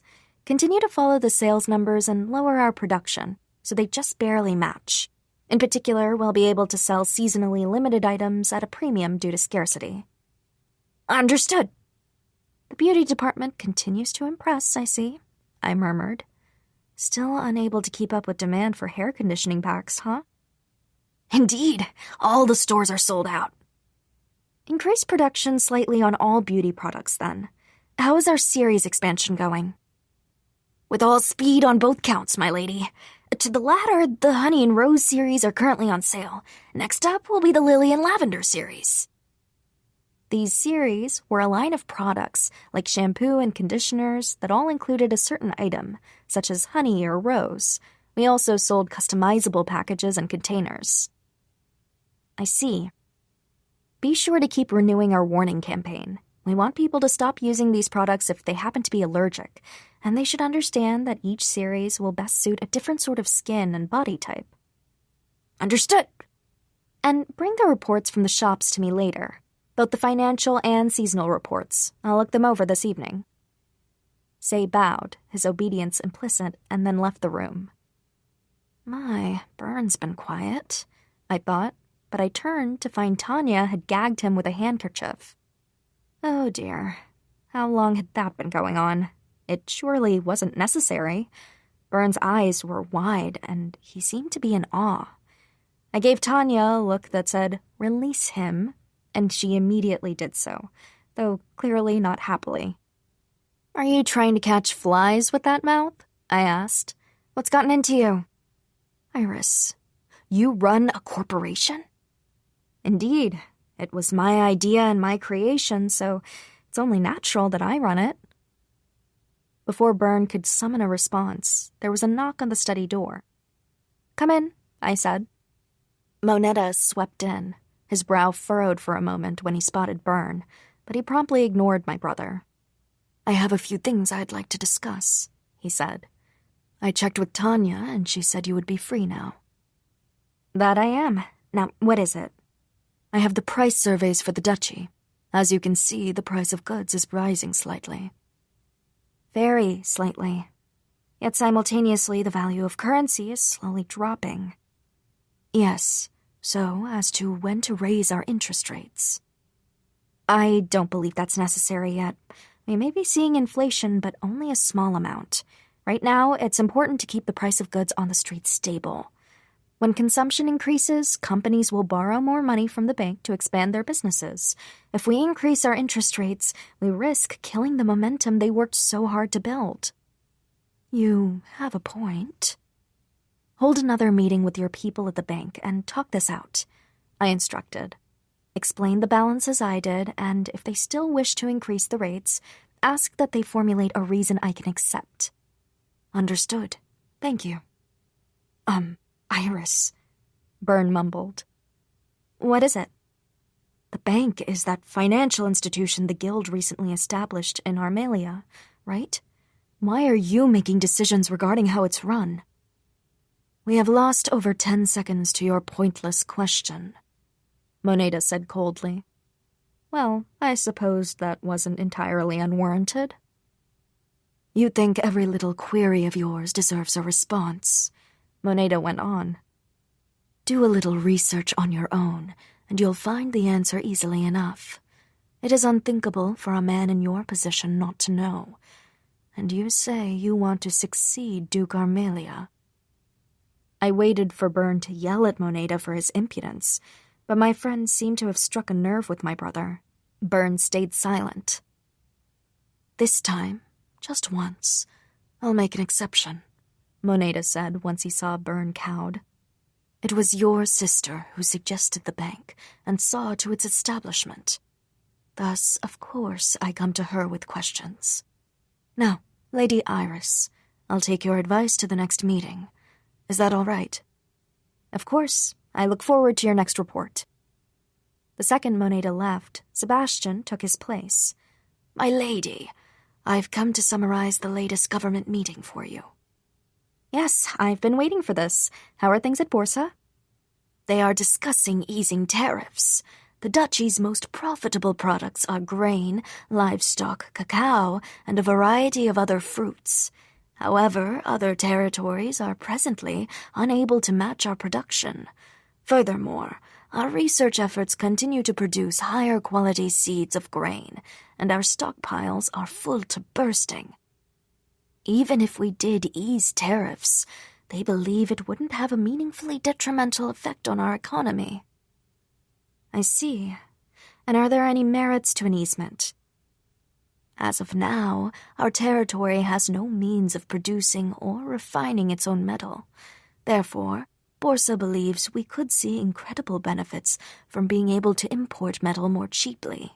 We are also increasing sea trade per your instructions.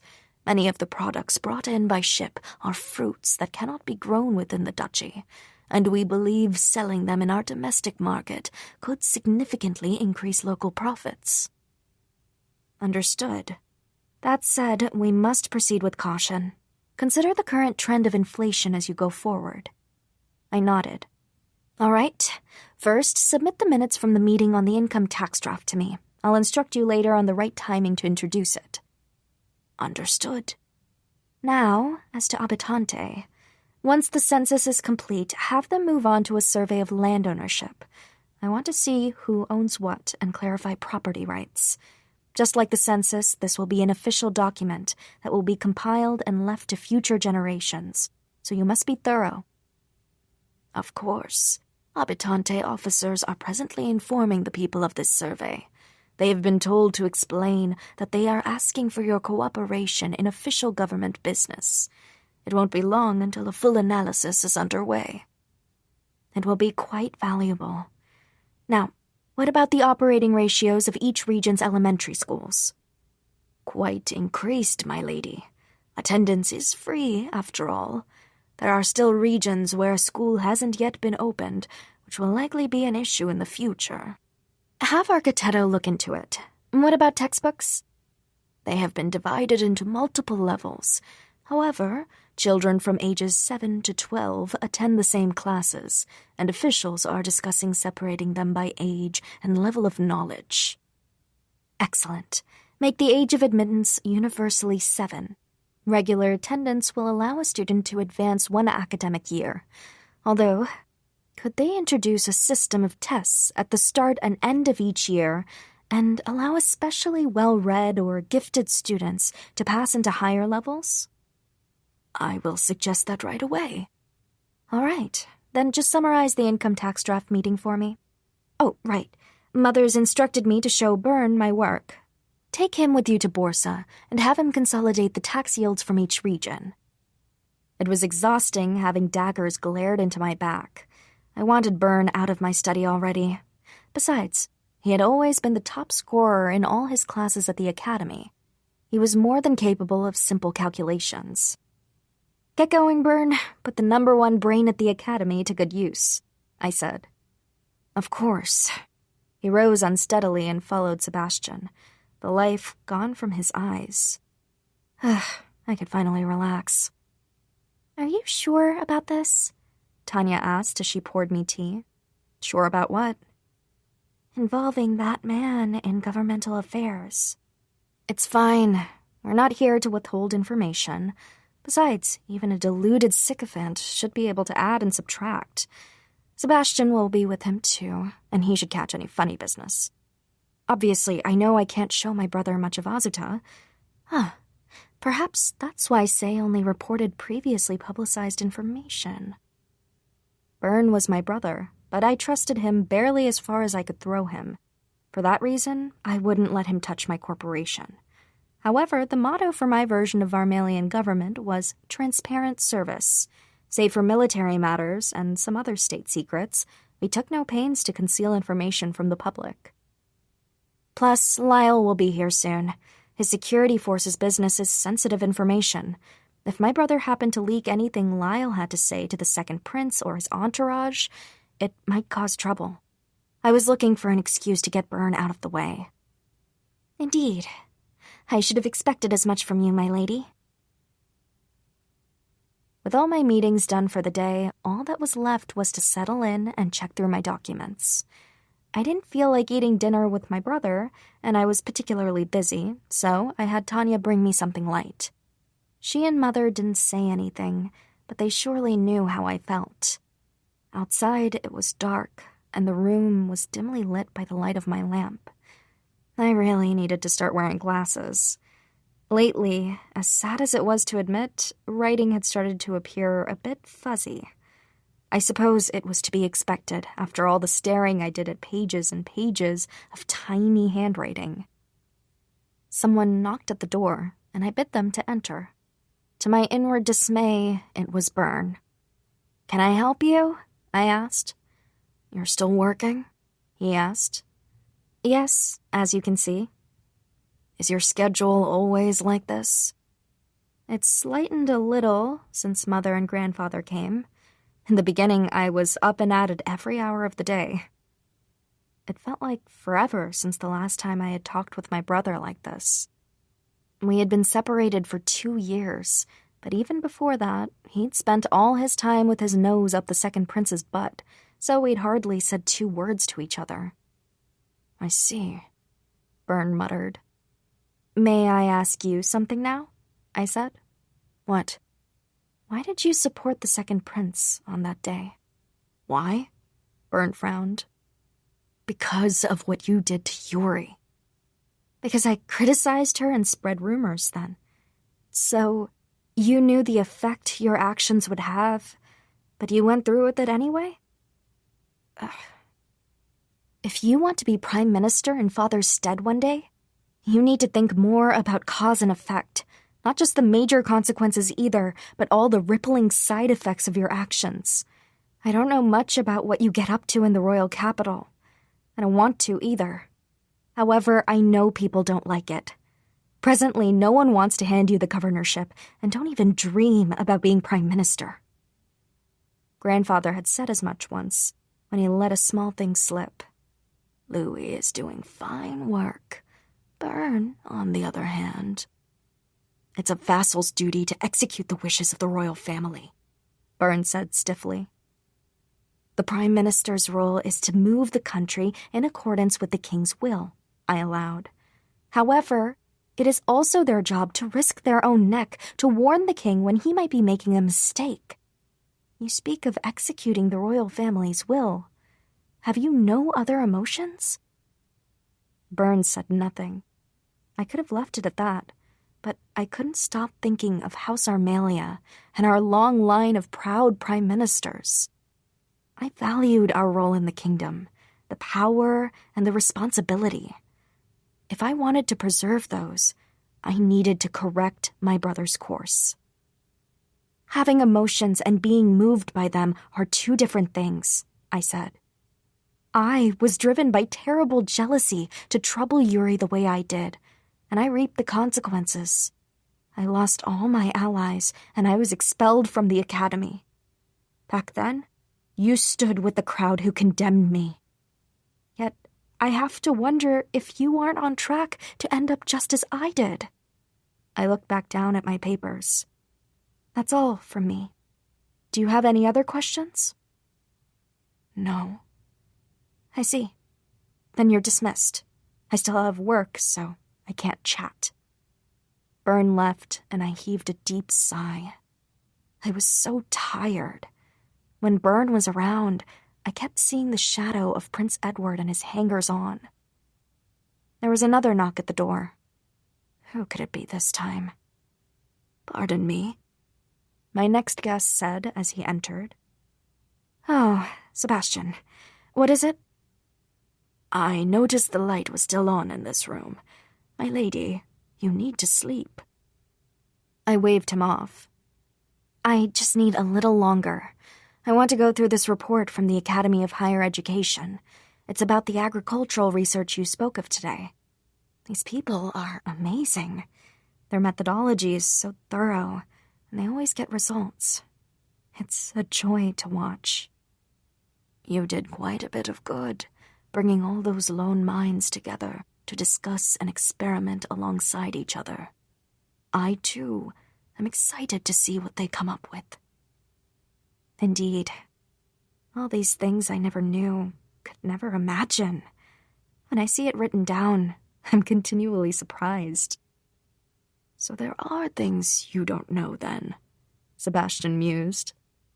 "Oh, Sebastian, of course there are. Financial topics aside, I'm absolutely useless when it comes to agriculture and medicine. That's why I created an institute for higher education and research, to leave these things to the experts. On my own, I had plenty of limits. It was best to leave certain paths to the pros." "And over here is "The report from Borsa," I said. "I've already read it. We need to investigate more." Considering its nature, we had to think about the effects over the long term. Just looking at the report jumbled my brain. Right now, what I really needed was someone to discuss and argue about these things with, so I could get my own thoughts in order. "Of course." "By the way, Sebastian, how was Byrne today?" "He accomplished every task given to him with aplomb." "I see."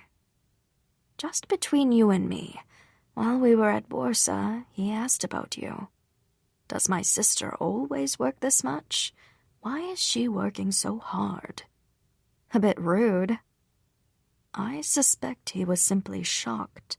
At the academy, Lord Byrne basked under the title of prodigy, yet it was all he could do to keep up with the conversations held in your study. It must have made an impact to see you at work, surrounded by your papers. You understand him well. I've watched over him since he was a young boy. His expressions are simply red. True enough. Sebastian had served our family since before my brother and I were born, and he had watched over us as we grew. In some sense, he was like another parent. And I'm sure you noticed him staring at you. I did. Thanks to that staring, I was more exhausted than usual. That was because he was observing you as keenly as he could. When he left the room, he was so shocked that he could hardly stand. Well, hopefully he learned something. If my mornings knocked him for a loop, then I truly would have loved for him to spend a day learning from Father. I believe he did. Was that what Mother was after? Byrne was prideful and couldn't hide his thoughts. I worried that when he returned to the capital and rejoined the Second Prince, his brain would once more turn to mush. But as long as he attended the academy, he would have to return to the capital. Thank you for this chat, Sebastian. It was enjoyable, and I'm feeling a little hopeful now. I yawned. But you're right. I should get some sleep. A few days later, Byrne and I went to visit the higher-level academy. I was there because of the report the other day. I wanted to see what it was like for myself. I wasn't sure why I'd brought Byrne along. I supposed you could say I had some small hope that he would learn something new. Also with us were my grandfather, Tanya, and Lyle. The academy was in a corner of the city. It was about as large as the Duke's mansion. The building was of simple construction, made from sturdy stone. Class was not yet in session because it was quite noisy inside. Why am I here? Byrne, however, was being annoying. Was Sebastian being too optimistic? I wondered as I resolved to ignore him. Why is there even an academy for commoners? He went on. Now that infuriated me. If you're feeling so condescending, Byrne, I encourage you to attend a class, I said lightly. I'll square it with the headmaster, but you're forbidden to mention our family name. Grandfather, I'm sorry, but could you mind him? Here, no one would recognize him or Byrne. Grandfather nodded, and he dragged Byrne into a random classroom. Peace and quiet. Lady Iris, why did you bother bringing him?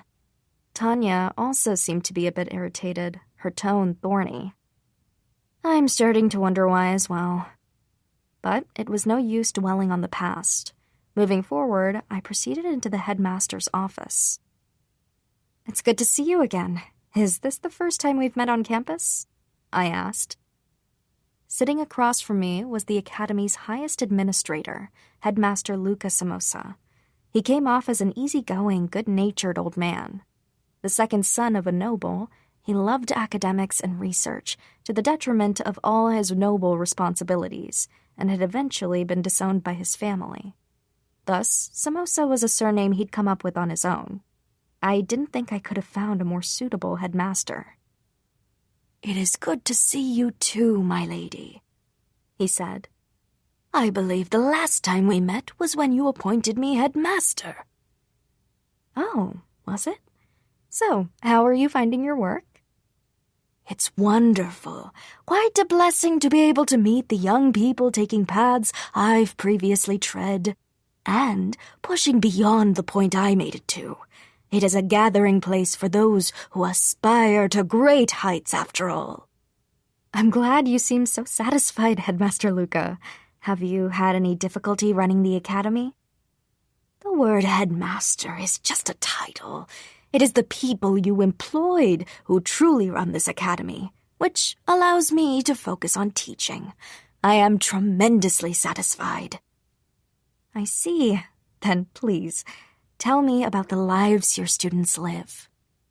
Pardon, ma'am? Please, strip away all formality and give me your honest thoughts. My, what purpose might that serve, I wonder? Well, it's just the sad wish of a foolish woman forced to give up her schooling. One who hopes to revisit those days she lost.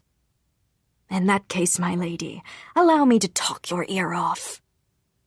And talk my ear off he did. He told me about the experiments, the debates. This academy placed a high value on practical skills, so theory-driven courses were balanced out with rigorous practicums. I also learned the many forms of debate they taught. Luca really seemed to be enjoying himself. If this was an indication of how much he saw in our academy's future, then I could be happy.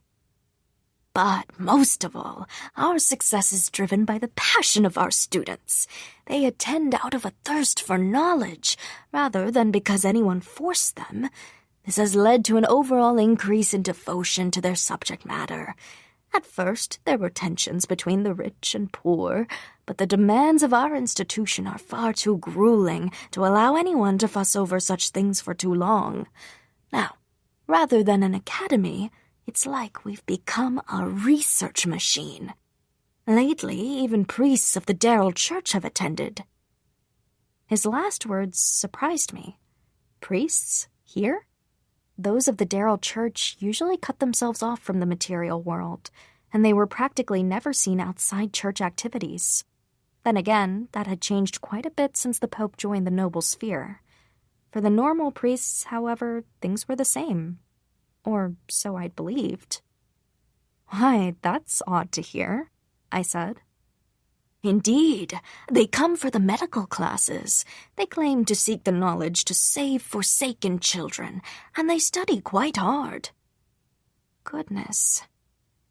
I chatted with Headmaster Luca for a while longer before excusing myself just as first period ended. As I walked down the hall, I spotted one of the aforementioned priests. He was wearing his vestments, so there was no mistaking him. "Father, are you a student here as well?" I called out to him, and he turned to me with a blank look. "Pardon me," I said, "but I'm still debating whether to attend this academy. Thus, I've come for a tour." "Oh, I see. This place is wonderful, you know. It's full of opportunities and teachers to help you learn as much as your heart desires," he replied. "Really? If you don't mind me asking, why is it you come to this academy?" "I've always freely offered my services as a doctor to the people of the city. Unfortunately, there were just so many cases where I lacked the knowledge to be of meaningful help. I was feeling powerless, and then I heard about this place." "You have a good heart, Father." "No. This is only the natural obligation of one who serves God." He had a nice smile. I'd meant what I said about his heart, too. The church was a shield for the people, a hand of salvation for the poor. They offered meals to those in need and cared for the sick. However, at present, only a small arm of the church still devoted themselves to these services. It was especially bad in the royal capital, in my opinion. Once we'd started treating the Pope's family like nobility, this change had been inevitable. I continued walking until I spotted my grandfather and Byrne. Grandfather seemed to be as fine as when I'd left him, but Byrne appeared a bit tired. "Looks like they chewed you up and spat you out," I said. "What in the world are these classes?" he muttered. "Oh, were they that surprising?" He fell amazingly quiet at this. "The subjects here are all directly tied to daily life, like medicine and agriculture," I said. "It's for that reason that everyone studies so intently. They want to make their own lives better and enrich the lives of those they care for. You asked why this place exists, and now you've experienced it for yourself. Having a clear goal gives the students great motivation to achieve." "Iris, why did you build this place?" I frowned at him. All you ever ask is why. But fine. The more people who study here and gain knowledge, the more that knowledge will spread among our people. It might take some time, but in 10 or 20 years, the Armelian standard of living will surely rise. As governor, I believe it's necessary to look toward that future." Byrne fell silent again, considering this. He stayed quiet even on the way home. I just hoped he had learned something. And with that, it was time for me to get back to my normal life as well. After staying with us for a few more days, my brother gave up on changing our mother's mind and left. The royal engagement party would be held as planned without issue, even if Mother and the Queen Dowager didn't attend. However, without them, it would be difficult to call the party a success. In the following weeks, the Baron's daughter became Prince Edward's fiancée in truth. As usual, the first prince refused to step into the public eye, even at this development. Furthermore, this year, the second prince would graduate. I heard a lot more about him and his exploits than of the first prince, who remained hidden. The second prince's allies were all the most noble of nobles. In other words, they came from long bloodlines and attended numerous tea parties and balls. Perhaps that was why I heard about them more. Incidentally, most of their families were in desperate financial straits. They spent profusely and had no real income to speak of. I came by this information via the Azada Corporation. Basically, the unflattering truth was that the second prince's allies were a bunch of penniless mendicants coasting on their vaunted past. In contrast, the first prince's allies were mostly made up of new houses that had risen in the ranks thanks to their noteworthy contributions to the kingdom, or nobles who focused on local enterprises. It was for this reason that even in the palace, the attention-seeking second prince's allies were doing their best to make their presence felt. I could only hope it wasn't causing Father too much stress. Speaking of which, Mother said she would be returning to the capital soon, now that the engagement party was over and done with. As for me, I was still as heinously busy as ever. It would be lonely without Mother around. I found myself wishing we could relax together a little longer. Huh? This document. What is it, my lady? Oh, I was just surprised. It's so well structured. The writing is clear and forward, and the inclusion of comparative data makes for easy reference. Who put this together? The document in question was a report on equipment to be purchased for the Academy. It calculated the total cost of each individual piece combined, which was a fairly simple task, yet the report before me went above and beyond. First of all, not only did it record the items I had specifically requested, it compared prices set by different companies based on buying routes and shipping cost. Everything I would have asked for after the fact had already been delivered to me. A temporary hire at the Merchant Guild, my lady. His performance has been highly rated. Is this person also capable of accounting? I couldn't say if they're practiced, but they are from the Merchant Guild. I suspect they would pick it up quickly enough. Then have them handle this. I passed him a record of the duchy's tax revenue. I was currently trying to unify all records going back 10 years into one document. But it was slow going. What was really sucking up my time was determining our future policy. However, collecting past records and preserving them would help in estimating future tax revenue for the whole duchy, so I wanted to get the job done as soon as possible. My goal was to compile reports from the villages and towns, consolidate them to calculate the duchy's revenue, then deduct from that total the expenses of running the government as well as the money my household spent. Previously, reports had been accepted and, if there were no issues, filed away. However, while these records were periodically confirmed and recorded, they were not organized, hence my current workload. I shall deliver this then. Find out his name for me, too, if you find yourself with some time, that is. Yes, my lady. Sebastian took the documents and exited the room.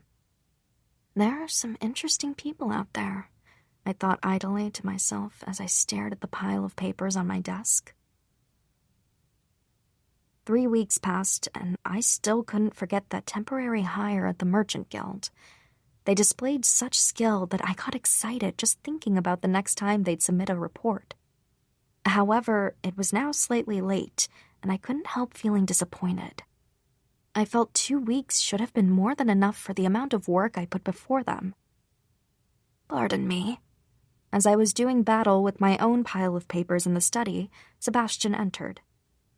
The tax revenue record is finished, so I've brought it to you. I see. I'll look at it later. No, I believe you should look at it immediately. He sounded so serious and a bit shocked. Apprehensive, I took the documents. The stack was thick and heavy. The moment I saw the words on the first page, I couldn't look away. What is this? I was so surprised I could hardly speak. My fingers itched to flip to the next page, and I devoured the contents. And the initial record I handed you? It's over here. I quickly compared the two. Good heavens. Sebastian, you verified this before coming to me. Yes, that's the reason I insisted you read it. What's the name of the person who wrote this? He calls himself Dean. I see. Could you summon him, right away, if you please? Of course. I'll be right back. Just a few minutes, my lady. Sebastian exited the room. After he left, I heaved a deep sigh. Then I looked at the front page of the document again. Fraudulent budget applications. The subject line bowled me over. The text went on to list subsidiary aid given to each village and town that submitted a shortfall in their budget estimate. From those, it highlighted an application from one specific town. There was nothing especially suspicious about this single request. It had been approved, as had past applications from the same town. However, when one gathered every application this town had ever submitted, they were requesting financial aid far more frequently than any other town in the duchy. For example, the first highlighted application requested aid with produce. In their application, they claimed nothing had grown that season, and thus they required financial assistance to survive. It wasn't rare for the ducal house to provide such funds at times like these. Historically, feudal lords had been generous with their citizens, within a certain price range. The thing was, the nearest town to the one submitting the request, which shared an agricultural region, didn't make any similar claims. Furthermore, the author had investigated the town's agricultural exports, specifically as they were used to pay taxes, and had found the suspicious town grew nothing its neighbors didn't also grow. Not only that, the author had found multiple expense claims in the town's budget that seemed shady at best. It had been many years, perhaps generations, since any central Armalian official visited the outlying towns to inspect their goings-on. So long as an application was bureaucratically sound and the estimated budget fell within reasonable bounds, it was approved. For myself, I had allowed my government to focus exclusively on new developments, and we had failed to see the fault at our feet. The report went on to include past cases of this town's fraudulent claims that were now too old to truly confirm one way or another. While I looked over the report again, I heard a knock. Sebastian entered with a man about my age, or perhaps a little older, in tow. His blonde hair and emerald green eyes were stunning. His physique complemented his good looks, and I imagined a girl with more time could have stared at him for hours. "Nice to meet you," I said. "My name is Iris Lana Armalia. I've been appointed acting governor of these lands." "It is an honor. My name is Dean. I've been working for you on the recommendation of the Merchant Guild." He gave me a friendly smile, but I sensed something off about it. It was as if he wished to mask his true personality. "What company were you previously employed by?" "Oh, I'm still studying, so I only work part-time. Before that, I learned reading, writing, and arithmetic from a family friend." "I see. Let's get straight to the point then. How did you come to spot these incongruencies?" "At first, I was simply following instructions and reading through old reports, comparing data, and recording incomes and expenditures into one document. However, as I was compiling the numbers, the reports from one town stuck out to me. I began to wonder if a town of that scale required the sort of budget they requested." "Were you familiar with the town before you began working here?" "I've never visited. I can identify it on a map, though." "I see. Now what do you recommend I do about this?" "Ideally, implement a system that employs a third party to oversee the use of financial aid. That said, I realize the difficulty in devising such an organization from scratch. Perhaps the duties could be appended to a minister's responsibilities." I got chills. His interest wasn't punishment for the specific crime, but in addressing the system such that the crime could not be replicated. That was exactly what I wanted to hear. Inspired, I muttered to myself as I once more looked down at the documents. Perhaps we should make it mandatory for town and village mayors to attend the higher education courses on finance. Abitante is currently assessing land ownership and clarifying property rights, so...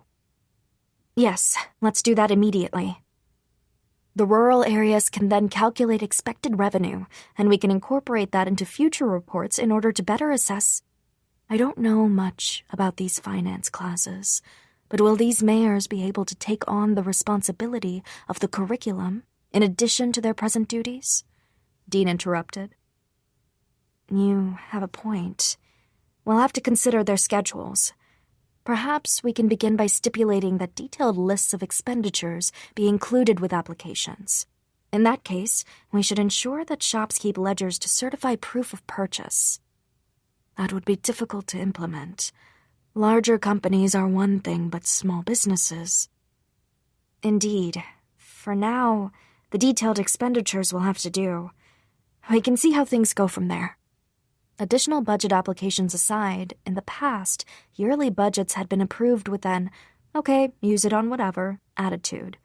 The funds we dispensed came from taxes taken from the citizenry. We needed a new management system, one that would prevent future scandals. But what to do about this particular incident? Who had embezzled, and how far did the rot extend? It seemed to have been going on until just before I came into power, so I had to punish these criminals to make an example of them. Perhaps I'll just leave it to Dean, I thought. But he wasn't a government official, and I knew next to nothing about him. Despite that, I still considered giving him the authority to carry out this massive undertaking. As I hemmed and hawed, I heard a knock at the door. Pardon me. Iris, dear, I wanted to speak to you about that beauty lotion you gave me.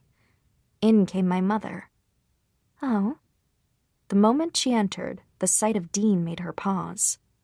It's a pleasure to see you again, ma'am, he said. The last time we met was at Marquis Anderson's, wasn't it? Yes, I believe so. It's been so long that I was taken aback. Her words surprised me. Mother, have you met Dean before? Yes, through your grandfather. He knew grandfather. I looked at Dean curiously, and he smiled awkwardly. I often went to train in martial arts at Marquis Anderson's, thanks to a family connection. That's when I met your mother. Oh, I see. Did that mean he was someone of lineage? What are you doing here, then, if I may ask? Mother asked. I'm a temporary hire via the Merchant Guild, ma'am. Lady Iris had some questions about the report I submitted. Oh, really? Mother eyed me. Dean, could you leave us for a bit? I asked. I must address my mother's questions. During that time, can you double-check these documents? Of course. When Dean was gone, I rounded on my mother. Mother, what do you think of Dean? What do I think? He's a wonderful man. True, I found myself instinctively agreeing, but only for a moment. That's not what I mean. What I'm asking is... I'm joking, she smiled. I think he's trustworthy. If you want, ask your grandfather about him. I don't think that's necessary. I'll trust your word. Thank you. Mother had an eye for people, unlike me. But most importantly, she and grandfather already knew Dean. In that case, I didn't need to worry about his character. I answered her questions about the lotion, and she suggested a few ideas for new products. Before she left, she told me not to push myself. Once she was gone, I jotted down the ideas I'd voiced out loud earlier. The scratching of pen on paper filled the room. Pardon me. I finished my checks, so I came back, said Dean at the door. Oh, good timing. Dean, would you mind if I appointed you the official in charge of this matter? His eyes widened with surprise for a second. Then he grinned wryly again. I would like nothing more than to assist, but unfortunately, I cannot stay here for long. Oh? Why is that? My family requires my help. Every now and again, I have to go home and attend to them. I see. What sort of duties does that entail? I didn't want to give up, so I dug deeper. I had just been thinking of hiring more people, and who should appear before me but a man I could entrust with a large amount of work without training. He also came with my family's seal of approval to boot. I couldn't let him slip away. The family business. That's the reason I joined the Merchant Guild to study. Yes, before you said every now and again, didn't you? Yes, I did. Then, Dean, I don't mind if you return to your family whenever you need, but once your work for them is done, could you please come back here and resume your position in Narmalia? His eyes went even wider at my proposal, and, more likely, at my refusal to back down. I realized I was getting ahead of myself a little. Still, I really didn't want to give up on him. Plus, my government hadn't thus far placed especially tight restrictions on its officials. When you return, we can write you up a short-term employment contract, I said as a compromise. If you can inform me prior to your arrival, I can make the necessary arrangements. As for pay, we can calculate it based on the number of days you work in an official capacity. Are you sure about this? He asked. That's what I want to ask you, I said. Is that good enough? If you have any other conditions, please tell me. So, will you accept? Very well. It's a pleasure to be in your employ. And with that, I'd scouted my first talent, albeit on an irregular schedule. The next day, I visited the city again. It had been too long since my last trip, but for once my schedule was surprisingly empty, and Lyle and Dita happened to be home. Altogether, my group consisted of me, Lyle, Dita, Tanya, and Dean. A bit of a crowd, I realized, but Grandfather had been forced to return to his estate, so I had to make do. Lyle and Dita had been away on patrols, so they hadn't met Dean. Or so I thought. Hey, if it isn't Dean! The two of them reacted quite differently than I'd imagined. It's good to see you two again, Sir Lyle and Sir Dita. You're so stiff. I told you to just call me Dita. Lyle, Dita, you know Dean? I asked. Yep, we trained together a bunch of times under the Master. We didn't talk much, but I definitely remember his skills. Their master was, of course, my grandfather. In retrospect, I should have realized that. It oddly made sense. Lyle and Dita had lived on my grandfather's estate while they trained, after all. Then I'm guessing you've met him too, Tanya. Tanya shook her head. No, I had my handmaid's training to attend, so I couldn't stay long with the master like Lyle and Dita. I did hear you attended on an irregular schedule, Mr. Dean. Ah, I see. Anyway, you're my entourage for this trip into the city. Dean, Lyle, Dita, no calling me Iris while we're outside. Call me Alice. And so, the five of us left the mansion. We walked down the main street, heading south. As usual, it was overflowing with activity, and people were rushing this way and that. As a consequence of the creation of Azata's shipping department, and likely the improved roads, I got to see seafood from southern towns in various shops. Alice! Quite the gang of handsome men with you, I see. An older woman presiding over her open-air stall called out to me. Huh? You think so? Well, perhaps you're right. I turned around and, yeah, I could see it. I seemed to have grown numb to beauty, being surrounded by it every day. I've got some anuta today. Want to buy some?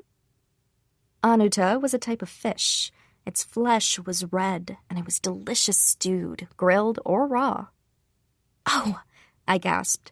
Fresh frozen and transported with ice? And for so cheap? That's a surprise. Thanks. You always understand my troubles, Alice. That makes me happy. But, I feel like eating at a restaurant today. I'll be back another time to make a purchase. Yeah? I'll be awaiting your return then. Be sure to catch me up on your son next time, I called. You got it! She waved. Our pleasant chat over, I turned around.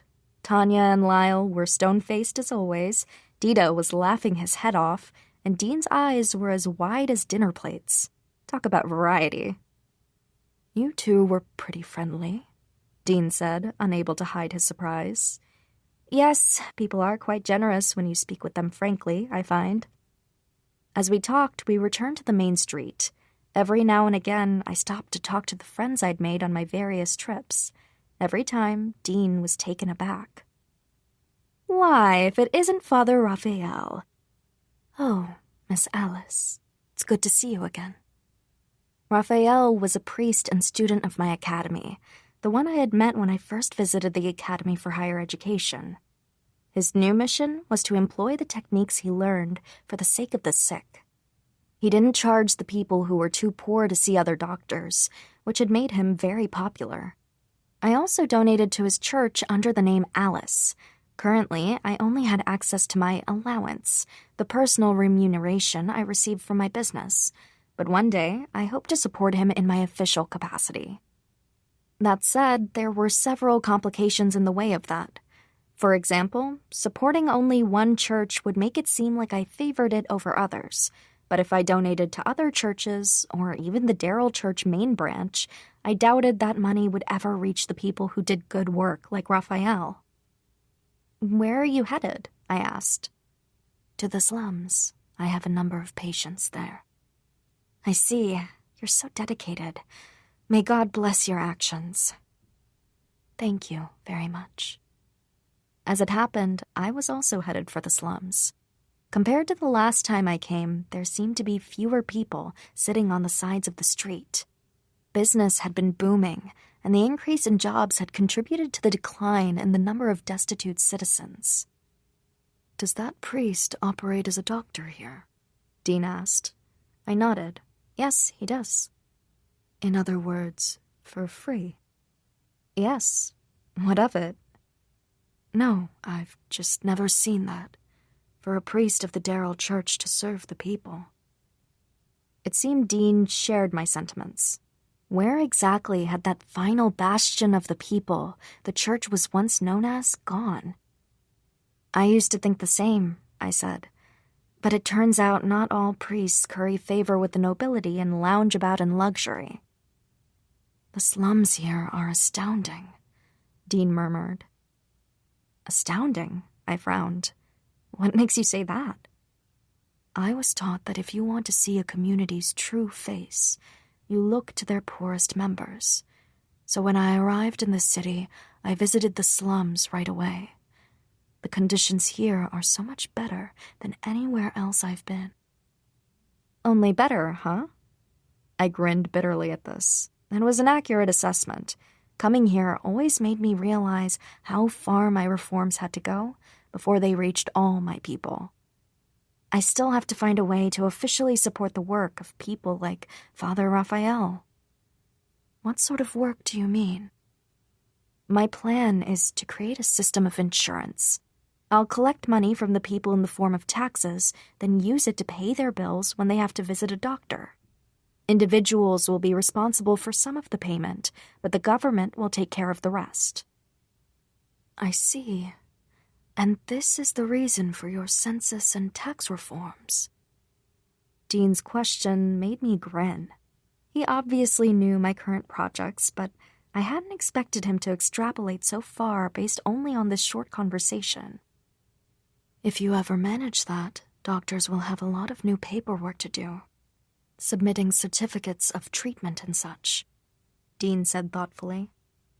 "Hopefully, you'll mostly have good actors within this system, but it's possible some people will try to overcharge their clients." "Yes, that will be a problem," I agreed. "I can see that increasing work for your officials, so perhaps it would be smart to increase the number of people with authority to supervise. For example, what about creating a guild?" I gasped with the delight of insight. "I see, a doctor's guild, similar to the merchant guild. And if you're a member of this guild, you can receive assistance from the government on your bills.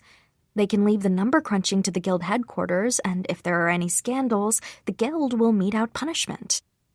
It would be wise to send a few government officials to inspect the guild every so often as well.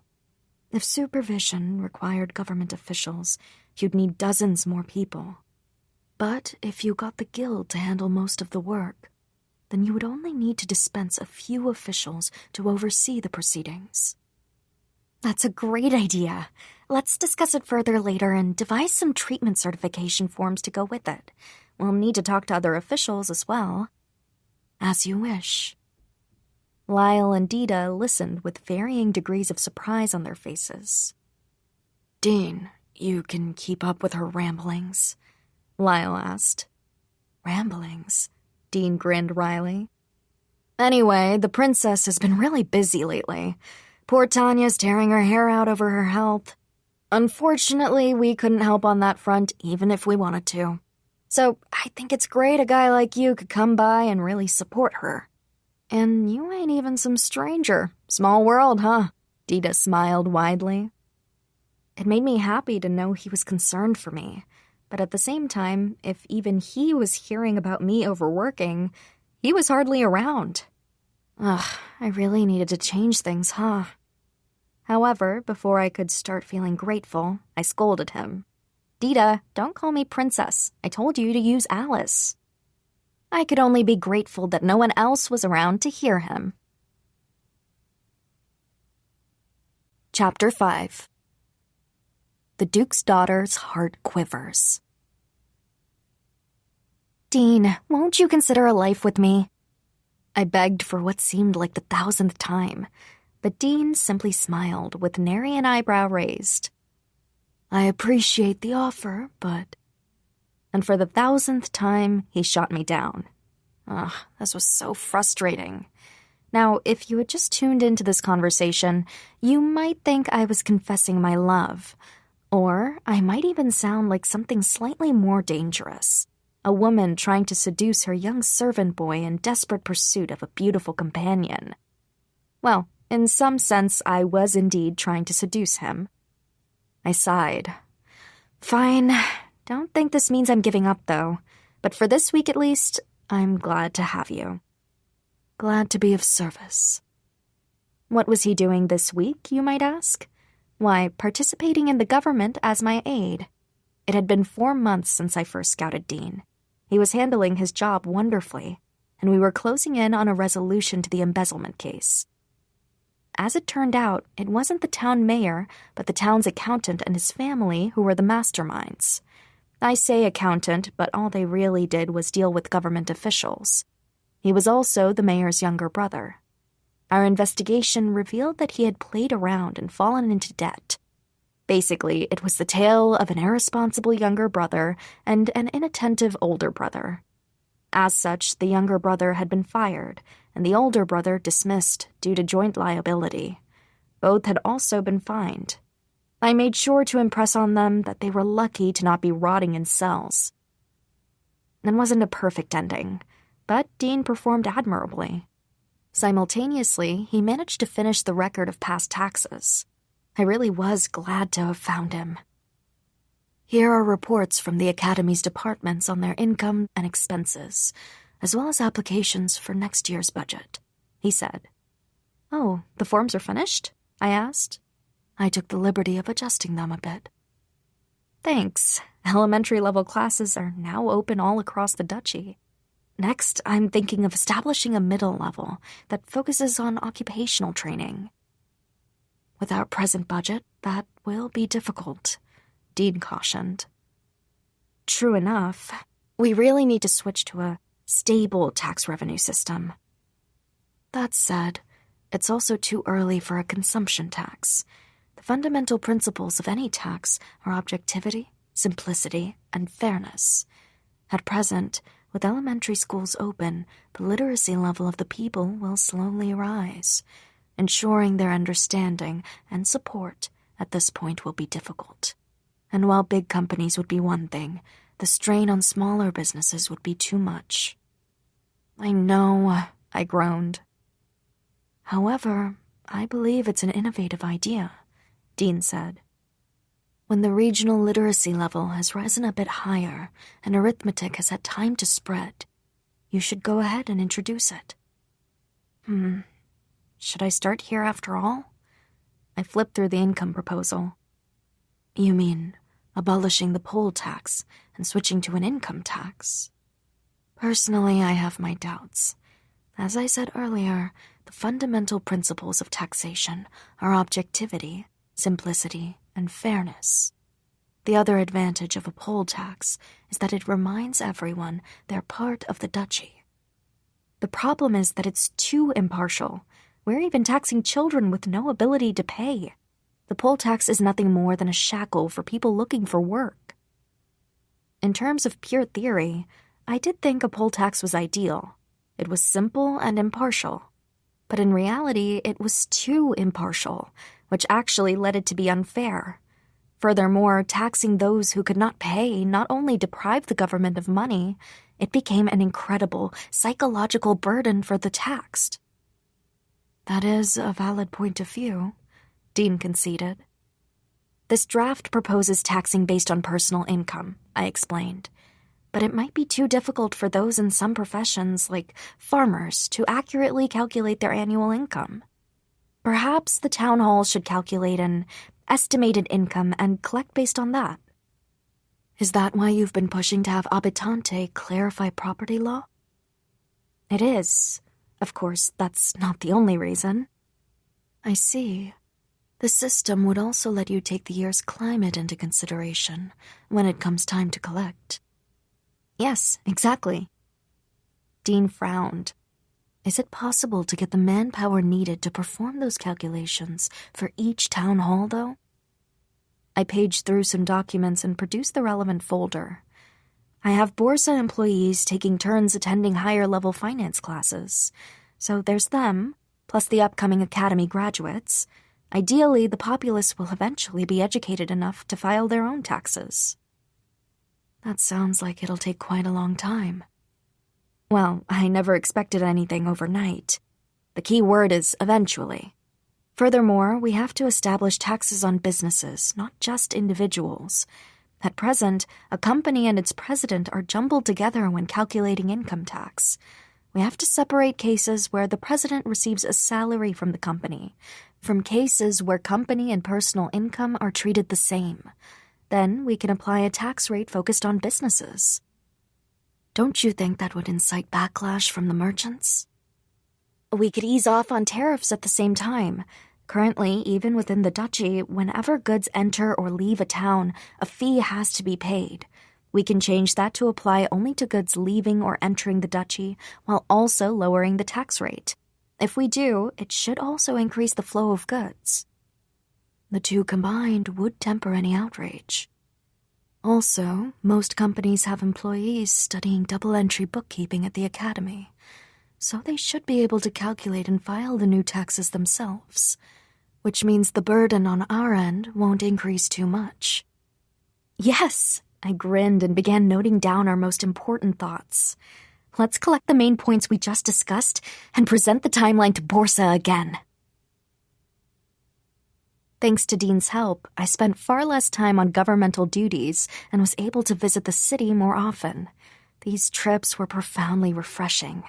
Strolling down the main street, I window shopped at various stores. Suddenly, I spotted a couple entering a sizable store, arms linked intimately. If I recalled correctly, that was a famous jewelry store that had invested in the academy. My lady, is something the matter? Tanya noticed me gazing off into the distance and looked at me worriedly. I'm fine. Do you two mind if we make one last stop at the orphanage? As you wish, Lady Alice. Dean smiled. Lately, whenever I went into the city, I invited Dean as well. It gave me an opportunity to bounce ideas off him as they came to me. It was nice that he was so quick on the uptake. Plus, Lyle and Dita guaranteed he could protect me if it came to it. However, Tanya had been rather vehemently against my excursions with Dean, which was why she still insisted on tagging along. Funnily enough, though I had never imagined Dean interacting with children, he turned out to be pretty good with them. Now they loved him more than me. A small part of me was jealous, but it was lovely to see him playing together with the orphans, so I put up with it. Big brother, big sister, will you come visit again? Those doe eyes made my head spin. Oh, so cute. Of course, I promised. Right, Dean? Yes. So be good and wait for us, okay? As the sun began to set, I headed home feeling entirely fulfilled. Today had been so fun. I was all energized for tomorrow. I had started taking breaks after Mother stayed with us, but never any real holidays. Lately, however, I'd been able to go into the city all day as a day off whenever Dean was in town. It was thanks to him that my workload now tended to be taken care of early enough for me to do so, even leaving me with enough time to take off for a whole day. I supposed this, too, was important. Lady Iris, do you have a moment? Dean entered the study and, upon spotting me doing battle with a pile of documents, frowned deeply. I don't believe you have any pressing work. Is something bothering you? No, I'm just noting down the ideas that came to mind during today's trip outside. Then why did I see you writing about the budget composition? I smiled sheepishly at his sharp question. I couldn't hide anything from him. It really started out as just note-taking, but then I spotted some unresolved issues, I confessed. So I figured I'd fit in what I could. Rest is important and necessary. Remember what Dita said? You worry everyone in this mansion when you get too focused on your job. Dean frowned. Why do you work so hard? The cogs in my brain stopped turning for a moment. I hadn't expected the question. You're working hard too, Dean. It's not the same. I work to provide for myself. But you're different. As the Duke's daughter, the Prime Minister's daughter no less, you don't have to work to survive. He had a point. It was exceedingly rare for nobles to work, especially noble women. It was believed that a wife's role was to protect the family and throw parties, leaving the care of the house and territory to servants. Things had been similar in Armalia until that fateful day 2 years ago.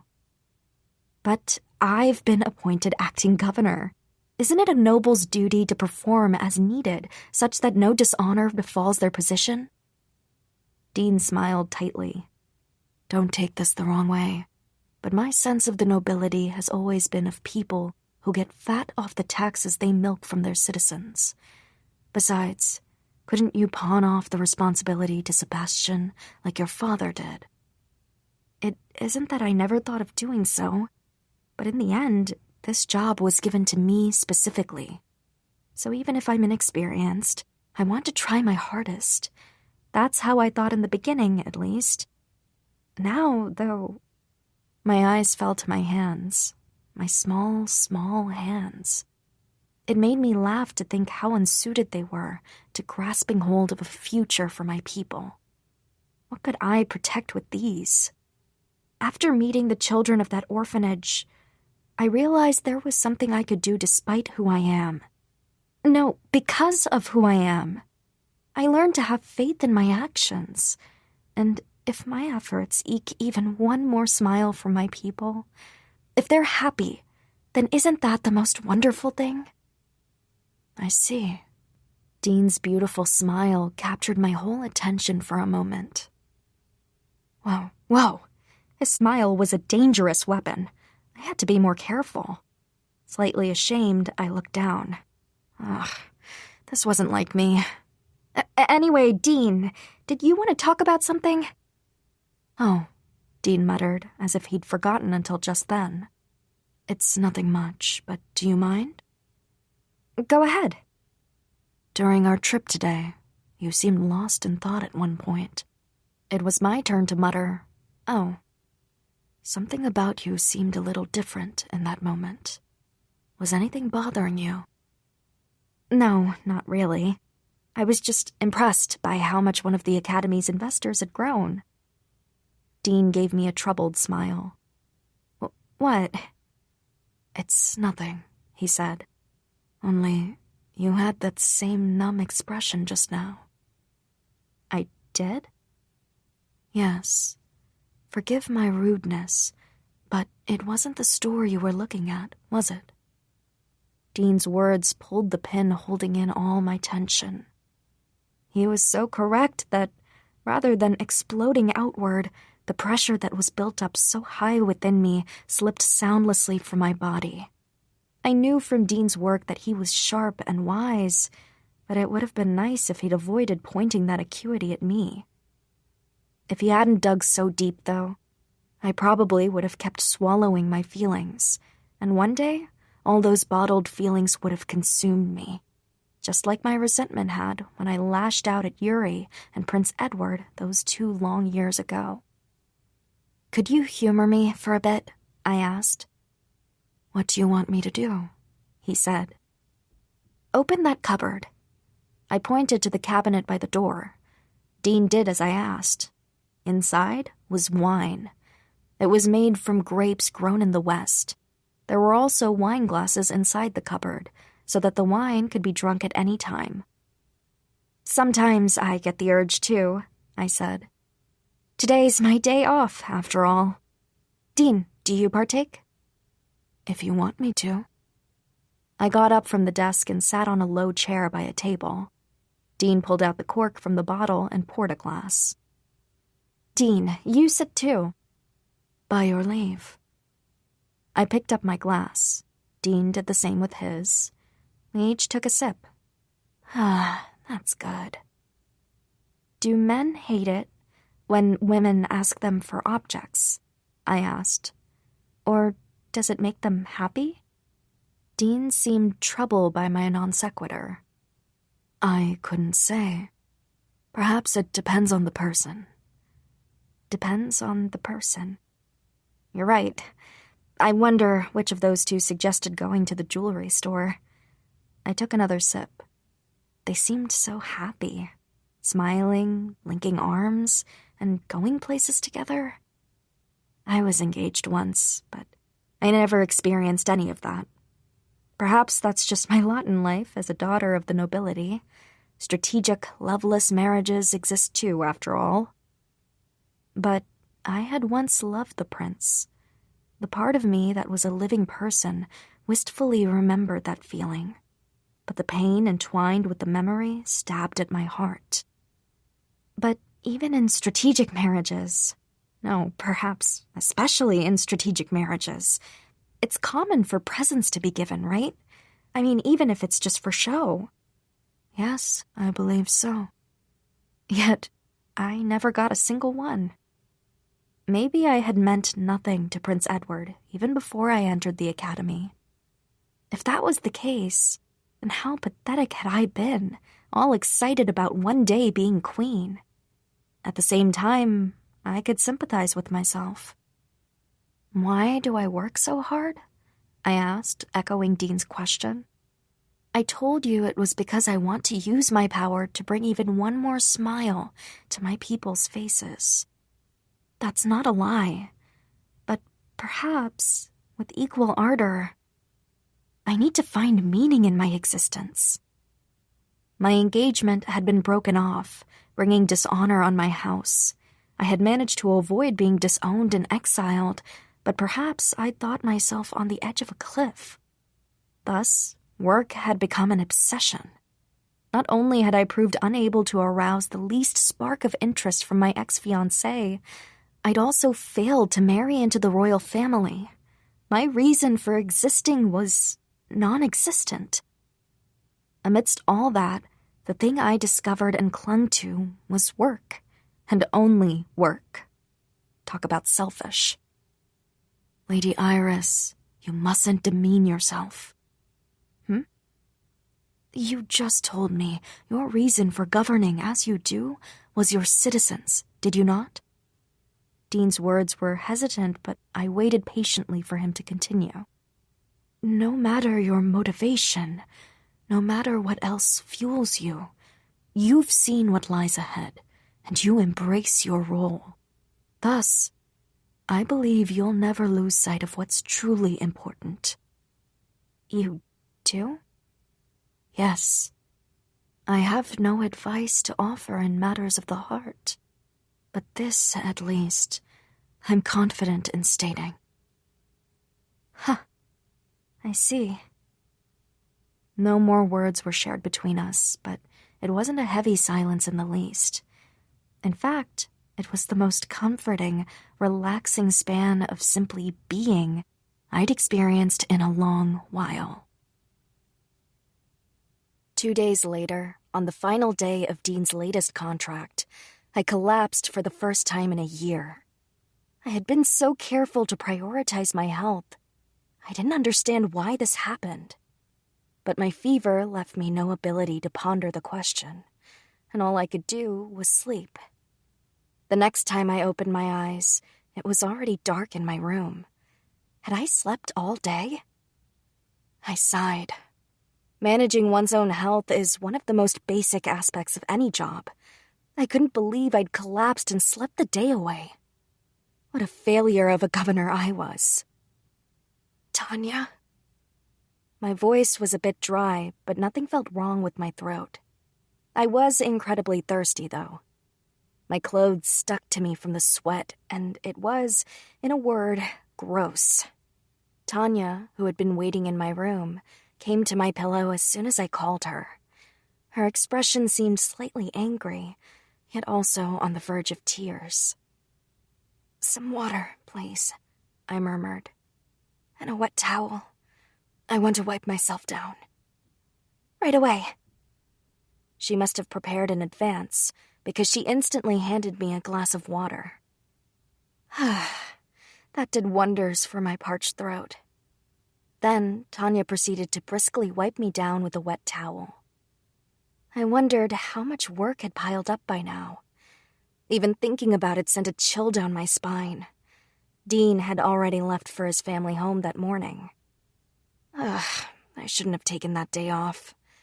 Hindsight was 20/20, of course. In any case, I closed my eyes to try to rest up for tomorrow. The next morning, I dragged my heavy body out of bed and headed for the study. How tall will the pile of documents waiting for me be? I wondered as I opened the door.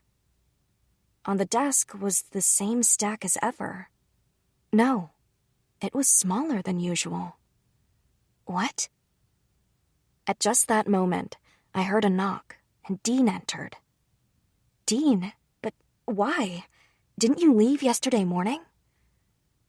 I should be the one asking questions here. Are you feeling better now? Yes, I slept all day after all. But that aside, this stack of papers. I went through as many as my authority allowed. All that's left are reports that require your final check. I see. Thank you. But Dean, are you sure about this? You've gone over your contracted pay period. He frowned. I couldn't just leave when you were sick. I was able to move some things in my schedule, so I'll be here for another 2 days.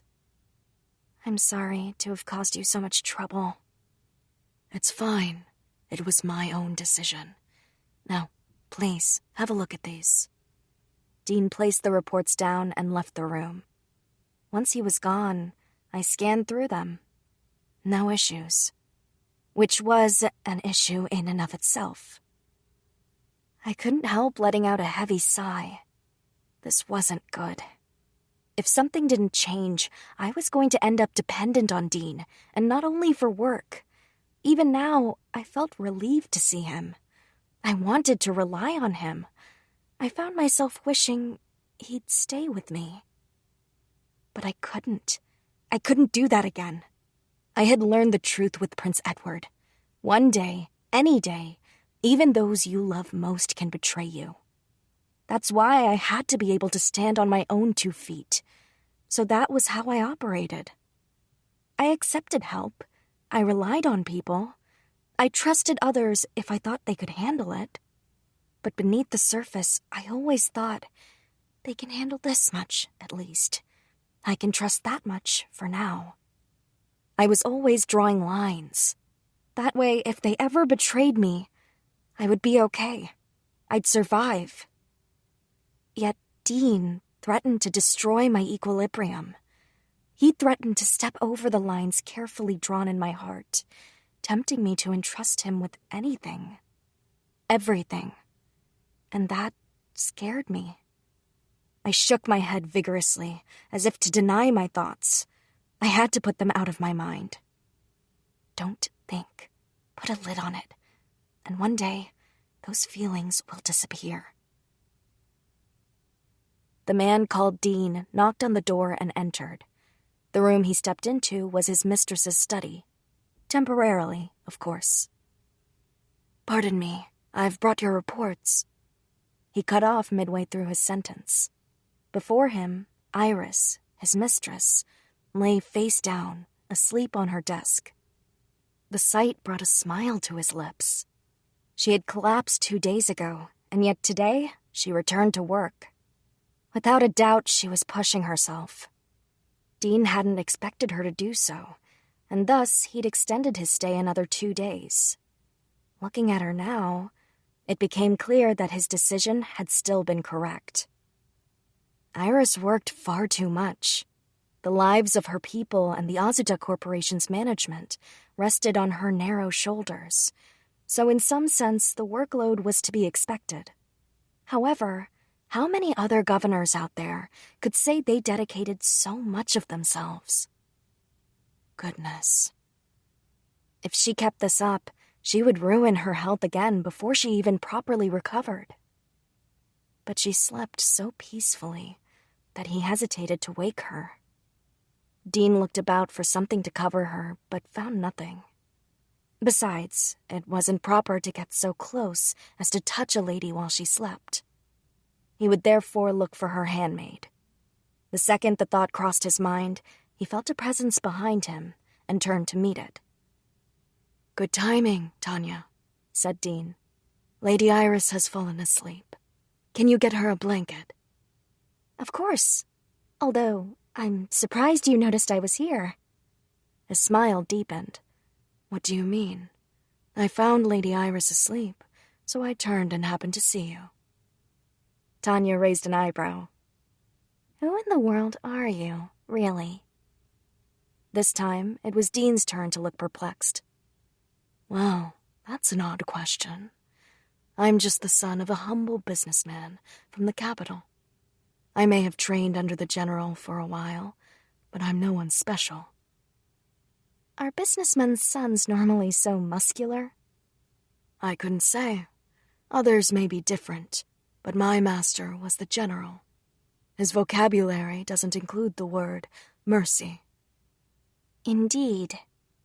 You carry yourself as I do, and as Lyle and Dida do. I do believe that you trained under the Marquis, but the way you sensed my presence, I did not learn the techniques my brethren did. If I truly wished to conceal myself, only the Marquis himself could possibly detect me. So how did you?" "I'm telling you, it was coincidence." Tanya exhaled at this reply. She seemed to understand that she wasn't going to get anything further from him. However, that didn't change the fact that she had likely placed him on a mental list of all too troublesome individuals. "Never mind," she said. "I'll take those documents off your hands." "Thank you." Dean passed the papers to her, and then exited the room as if nothing odd had happened. Goodness. However, once he had some distance, Dean exhaled heavily and muttered to himself. He repeated the word he'd used earlier, but this time it carried an entirely different meaning. "I managed to extricate myself once, but I'll need to be more careful with her from now on." Funnily enough, his thoughts exactly mirrored Tanya's. There was no need to arouse suspicions and cause a stir. The man known as Dean had taken a liking to his life in Armalia. Ideas he would never have imagined by himself seemed to pop out of Iris, one after another. Debating them with her was fun. He'd never felt such joy. When he saw her working herself to the bone, a desire rose in him to support her in any way he could. And whenever he extended a helping hand, she returned the favor by bringing more joy to his life. If anything about his existence could be called true, it was that he desired to stay by her side and enjoy himself, at least a little bit longer. The kingdom of Tesmeria was a center of finance and culture. In a corner of its great capital, one could find the academy. Most people, upon first seeing the academy, thought it too grand for the word. That was because it functioned as a gathering place for noble sons and daughters from across the kingdom. Here, they devoted themselves to studying and forging connections day and night. On the large campus were the academy proper, the field, the training area, and the dormitories. "Good morning, Prince Edward. Miss Yuri." Iris's younger brother, Byrne, exited the dormitory and within moments ran into the second prince of the kingdom, Prince Edward, and his fiancée, Yuri. Male and female students occupied separate dorms, and the academy rules governing their interactions were strict, allowing no exceptions, not even for engaged couples. However, the prince and Yuri were nearly entwined as they walked from the dormitories to the instruction hall. "Hey." Good morning, Lord Byrne. Prince Edward's hair was a bright red, like his mother, Elia, the second queen, and his irises were jet black. His sharp eyes gave him a hard air, save for when he was with Yuri, and the edges rounded off, leaving him looking quite kind. "I never saw him look like that with Iris," Byrne thought. "He must really love Yuri." Beside him, Yuri's fluffy, strawberry-colored hair was styled in braids. She hardly ever wore her hair like this, so it was even more striking. Her enormous green eyes were beautiful, and her expressive face as lovely as ever. The people around her frequently found themselves likening her to a sunflower. "Hey, Byrne, were you up studying late again?" Edward suddenly asked. "Yeah, kinda," Byrne replied evasively. Oh no, are you pushing yourself too hard again? Yuri asked. "I assure you I'm not.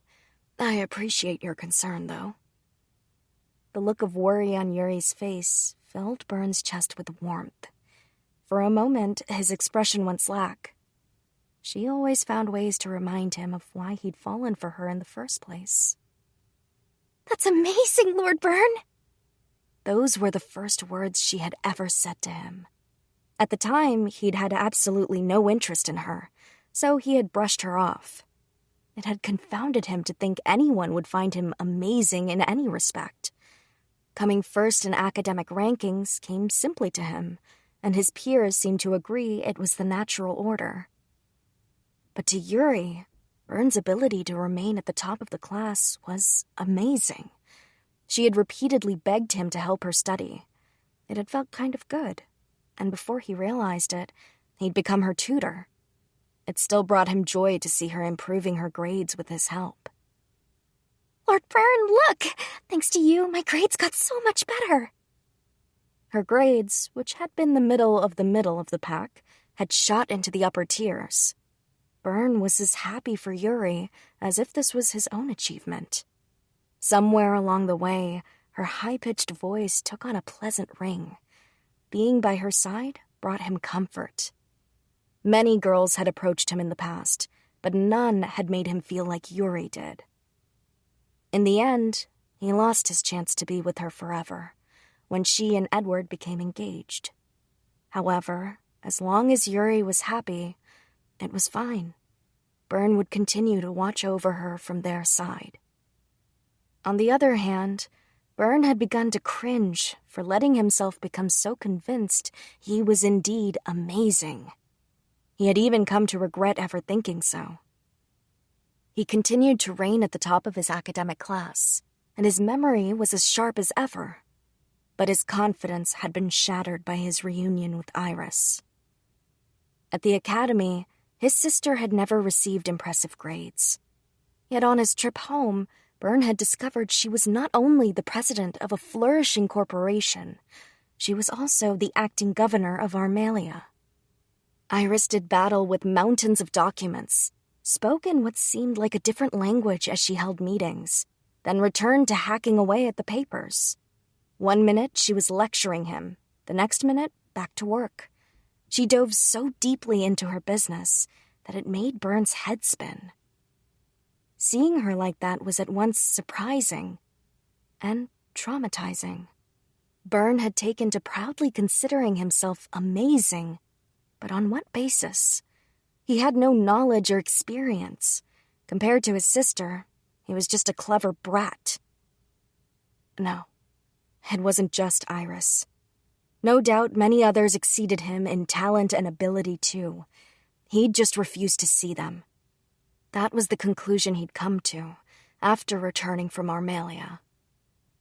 It was for this reason that lately, Byrne had been visiting his father to seek instruction. He knew something had to change. Nevertheless, it was frustrating. His father worked him hard, as if to make up for years of dereliction, and consistently dumped massive amounts of homework on him at the end of every session. It took Byrne until the wee hours of the morning to finish it all. Suddenly, Byrne noticed Dorson in front of the academy's entrance. His muscular body and short hair made him quite distinct. "Good morning." "Hey, Dorson. Morning," Edward said. Good morning, Dorson. You seem exhausted. Are you okay? Yuri asked. "Yes, I was just involved in some training yesterday. I'm fine." Dorson was usually stony, but now that Yuri mentioned it, he did seem tired. Byrne would never have noticed if she hadn't pointed it out. I see. Well, don't push yourself too hard. Thank you for your concern. Lately, Dorson had been obligated to join the Royal Knights training. It all started when Dorson's father, Daruna, had said something about rebuilding his character and forced him to do so. Apparently, Duke Armalia's wife had ceased attending all parties thrown by House Catabaria, Dorson's house. House Armalia even gave them the cold shoulder at official events. In simpler terms, this was the outcome of Duchess Armalia's revenge. Byrne had only learned about it once he started attending his father's lessons. At the time, he'd recalled Iris's warning. Think about the results of your actions. When they reached the classroom, everyone turned and greeted them. This was expected, considering the second prince and his fiancée had just arrived. They took their seats, and just as the class chime was about to ring, the door opened again. "Morning." "Morning, Van." Van Lutasha entered at the last possible second. He was the son of the Pope of the Darrell Church. Because the Church of Darrell was the kingdom's official religion, his family was treated like one of the peerage. The title of Pope had even come to be passed down from father to son, like that of a hereditary lord. For this reason, Van was able to attend the academy, which otherwise exclusively served the nobility. Van, you're always so late, Yuri chided. One day you're going to get in trouble. Considering my history, I'm actually pretty early. More importantly, your hair's even more beautiful than ever, Miss Yuri. Thank you, although it doesn't sound like much of a compliment coming from you. Van's hair was fluffy and blonde, with a silky luster that even women who cared for their hair couldn't always manage. His soft eyes were the standout feature of his androgynous face. Oh, don't think like that. It really is pretty. Thanks. It must be because of the Azuta Corporation's beauty products. Yuri blushed slightly. Van smiled with satisfaction and nodded. Ah, Azuta. Yes, I finally got my membership approved too. Unbelievable that a mere corporation made my fiancé wait. Edward clicked his tongue in annoyance. He'd never liked Yuri and Van getting along, though he was irritable in general. Prince Ed, don't say that, Yuri protested. Everyone has to wait. It was only fair that I did too. The second that Yuri scolded him, Edward's expression changed. You're so sweet, Yuri. Wait, her membership was approved? Byrne was secretly surprised. Given his sister's history with the prince and Yuri, it wouldn't have shocked him to see Yuri's application denied outright. Still, knowing Iris, she probably put aside her feelings in favor of conceding to the royal family. Doing otherwise would be bad for business. It must have killed the servants who love her to watch it happen, Byrne thought as he gazed off into the distance. Azita is so popular. Even I'm still waiting for my membership, said Van. I know, right? Yuri enthused. The president must be an amazing person. I respect them so much. I wish I could meet them. In that case, perhaps I should summon them to the palace, said the prince. They'll probably trip over their own feet running over. They'll be so honored. That's a good idea, Yuri rejoiced, innocent to the truth of the matter. Byrne, for his part, broke out in internal sweats. She'll never come. In fact, nearly the entire Armelia family nursed a grudge against the second prince. Byrne's visit home had made that all too clear. Not only did his mother flay him with that scathing lecture, but the moment he left Iris's side, the entire servant staff had completely ignored him. It had been like sleeping on a bed of thorns. Speaking of invited guests, what about that business we spoke about earlier? Asked Yuri. Oh, that thing about distributing food at that church? Asked the prince. Sure, you've got approval. Right, Van? Indeed. The Darrell Church will gladly assist in this endeavor. That's so good to hear, said Yuri. I hope we'll bring relief to as many people as we can. Obviously, if you're doing it, everyone will jump for joy. Yuri was a very kind girl. She proposed all sorts of lavish charitable initiatives to Prince Edward, like donating food to the poor, and the prince moved mountains to make her ideas a reality. But do they realize the scope of these events has put a strain on the budget? Byrne found himself wondering again amidst their conversation. No one he knew ever questioned the workings of the system that supported them. The royal family never altered their lifestyle, except to make it more extravagant. Queen Elia often spent money on herself, and Prince Edward showered Yuri in gifts. Yet, the kingdom's tax revenues hadn't changed to support these expenditures. Byrne recalled a particular outburst from his father. If that fiancé of his wants to give back to the people, then she needs to re-examine her own wealth. Those accursed lovebirds. She should sell the gifts she so enjoys from Prince Edward and use that money to hold her charity events. But no, she still begs him for more. She's taking twice as much as she gives. 1 or 2 charity events a year wouldn't have threatened the kingdom's coffers, but the constant stream was putting pressure on the stability of the realm. The kingdom's vassals, especially Duke Armelia, opposed these events. But the queen and second prince forced them through, and in so doing steadily depleted food stockpiles and incurred indirect labor costs. What was more, the charity events were exclusively held in the royal capital.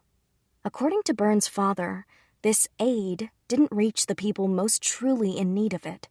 It was, to him, just a ploy to increase the second prince's popularity. The consequence of indirect labor costs meant the budget reserved to ensure people could continue working in various jobs had been reduced.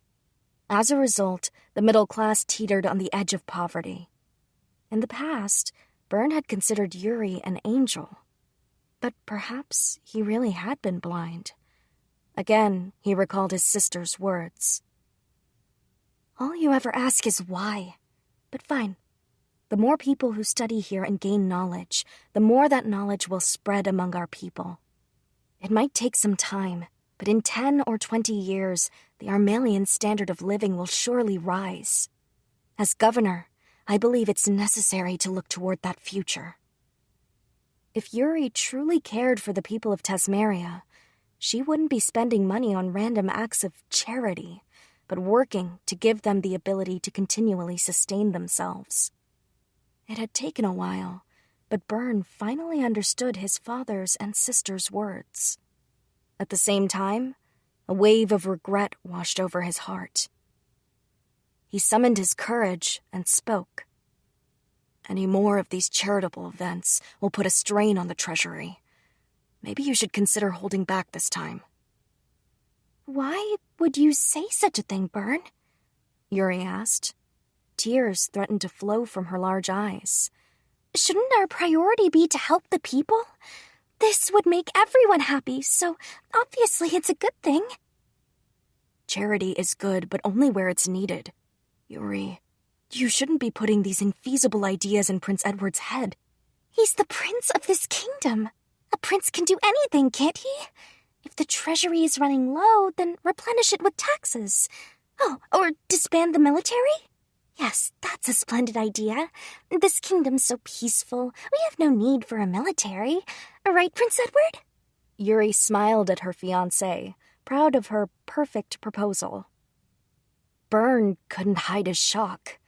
She's like a little kid. As innocent as a child and as thoughtlessly cruel.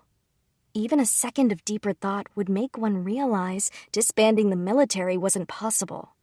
Not only did they defend the kingdom's borders, but they also kept the peace. Most of all, what of all the people who would lose their jobs?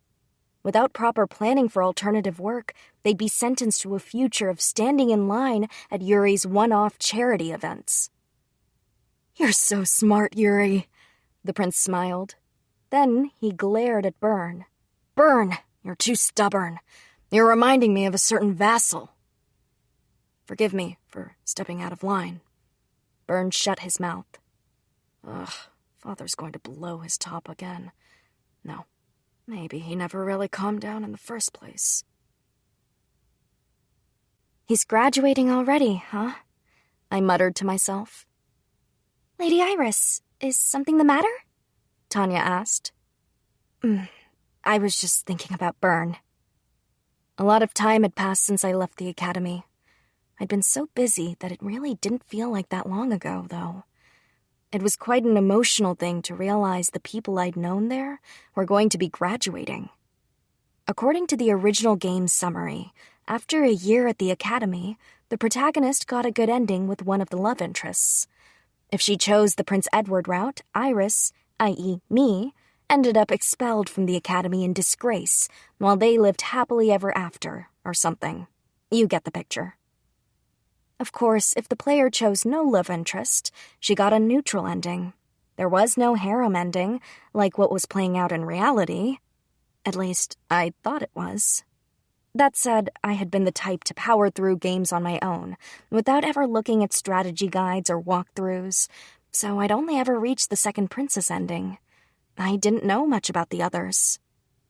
Unfortunately, I had just regained my memories of playing the game right at the conclusion of the plot, so it wasn't like that extra knowledge helped either. Incidentally, Byrne and I had been born a year apart. However, we had been in the same grade. In other words, Prince Edward and everyone I knew would be graduating at the same time.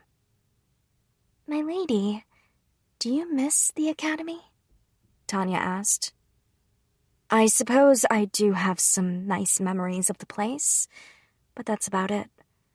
My days have been so full since my expulsion that I haven't had time to reminisce. I see. The effects of their graduation into society remain to be seen. I do hope we'll be able to separate Byrne from their influence. There's no need for you to waste your concern on him. Tanya, Byrne is still technically the family heir. I sighed.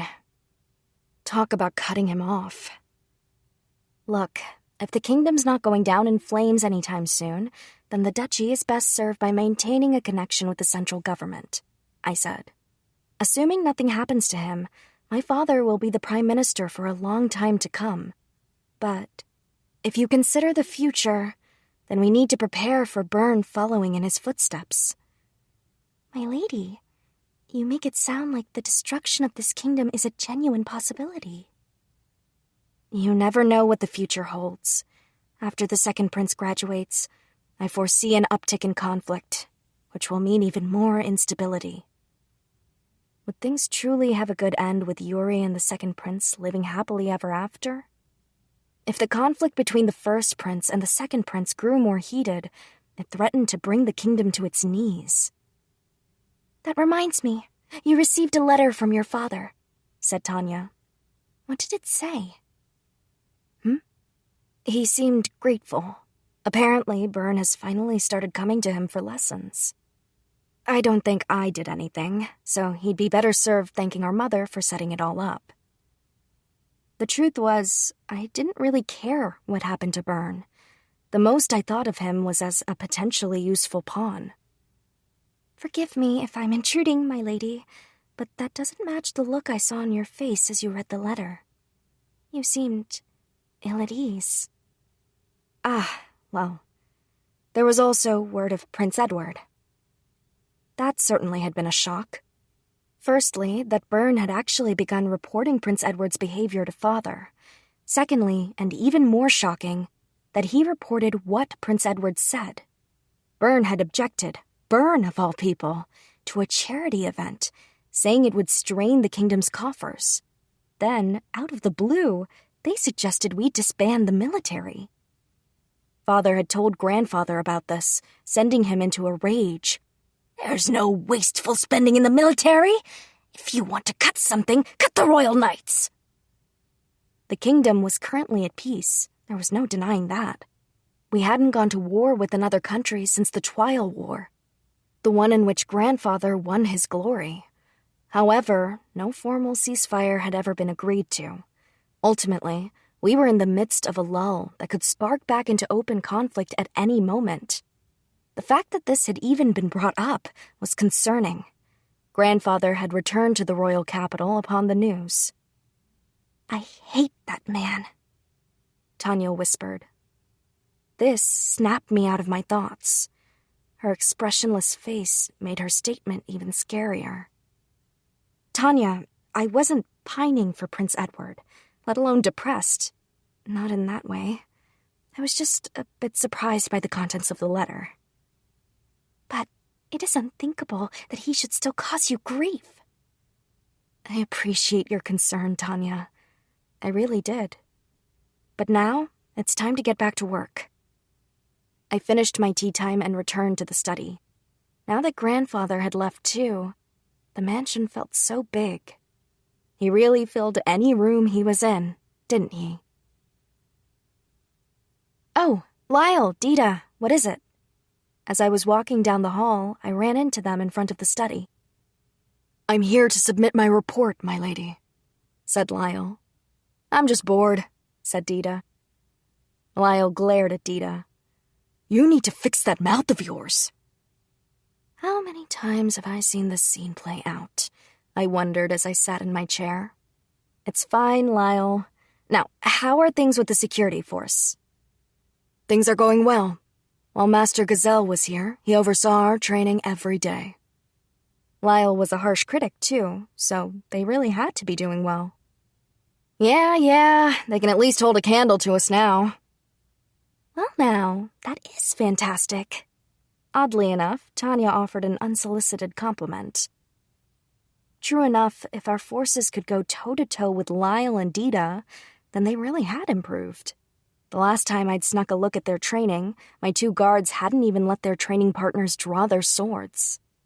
Seriously, how strong were my boys? Before he left, Grandfather had told me, "Those two beat me. I must be getting old." He seemed a bit sad about that, since he'd never lost to them before. But his eyes had also sparkled like an excited child, and I clearly remembered him having mock battles with Lyle and Dita every day until he left. My lady, if your forces can match these two, then they're at least as strong as the best royal knights, or the foremost soldiers in the military. That does sound fantastic. Keep up the good work. I appreciate it, Grandfather. I silently thanked him. However, it did beg the question of what he intended to do with our security force. But if anything were to befall the kingdom, a strong force capable of protecting our lands would prove invaluable. The detached palace was situated apart from the royal palace. While not as gaudy, it was of equally sturdy construction. Closer inspection revealed a masterful attention to detail. The person who called this palace home was Queen Dowager Iria Fons Tasmeria, who valued peace and tranquility.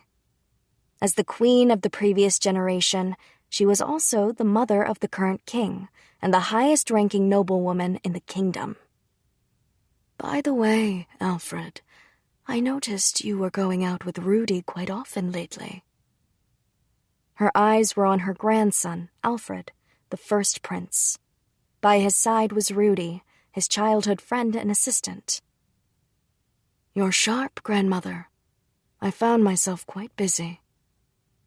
Alfred smiled as he answered, but Iria sighed internally. Though Alfred was her grandson, she found it impossible to tell what he was thinking from his expression. It was at once a tight yet too natural smile.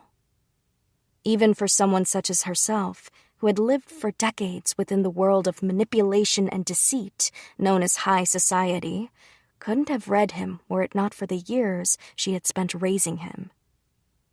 I have my sources, she said. You're helping the Prime Minister clean up after Elia and Edward's messes, aren't you? The debt accumulated during the Twile War 30 years past still haunted the kingdom of Tasmeria. They had been managing to gradually pay it back, so barring disaster, there was no real financial threat. Despite this, Queen Elia and Prince Edward seemed determined to sink the kingdom between the constant gratuitous acts of frivolous charity. Elia's Baroque dresses for official events that she might never wear, as well as the lavish presents Prince Edward bought for his new fiancée. Once, the prince and his fiancée had vacationed at a resort, and the girl had said, "This place is so wonderful. Wouldn't it be wondrous if everyone could enjoy it?" And in his zealous urge to please, Edward had tried to fully recreate the resort in the capital. If he'd meant it as a joke, no one was laughing. Thankfully, the Prime Minister Duke Armelia had staunchly opposed this project and shut it down. This enraged Edward, and he became entirely unreasonable until the commission of Yuri's dresses was grudgingly approved. But paying for her dresses out of the royal family's coffers was unheard of. In Iria's opinion, Elia and her coddled son were becoming too arrogant for their own good. The kingdom's budget was split between the royal families and the government's funds. The royal family's funds were meant to support their lives and private activities. The government's funds were, as one might expect, used to run the kingdom. For example, in the case of the Queen Dowager, her everyday wardrobe was paid for out of the royal family's funds, while the dresses she wore at official events were considered necessary expenses for the government and covered by the related funds. Furthermore, she paid her servants out of her own pocket, in other words, from the royal family budget. However, the officials that served her as the Queen Dowager were paid by the government's funds. The difference was incredibly difficult to tell, but basically, it came down to whether they served Iria in her private life or were clerks to one of the kingdom's top officials, the Queen Dowager. Her handmaids were the former, and officials were the latter.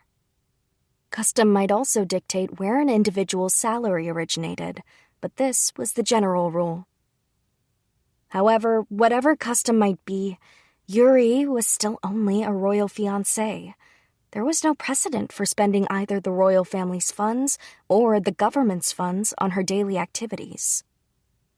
Yes, they've been making a right mess of things financially, and within the palace as well, said Alfred, calm as could be. Especially the Queen's family and their people. Thanks to them, anyone of merit has been chased off, hence our current straits. And our once reliable king. Not only did he lose all vigor after your dear mother Sharia passed, now he's taken ill. Iria sighed. Fortunately, the news of the king's infirmity hasn't yet leaked to the outside world, but it's only a matter of time. Indeed, Alfred smiled softly. It's with this understanding that the Queen's family is gathering influence. Alfred, Iria said sharply, warningly. Yes, I know. I'm not planning to die just yet. I will stay behind the curtain a while longer. As long as you understand, she said sternly. Until our final preparations are in place, I will continue to operate in secret, he promised.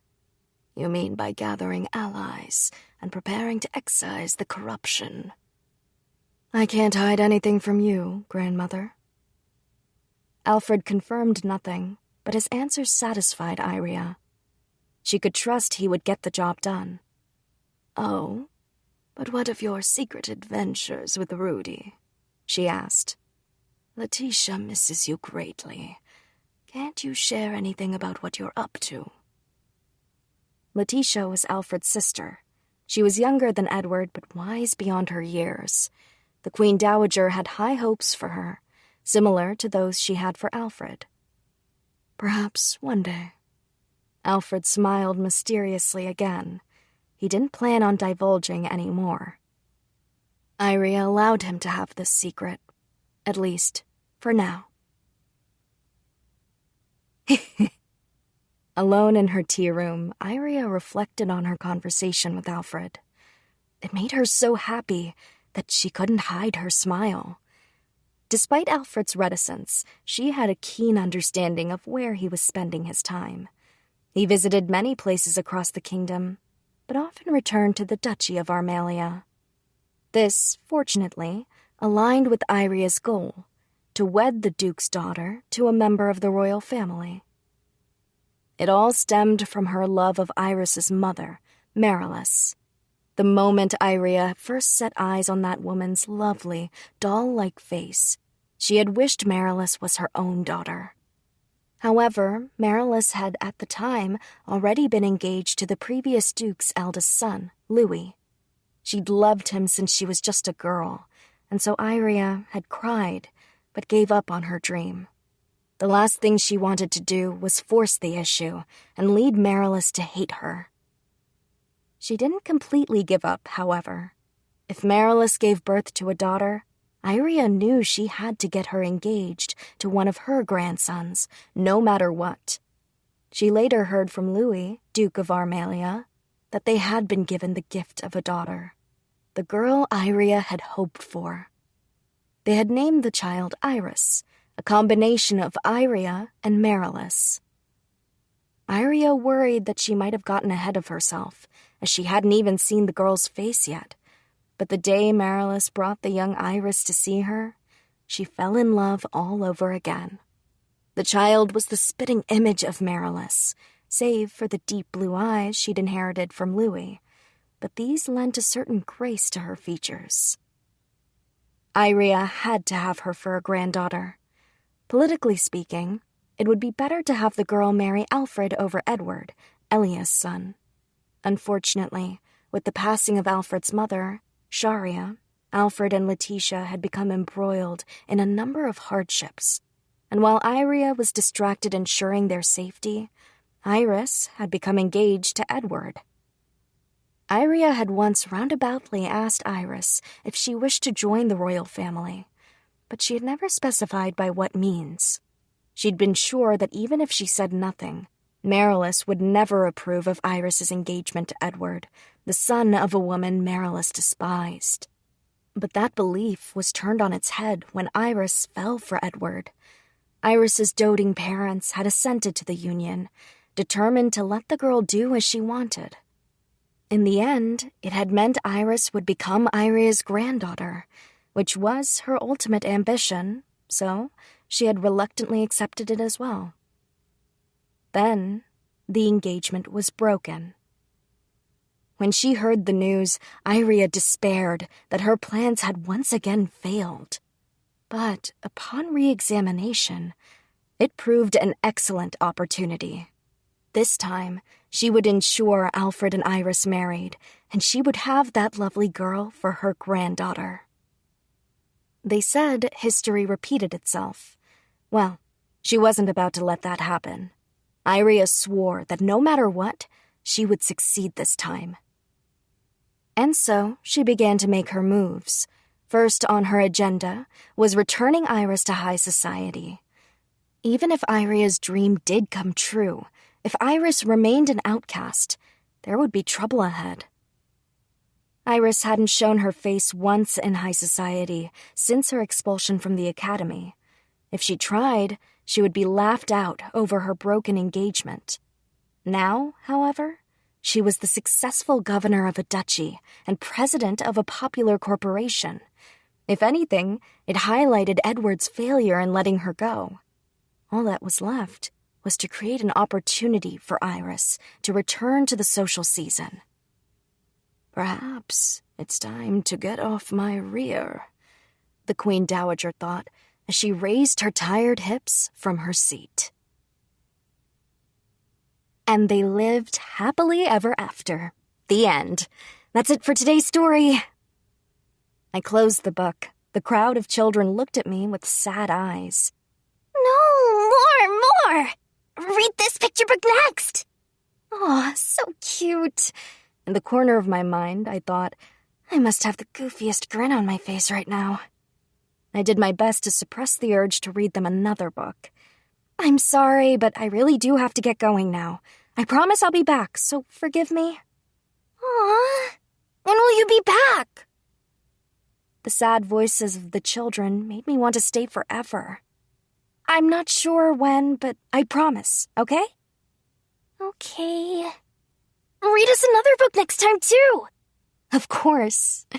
I bid farewell to the orphans and Mina, then took my leave. I didn't want to go home. If I ever retired, perhaps I'd work at the orphanage. Lately, I had been giving such ideas serious thought. After having my engagement to the royal family broken, marriage was not something I could realistically hope for. The dream of marital bliss lay in pieces within me. One day, I would have to retire from my corporation and governance. When that time came, I wanted to spend my life living quietly, surrounded by children. That would be my ideal. Children really were good for the soul. I had zero experience raising them, so I was sure it would be difficult, but at the very least, with them, I was sure my heart wouldn't feel as cold as it did now. Discrepant interests, negotiations, such difficulties came with business and politics.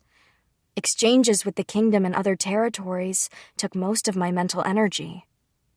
I was no saint, but I didn't want to fail to protect what was important to me because I faltered. Sometimes that meant turning my heart to stone and cutting off what needed to be cut off, or using who needed to be used.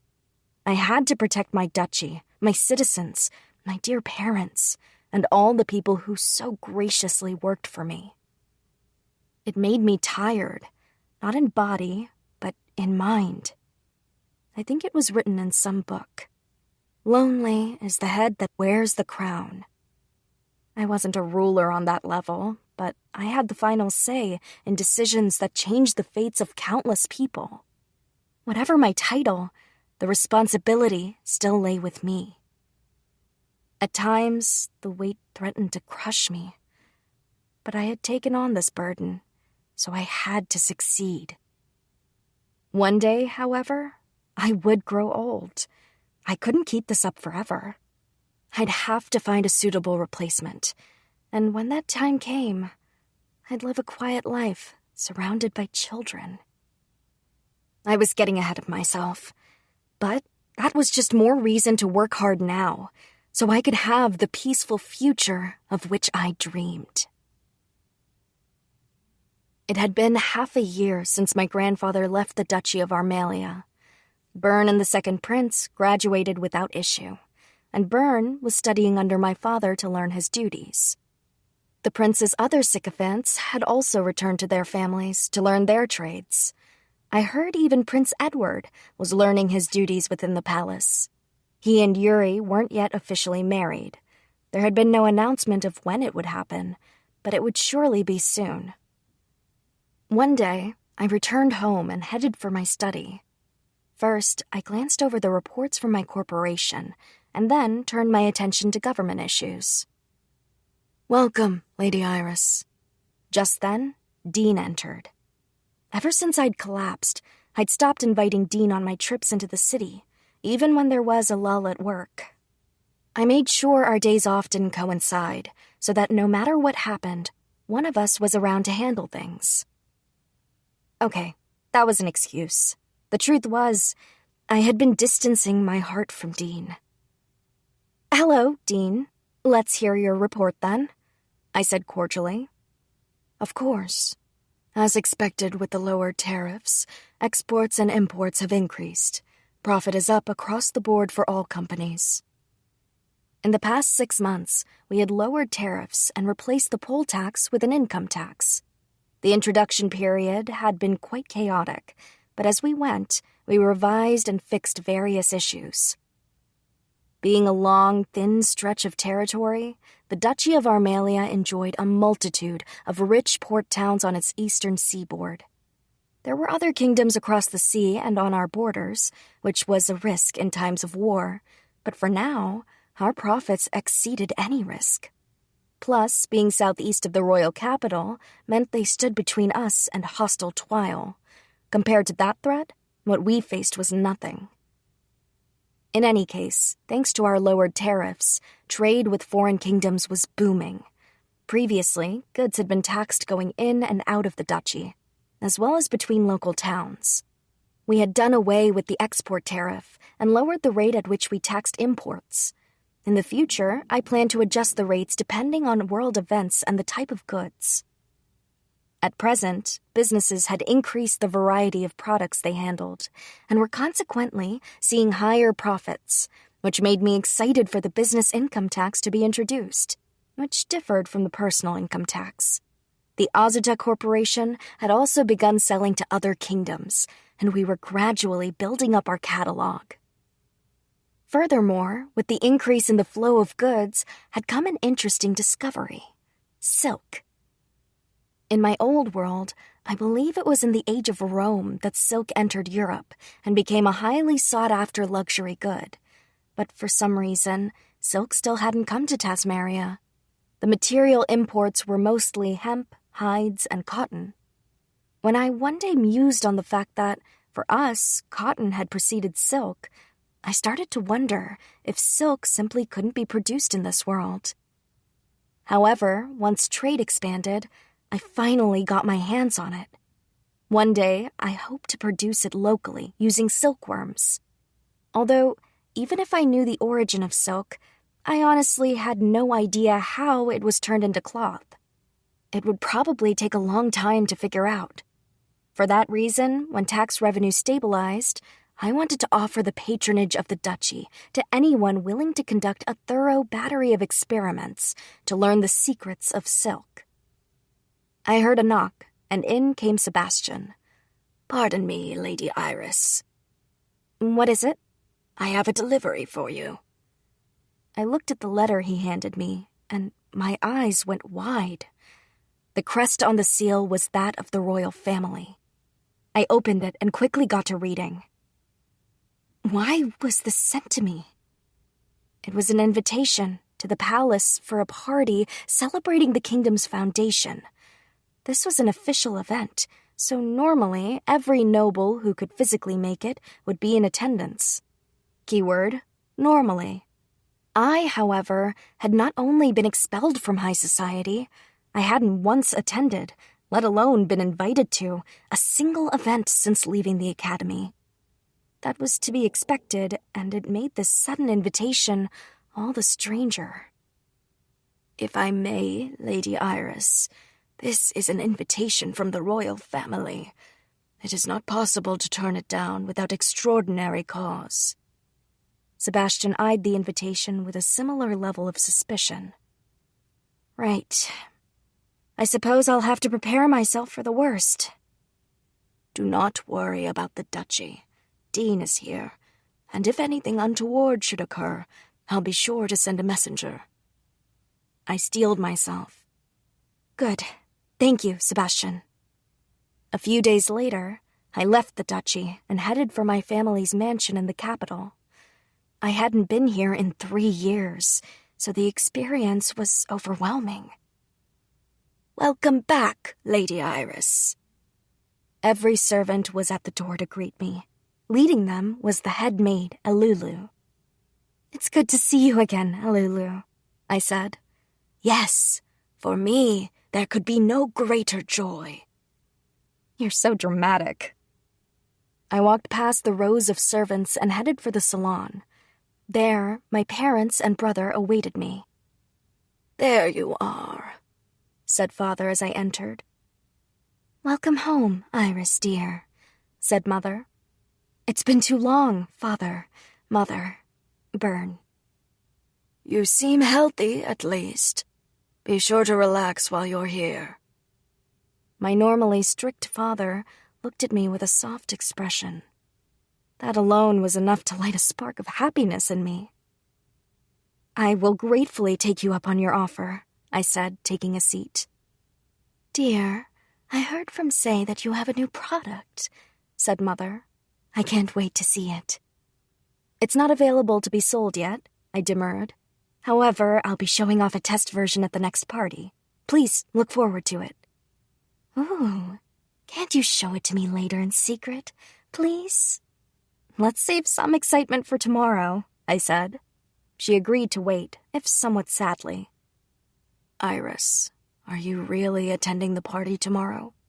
Byrne asked during a lull in my exchange with Mother. He almost looked worried. "Do I have a choice?" I asked sincerely. "It was an invitation from the royal family." "But Prince Edward and Miss Yuri will be there." I was taken aback by his statement, and an awkward silence fell. "What a surprise," I said. Byrne looked at me curiously. "What is?" "You actually sound worried about me." His expression darkened a bit. "Well, I realize it's too late to claim I care, but..." "It's all right. Thank you." After the family reunion, I relaxed in my room. The last time I was there, I had been terribly nervous as I waited to negotiate with my father. I had also been so incredibly busy preparing for what would happen afterward that I didn't remember this room much. Perhaps that just made it more nostalgic. As I sat there, Alulu entered. "Lady Iris, the master is calling for you." "My father, huh? I'll be right there." I went to his room to find him sitting in a chair, surrounded by documents. It reminded me of myself. "There you are," he said. "Yes, pardon the intrusion." "So, I hear you're doing well as governor." "I'm glad someone thinks so." "Don't downplay your work," he chided. "Anyway, I really must apologize about this." "This being the party?" I asked lightly. "Yes. Mary and I tried looking into it, but those who oversee the royal family's activities and official events insist it's an honest invitation." "What could they be planning, inviting me?"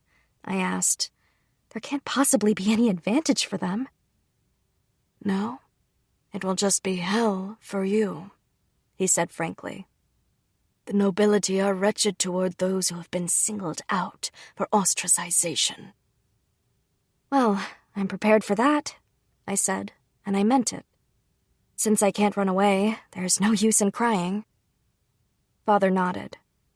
"Fortunately, the confusion surrounding the king's absence might provide a bit of a distraction." I frowned. "The king isn't attending the Foundation Day celebration? Is something wrong?" This was a celebration central to the soul of Tasmaria. Only the gravest of conditions could possibly prevent him from attending. 6 months ago, His Majesty collapsed. No. The solemn news made me gasp. The king would be absent at the worst possible time. The chaos brewing in the kingdom was now bound to worsen. At the time, his condition wasn't critical, but at present, it's worsened to the point that anyone could tell from a glance that he is sick. I suspect his absence at tomorrow's celebration will alert the entire kingdom. That was to be expected. News of the king's absence would spread like wildfire. I suppose you're right, then. The word on everyone's lips will be of His Majesty's absence, not some duke's daughter. If I can survive tomorrow, my existence will recede once more into the back of their memories. I will promptly return to the duchy and trouble them no more. Yes, indeed. Though, Father, I'm sure your life will be even more stressful after the party. Try to take care of yourself, I said. Same to you, he said, harumphing. I heard you collapsed once already. It was just one day. Since then, I've incorporated breaks into my routine. I see. The body is the capital necessary for work. Let's both try not to abuse our most vital resource. Yes, thank you for your concern. The next day brought perfect weather, so I took my usual yoga routine into the garden. Tanya seemed to have given up on chiding me for doing yoga in a hemp top and pants, but it seemed she never guessed I would do it outside. When she found me, she was in a right panic. I'm sorry, Tanya, but good weather is so rare in the capital that I just had to. Just then, Mother also found me and expressed interest in my routine, so I promised to teach her the next morning. The celebration would take up all our time for the rest of the day, so I needed to start getting ready. I promptly showered and began my preparations. Tanya helped me into my dress, put on my makeup, and did my hair. Incidentally, the test product I mentioned the day before was the dress I intended to wear. I'd had it constructed from the silk I found. Silk. It had a lovely luster. You look so beautiful, my lady. Tanya, too, was taken in by the dress, and she murmured under her breath.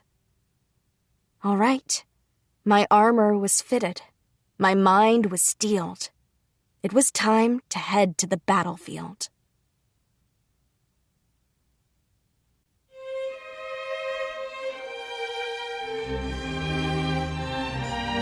This is Anjali Kunupaneni. This production of Accomplishments of the Duke's Daughter, Novel 1, presented by Seven Seas Siren, was directed by Katie Vaughn and recorded at John Marshall Media in New York City. This program was produced by Custom Shop, a division of John Marshall Media. Executive producers Jason DeAngelis, Adam Arnold, and Robin Lai. Koshaku Reijo no Tashinami, Volume 1.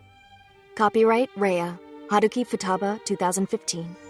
First published in Japan in 2015 by Kadokawa Corporation, Tokyo. English translation rights arranged with Kadokawa Corporation, Tokyo. All rights reserved. Thank you for listening.